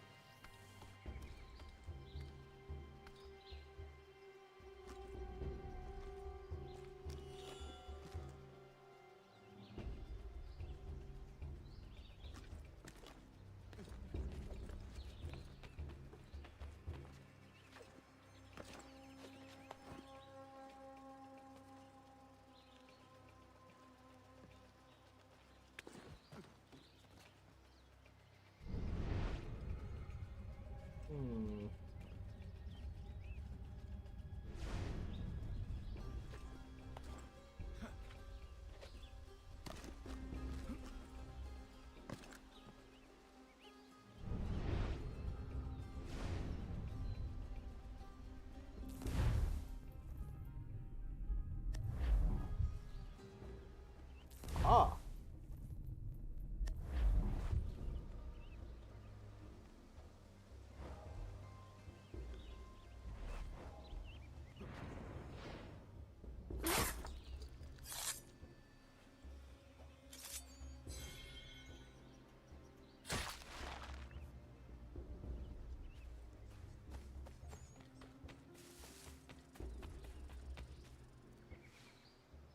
Hey! Where are you, fellas? Shooting strangers in the forest, is that common hunting practice where you come from? No. Spare me. Go. Tell the friends you have left what happened here.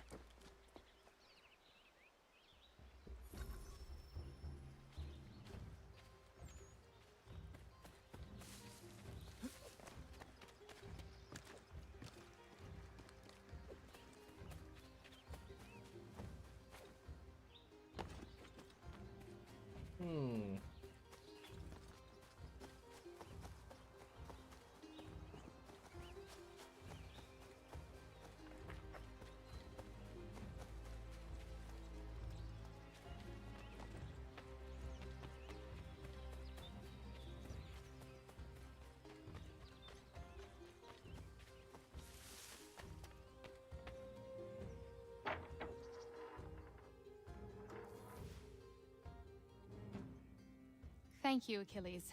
You are most welcome. Why did those men attack you? It's no secret this land is full with game. I spotted the trespassers en route to request permission to hunt here myself, and suggested they do the same. The bounty of the forest is not mine to give.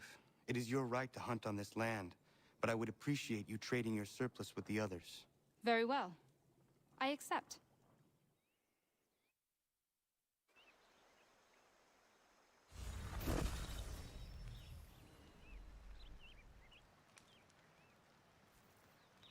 Okay.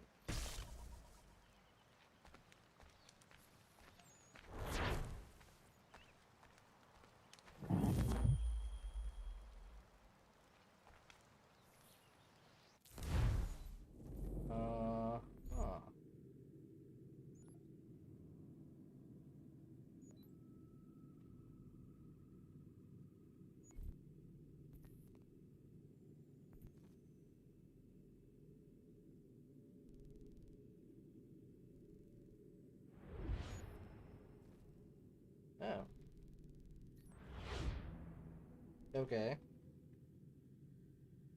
You want to get that. Alright, it wouldn't hurt to get that peg-leg treasure, and then let's see what that conversation thing is about.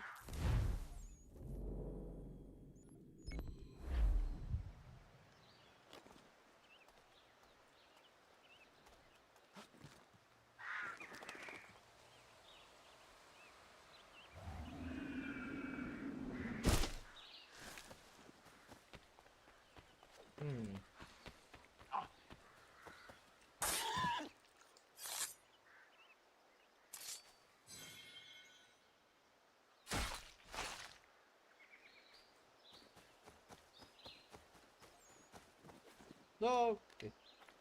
We're fine.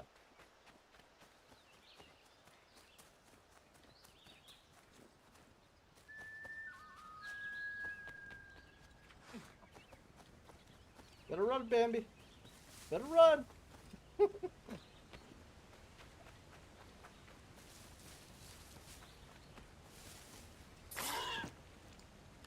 were born. Give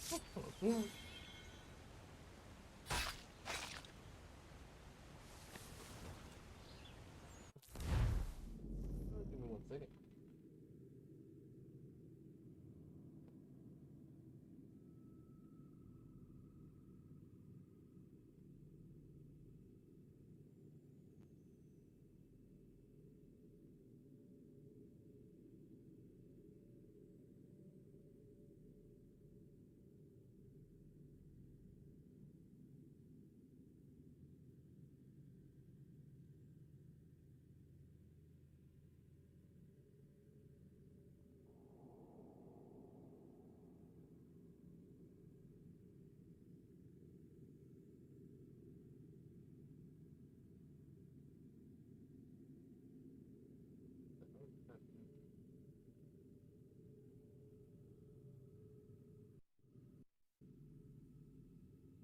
Yep.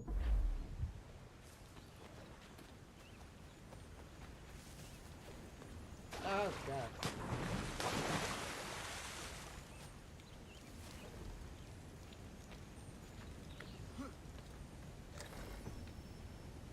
Okay. We got that trinket. It's probably faster if we just do this and fast travel here.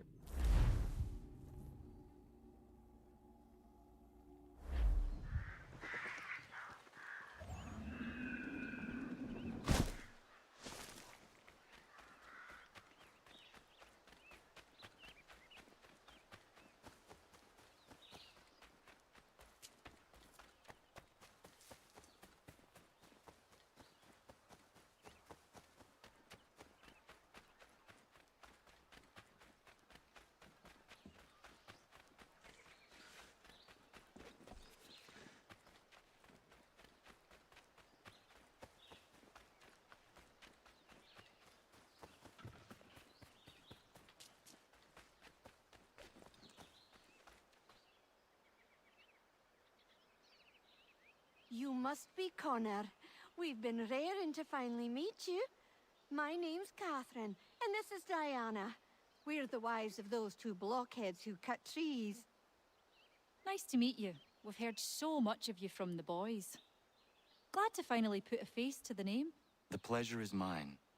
We were just discussing how nice this bit of territory is, on a river with nobody upstream.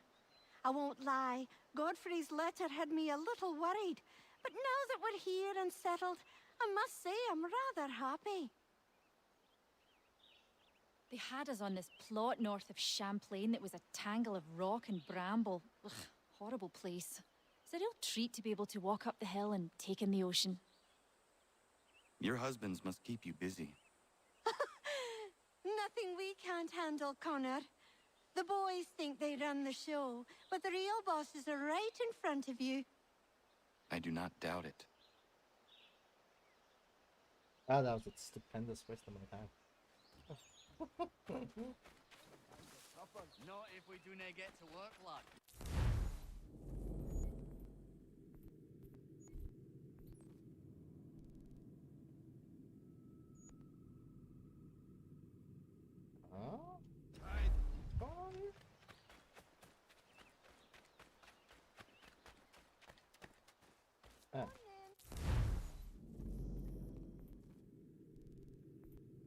Ah!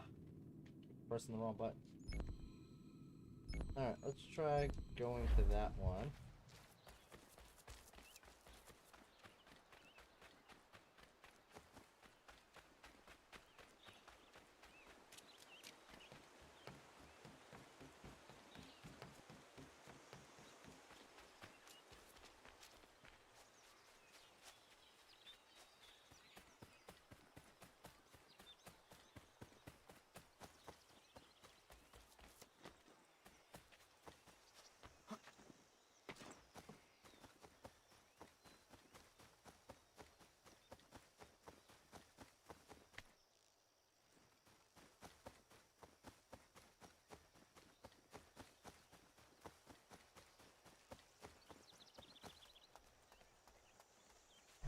Ah! Oh, what?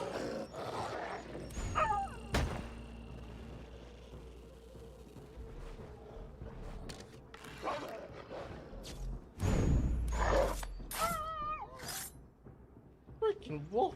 Yeah, man.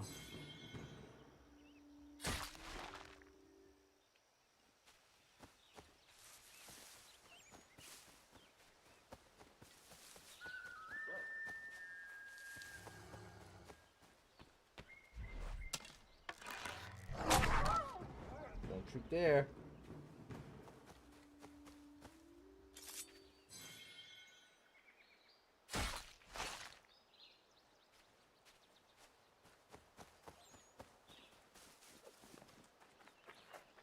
Huh. I see.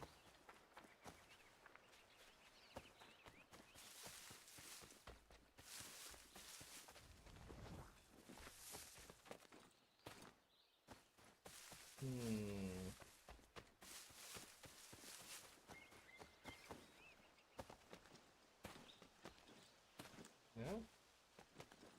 Thought we could climb this. Right now? Nope.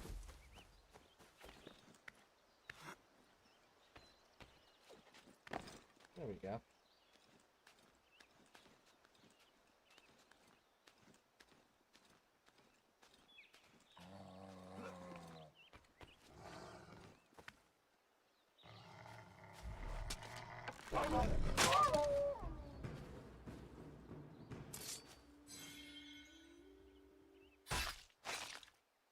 The best was waiting for me.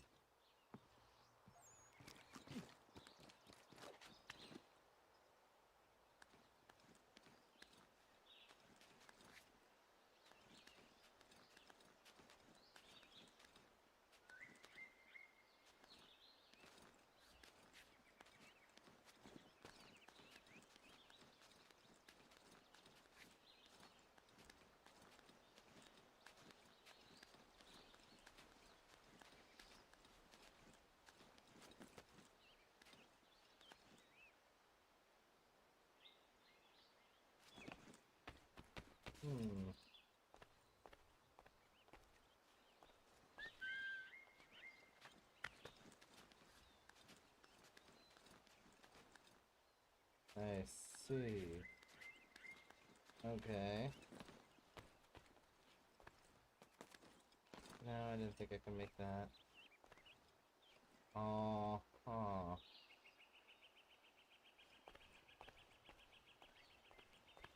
I'm thinking what it wants is for me to jump across. I'm assuming if I see like those like plants, that's the indicator that I can climb that, maybe?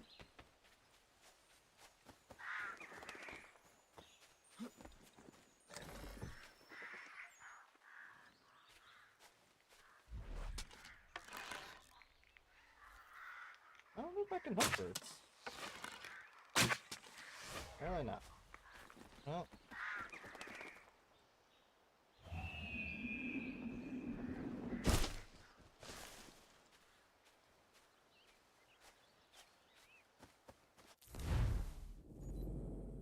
Alright, one more trinket.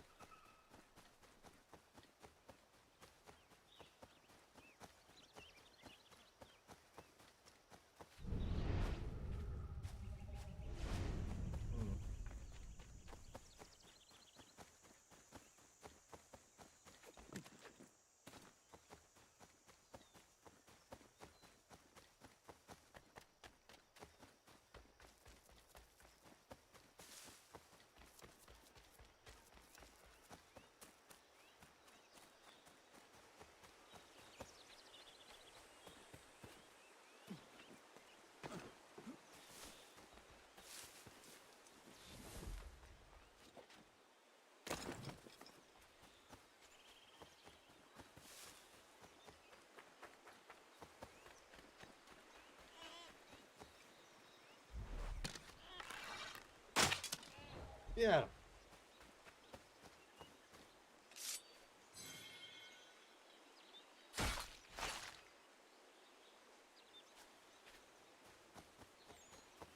I slayed that beaver. Giggity.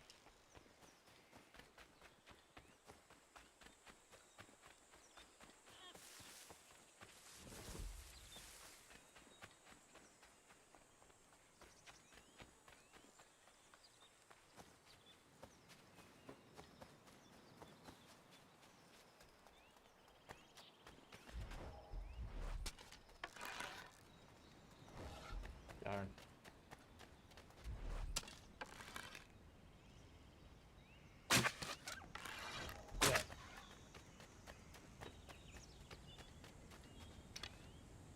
Yama.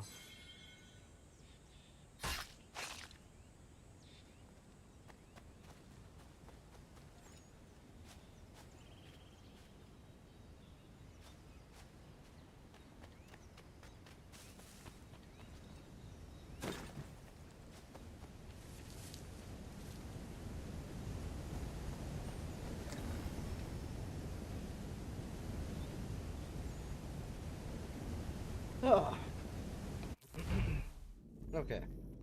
With that, we can now go check on Peglet there.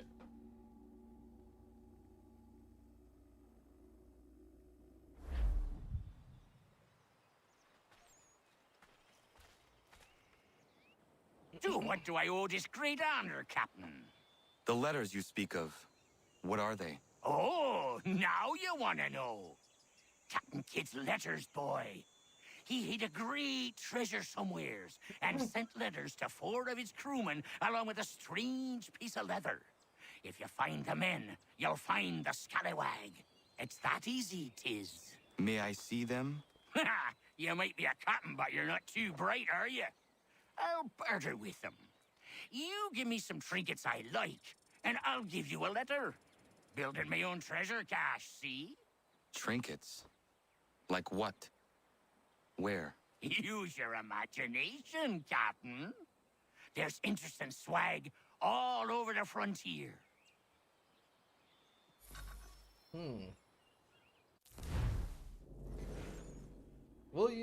Captain William Kidd was a Scottish privateer turned pirate and the center of a numerous pirate legends. Not much is known about Kidd before the late 17th century. Even his year of birth is approximately...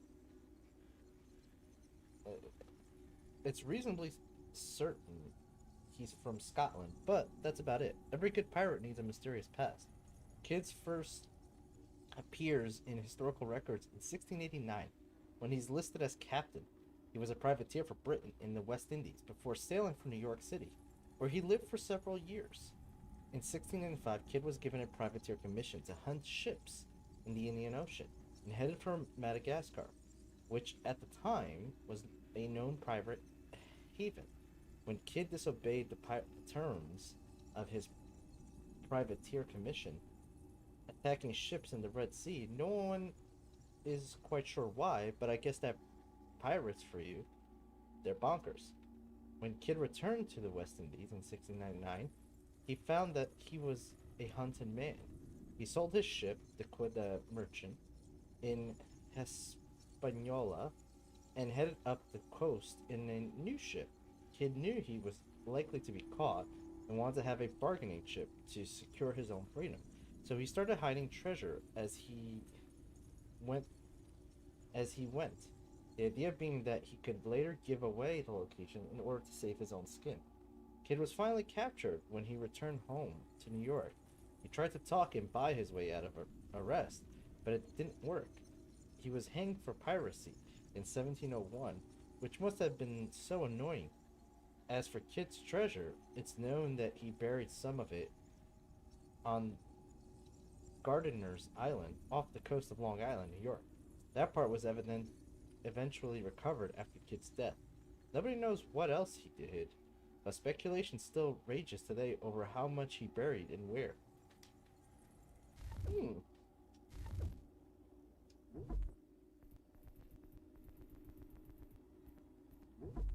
Xiao Zhan? Xiao Zhan is an assassin from China, and one of the last assassins to meet with Ezio Auditore before his death. Jun was born in royal captivity during the Ming Dynasty. She spent her teenage years life as one of the favorite concubines of the Chinese Emperor Xingdi. While not an ideal lifestyle, though, I wouldn't mind it. It's better than digging ditches. Xingdi's taste for travel meant that by the age of 15, Jun had seen more of the world than most people of the era, which I suppose you might consider a bright side. If you try not to realize that some cats had seen more of the world than most people of the era. In 1521, the Assassin's Order used the confusion surrounding Xing's death to infiltrate the Emperor's compound and free some of the concubines, June among them. She immediately became an assassin, never forgot the women she'd been forced to leave behind. Years later, she returns to the Imperial Palace to free the remaining concubines, only to find that they had been killed by Xing's successor, Jai Jing. Jai Jing's response to the second attack on the Imperial Palace was swift and brutal, and caught the assassins unprepared. Further eastern China was decimated. Xiao Zhan and her mentor survived, but were forced to flee Asia shortly. They traveled to Italy to seek the advice of Ezio Auditore, but only Xiao Zhan would finish the journey, arriving in Florence in 1524, shortly before Ezio's death. I want to say, because I don't remember exactly, there is a I think it's PSP or something. It's some game that they have like these little stories. They're kind of like little side spin-offs of the Assassin's Creed games. I want to say that she's the main character for the China one. I'm not certain though. Pretty sure she's only in there because of the fact that like we're using the whip.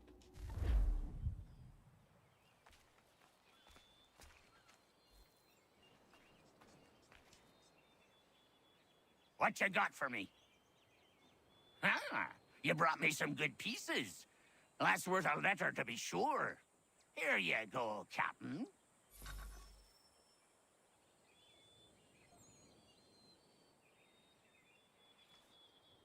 Got some more? Let's have a look then. More keepers. Good on you. I'd say that's worth another letter. I will be back for the rest.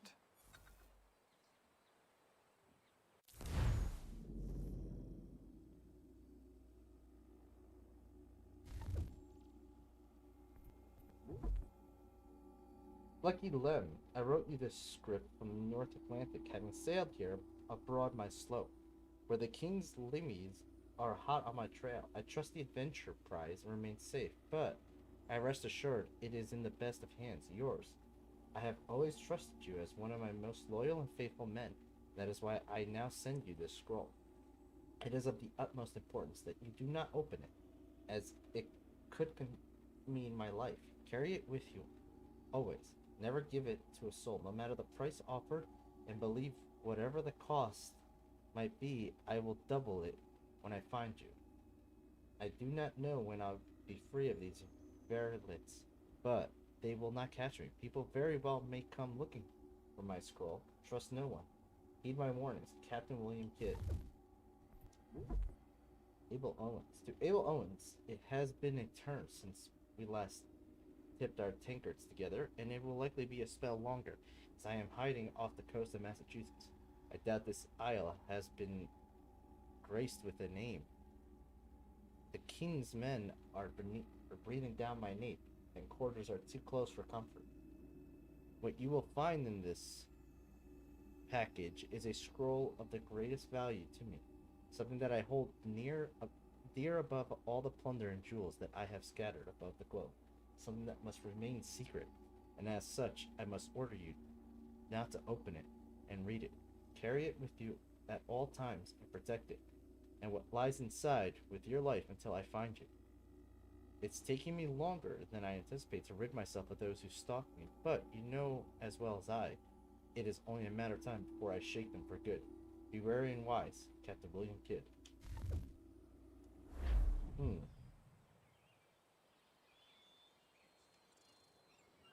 What's he got this time? Let me see, let me see. You addle boy? That's not near enough. Okay, okay. Jeez. So angry.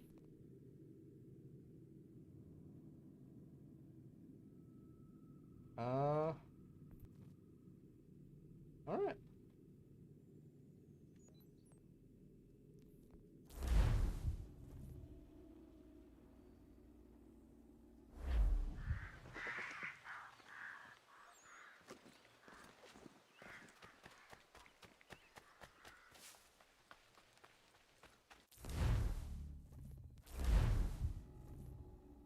To the frontier!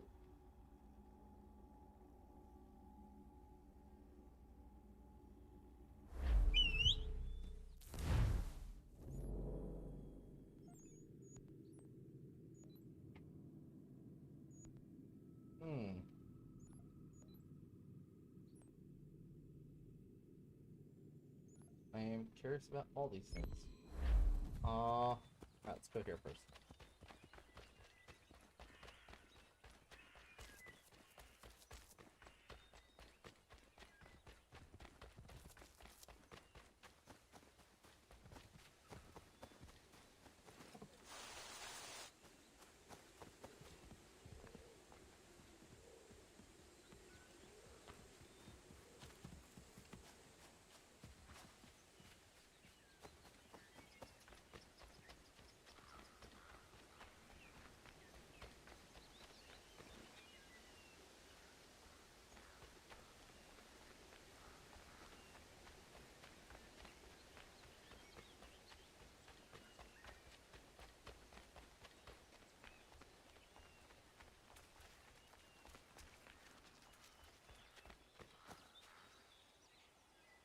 Alright,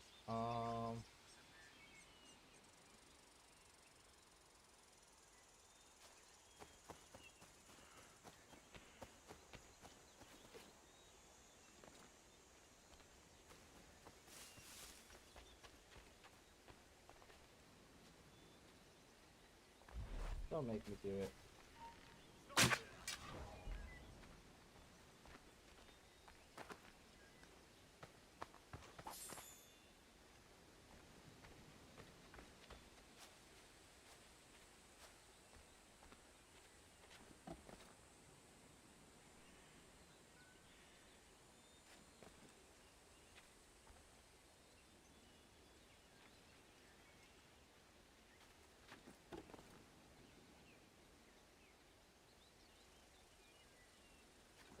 There might be great regret with this. Ow.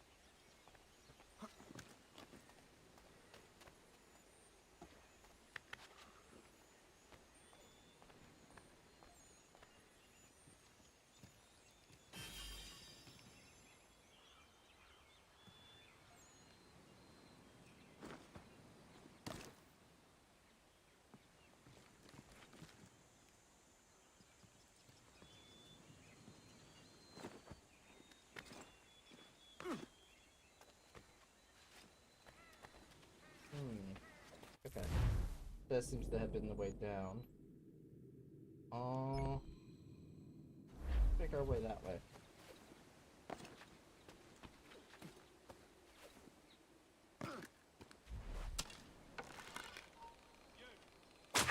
Get it.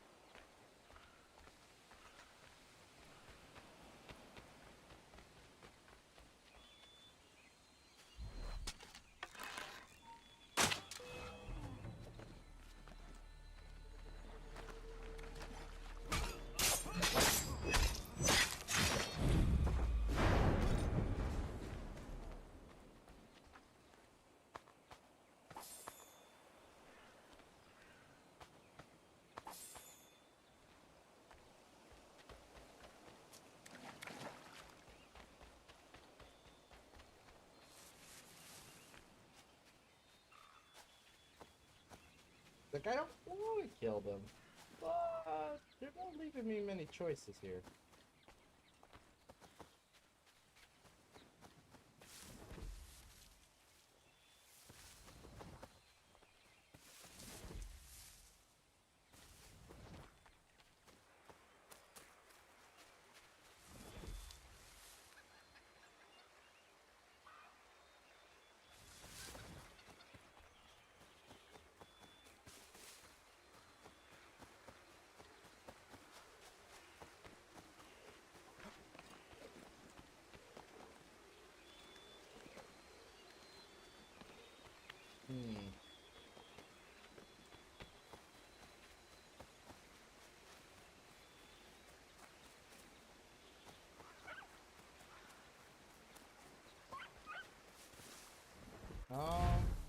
Forgot to check this.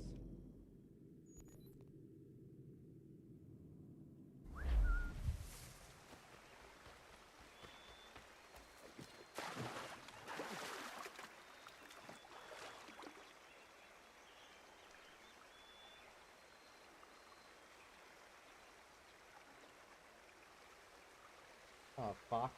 We don't care about the boxes.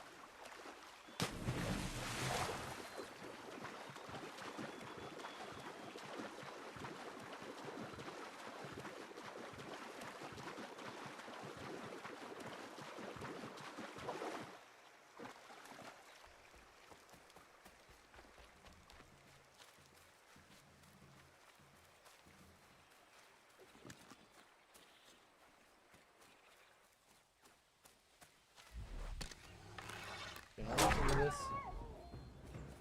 Oh, you were warned.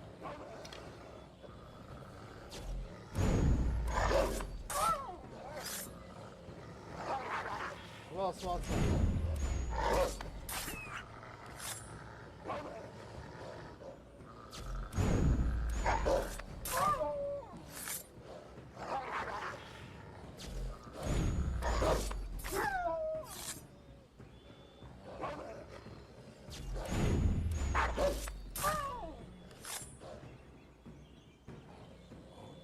Yeah, man, you're the last one.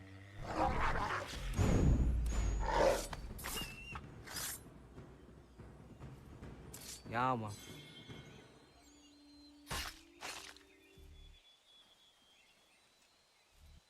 Yeah, man.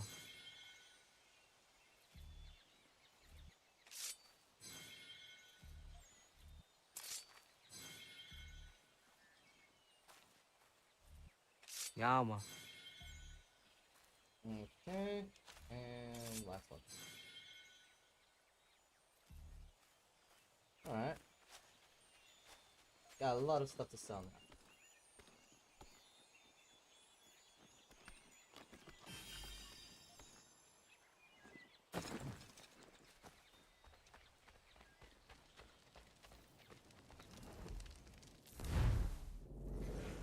Daniel Boone was a hunter and trapper who thought skill and luck went on to become a near mythic figure in stories about American frontier. Boone was born in Pennsylvania, but moved with his family to North Carolina in 1752.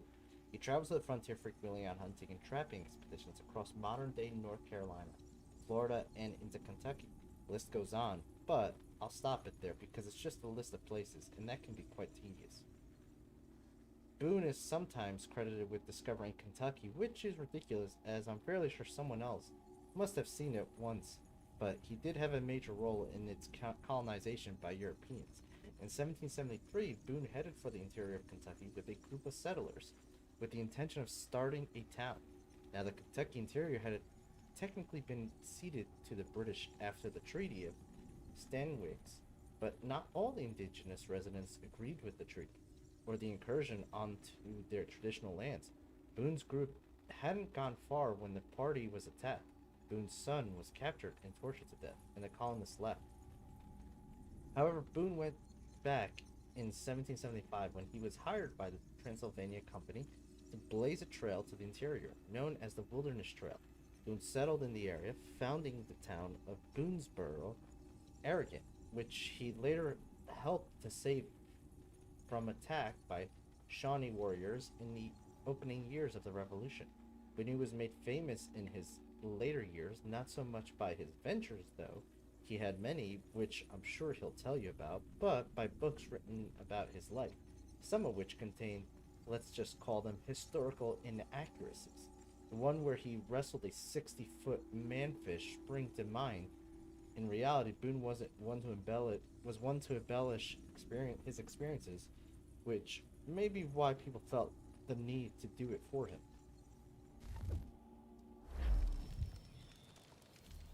There we was, 8 months in the Kentucky frontier, trapping and skinning elk. Well along my third bale when they came upon us. No less than a dozen Shawnee hunters had us surrounded at the point of musket and arrow. My bush partner froze up stiff. The fear chilled me the same, but I managed to muster what little Shawnee I was knowing. The leader spoke too quick, but I gathered we was poaching, having crossed into their territory a month or so hence. Their musket barrels stared us down, the heads of their arrows smiling sharp at our backs. I bumbled a proposition and busted Shawnee. Our full piece, my 3 bales, and my partner's 2 less a half, in exchange for us quitting the Shawnee bush on our own legs. Leader nods to his boys. They load up our take and start back into the trees. The honcho stays a spell longer, just staring right through us with his 2 black eyes. And then he was gone. We picked up, set back east the way we came. Months of profit lost, but our own hides intact. Never saw the Shawnee again, but I know they was following us. I could feel their eyes on our backs, clear to North Carolina. Oh. Okay.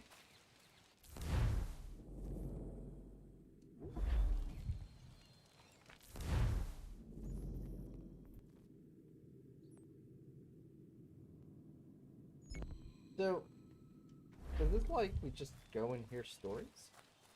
What's going on here?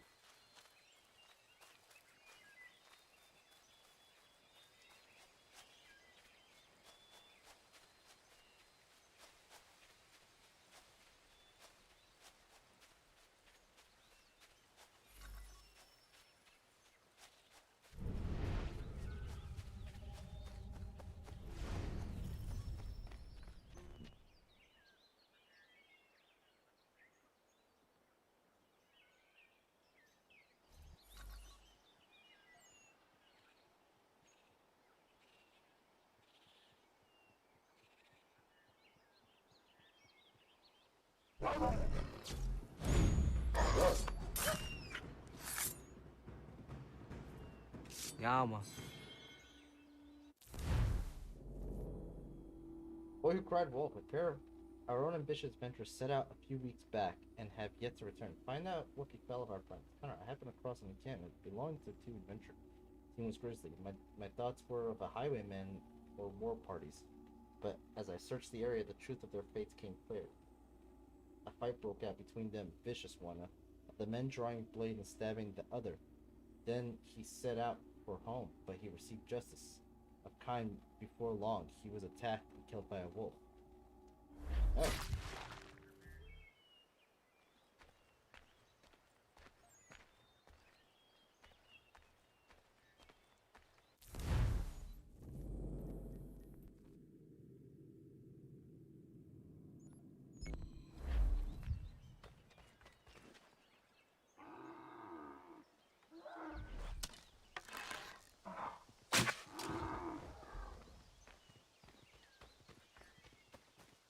I don't think I've killed elk before. Yeah, that's the first time to kill an elk.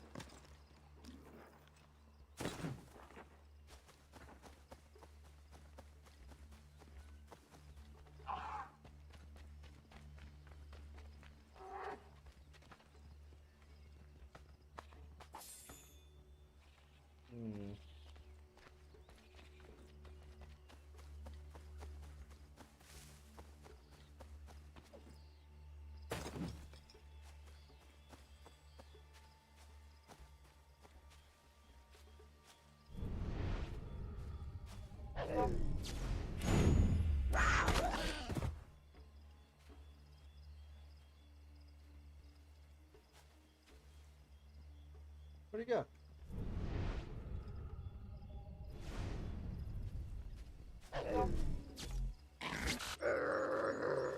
Son of a gun!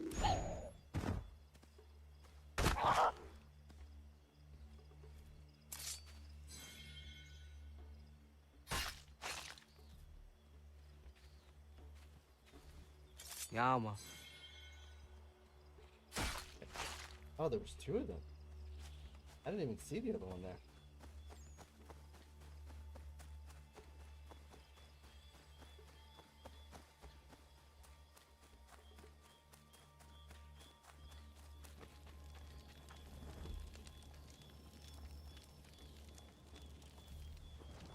It stands upright, as a man, but its whole body is covered in a thick pelt.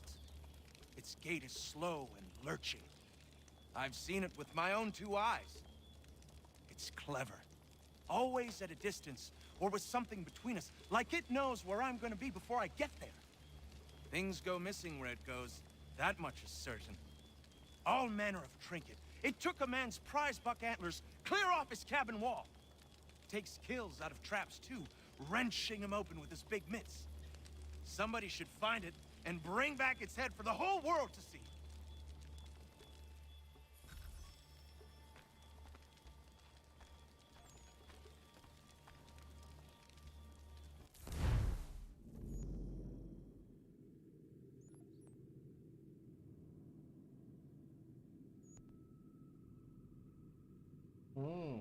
Okay.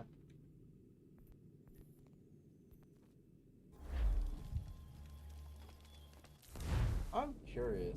Okay.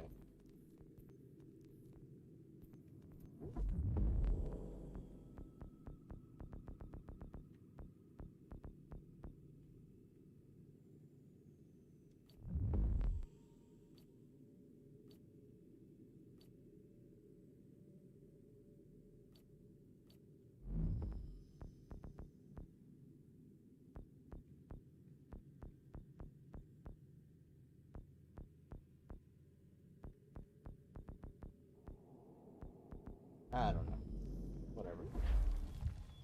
Like, I really don't like the way that they did this menu system in comparison to how it used to be.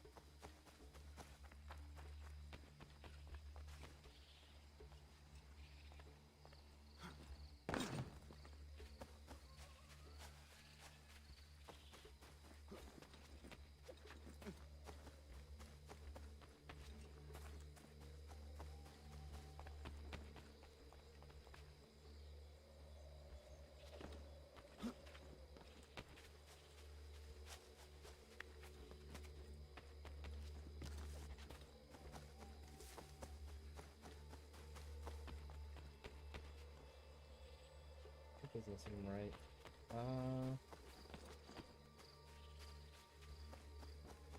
It's gotta be something here then.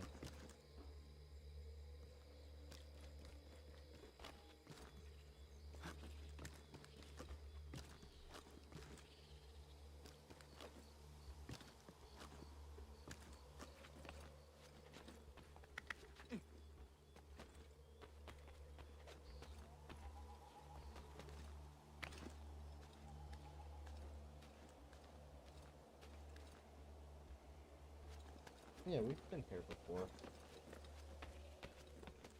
Did we not get that feather out?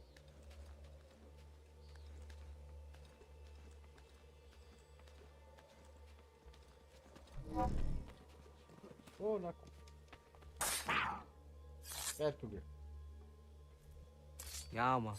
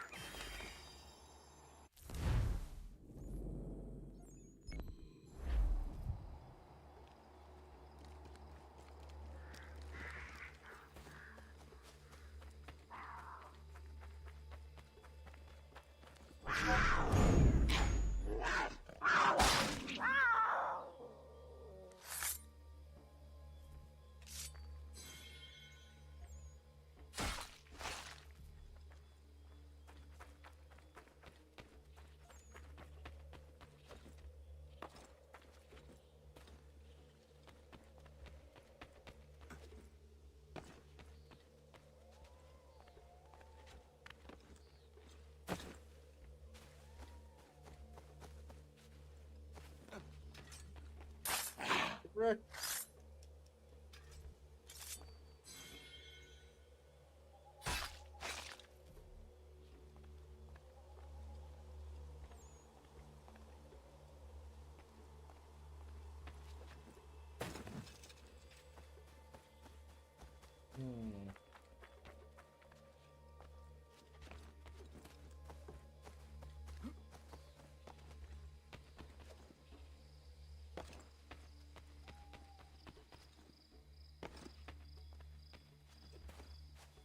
Alright, this should be safe enough distance to fall. There we go.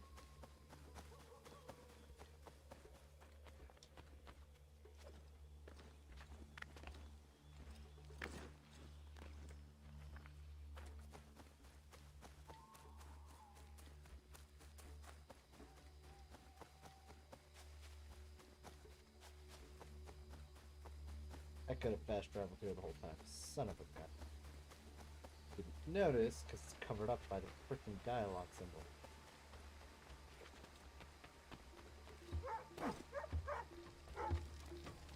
Radon hagedum. Ugat tanuni tizana dahletna. Oni otun haje. Yo serio. Ungwa hetio ze. La ezoradi ona garadi derintano segun yahde wader hatsteristo. Wakatsanuni tine e wakeri huaruke. Oknize. Ohniotun haje tatadega. Yungewien harata ne yung kiswas. Nekti jo zerunahto haje ne raudi satstasira. Ayawas yo snore era awet ne raudi satstasira ne unjuhunzage. Kunaktaragwani di dizanak teneganu sesne. Dizanak dayandege nona so da dawe nada ne dam da sahta ondi.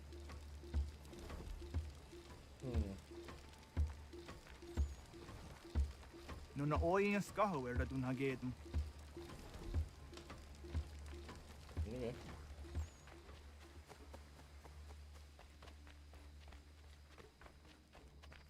Radun hagedu, skanoruk stiguyanderes. Sagada derivasta ziata zaha yo snore de wagenu. De wagenu hara di wagada westun haje. Washe chari got dinahoda zezax.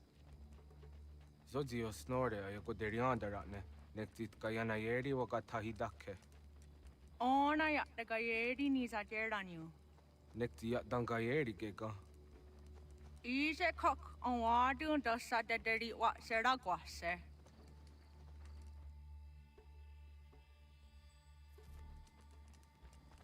Jogu de guhungarawis ne gan aradun hagedu.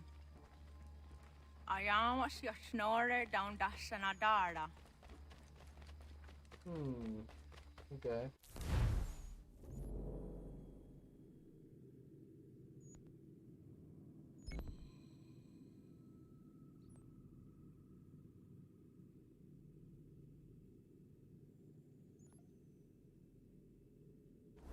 got quite a few things to do.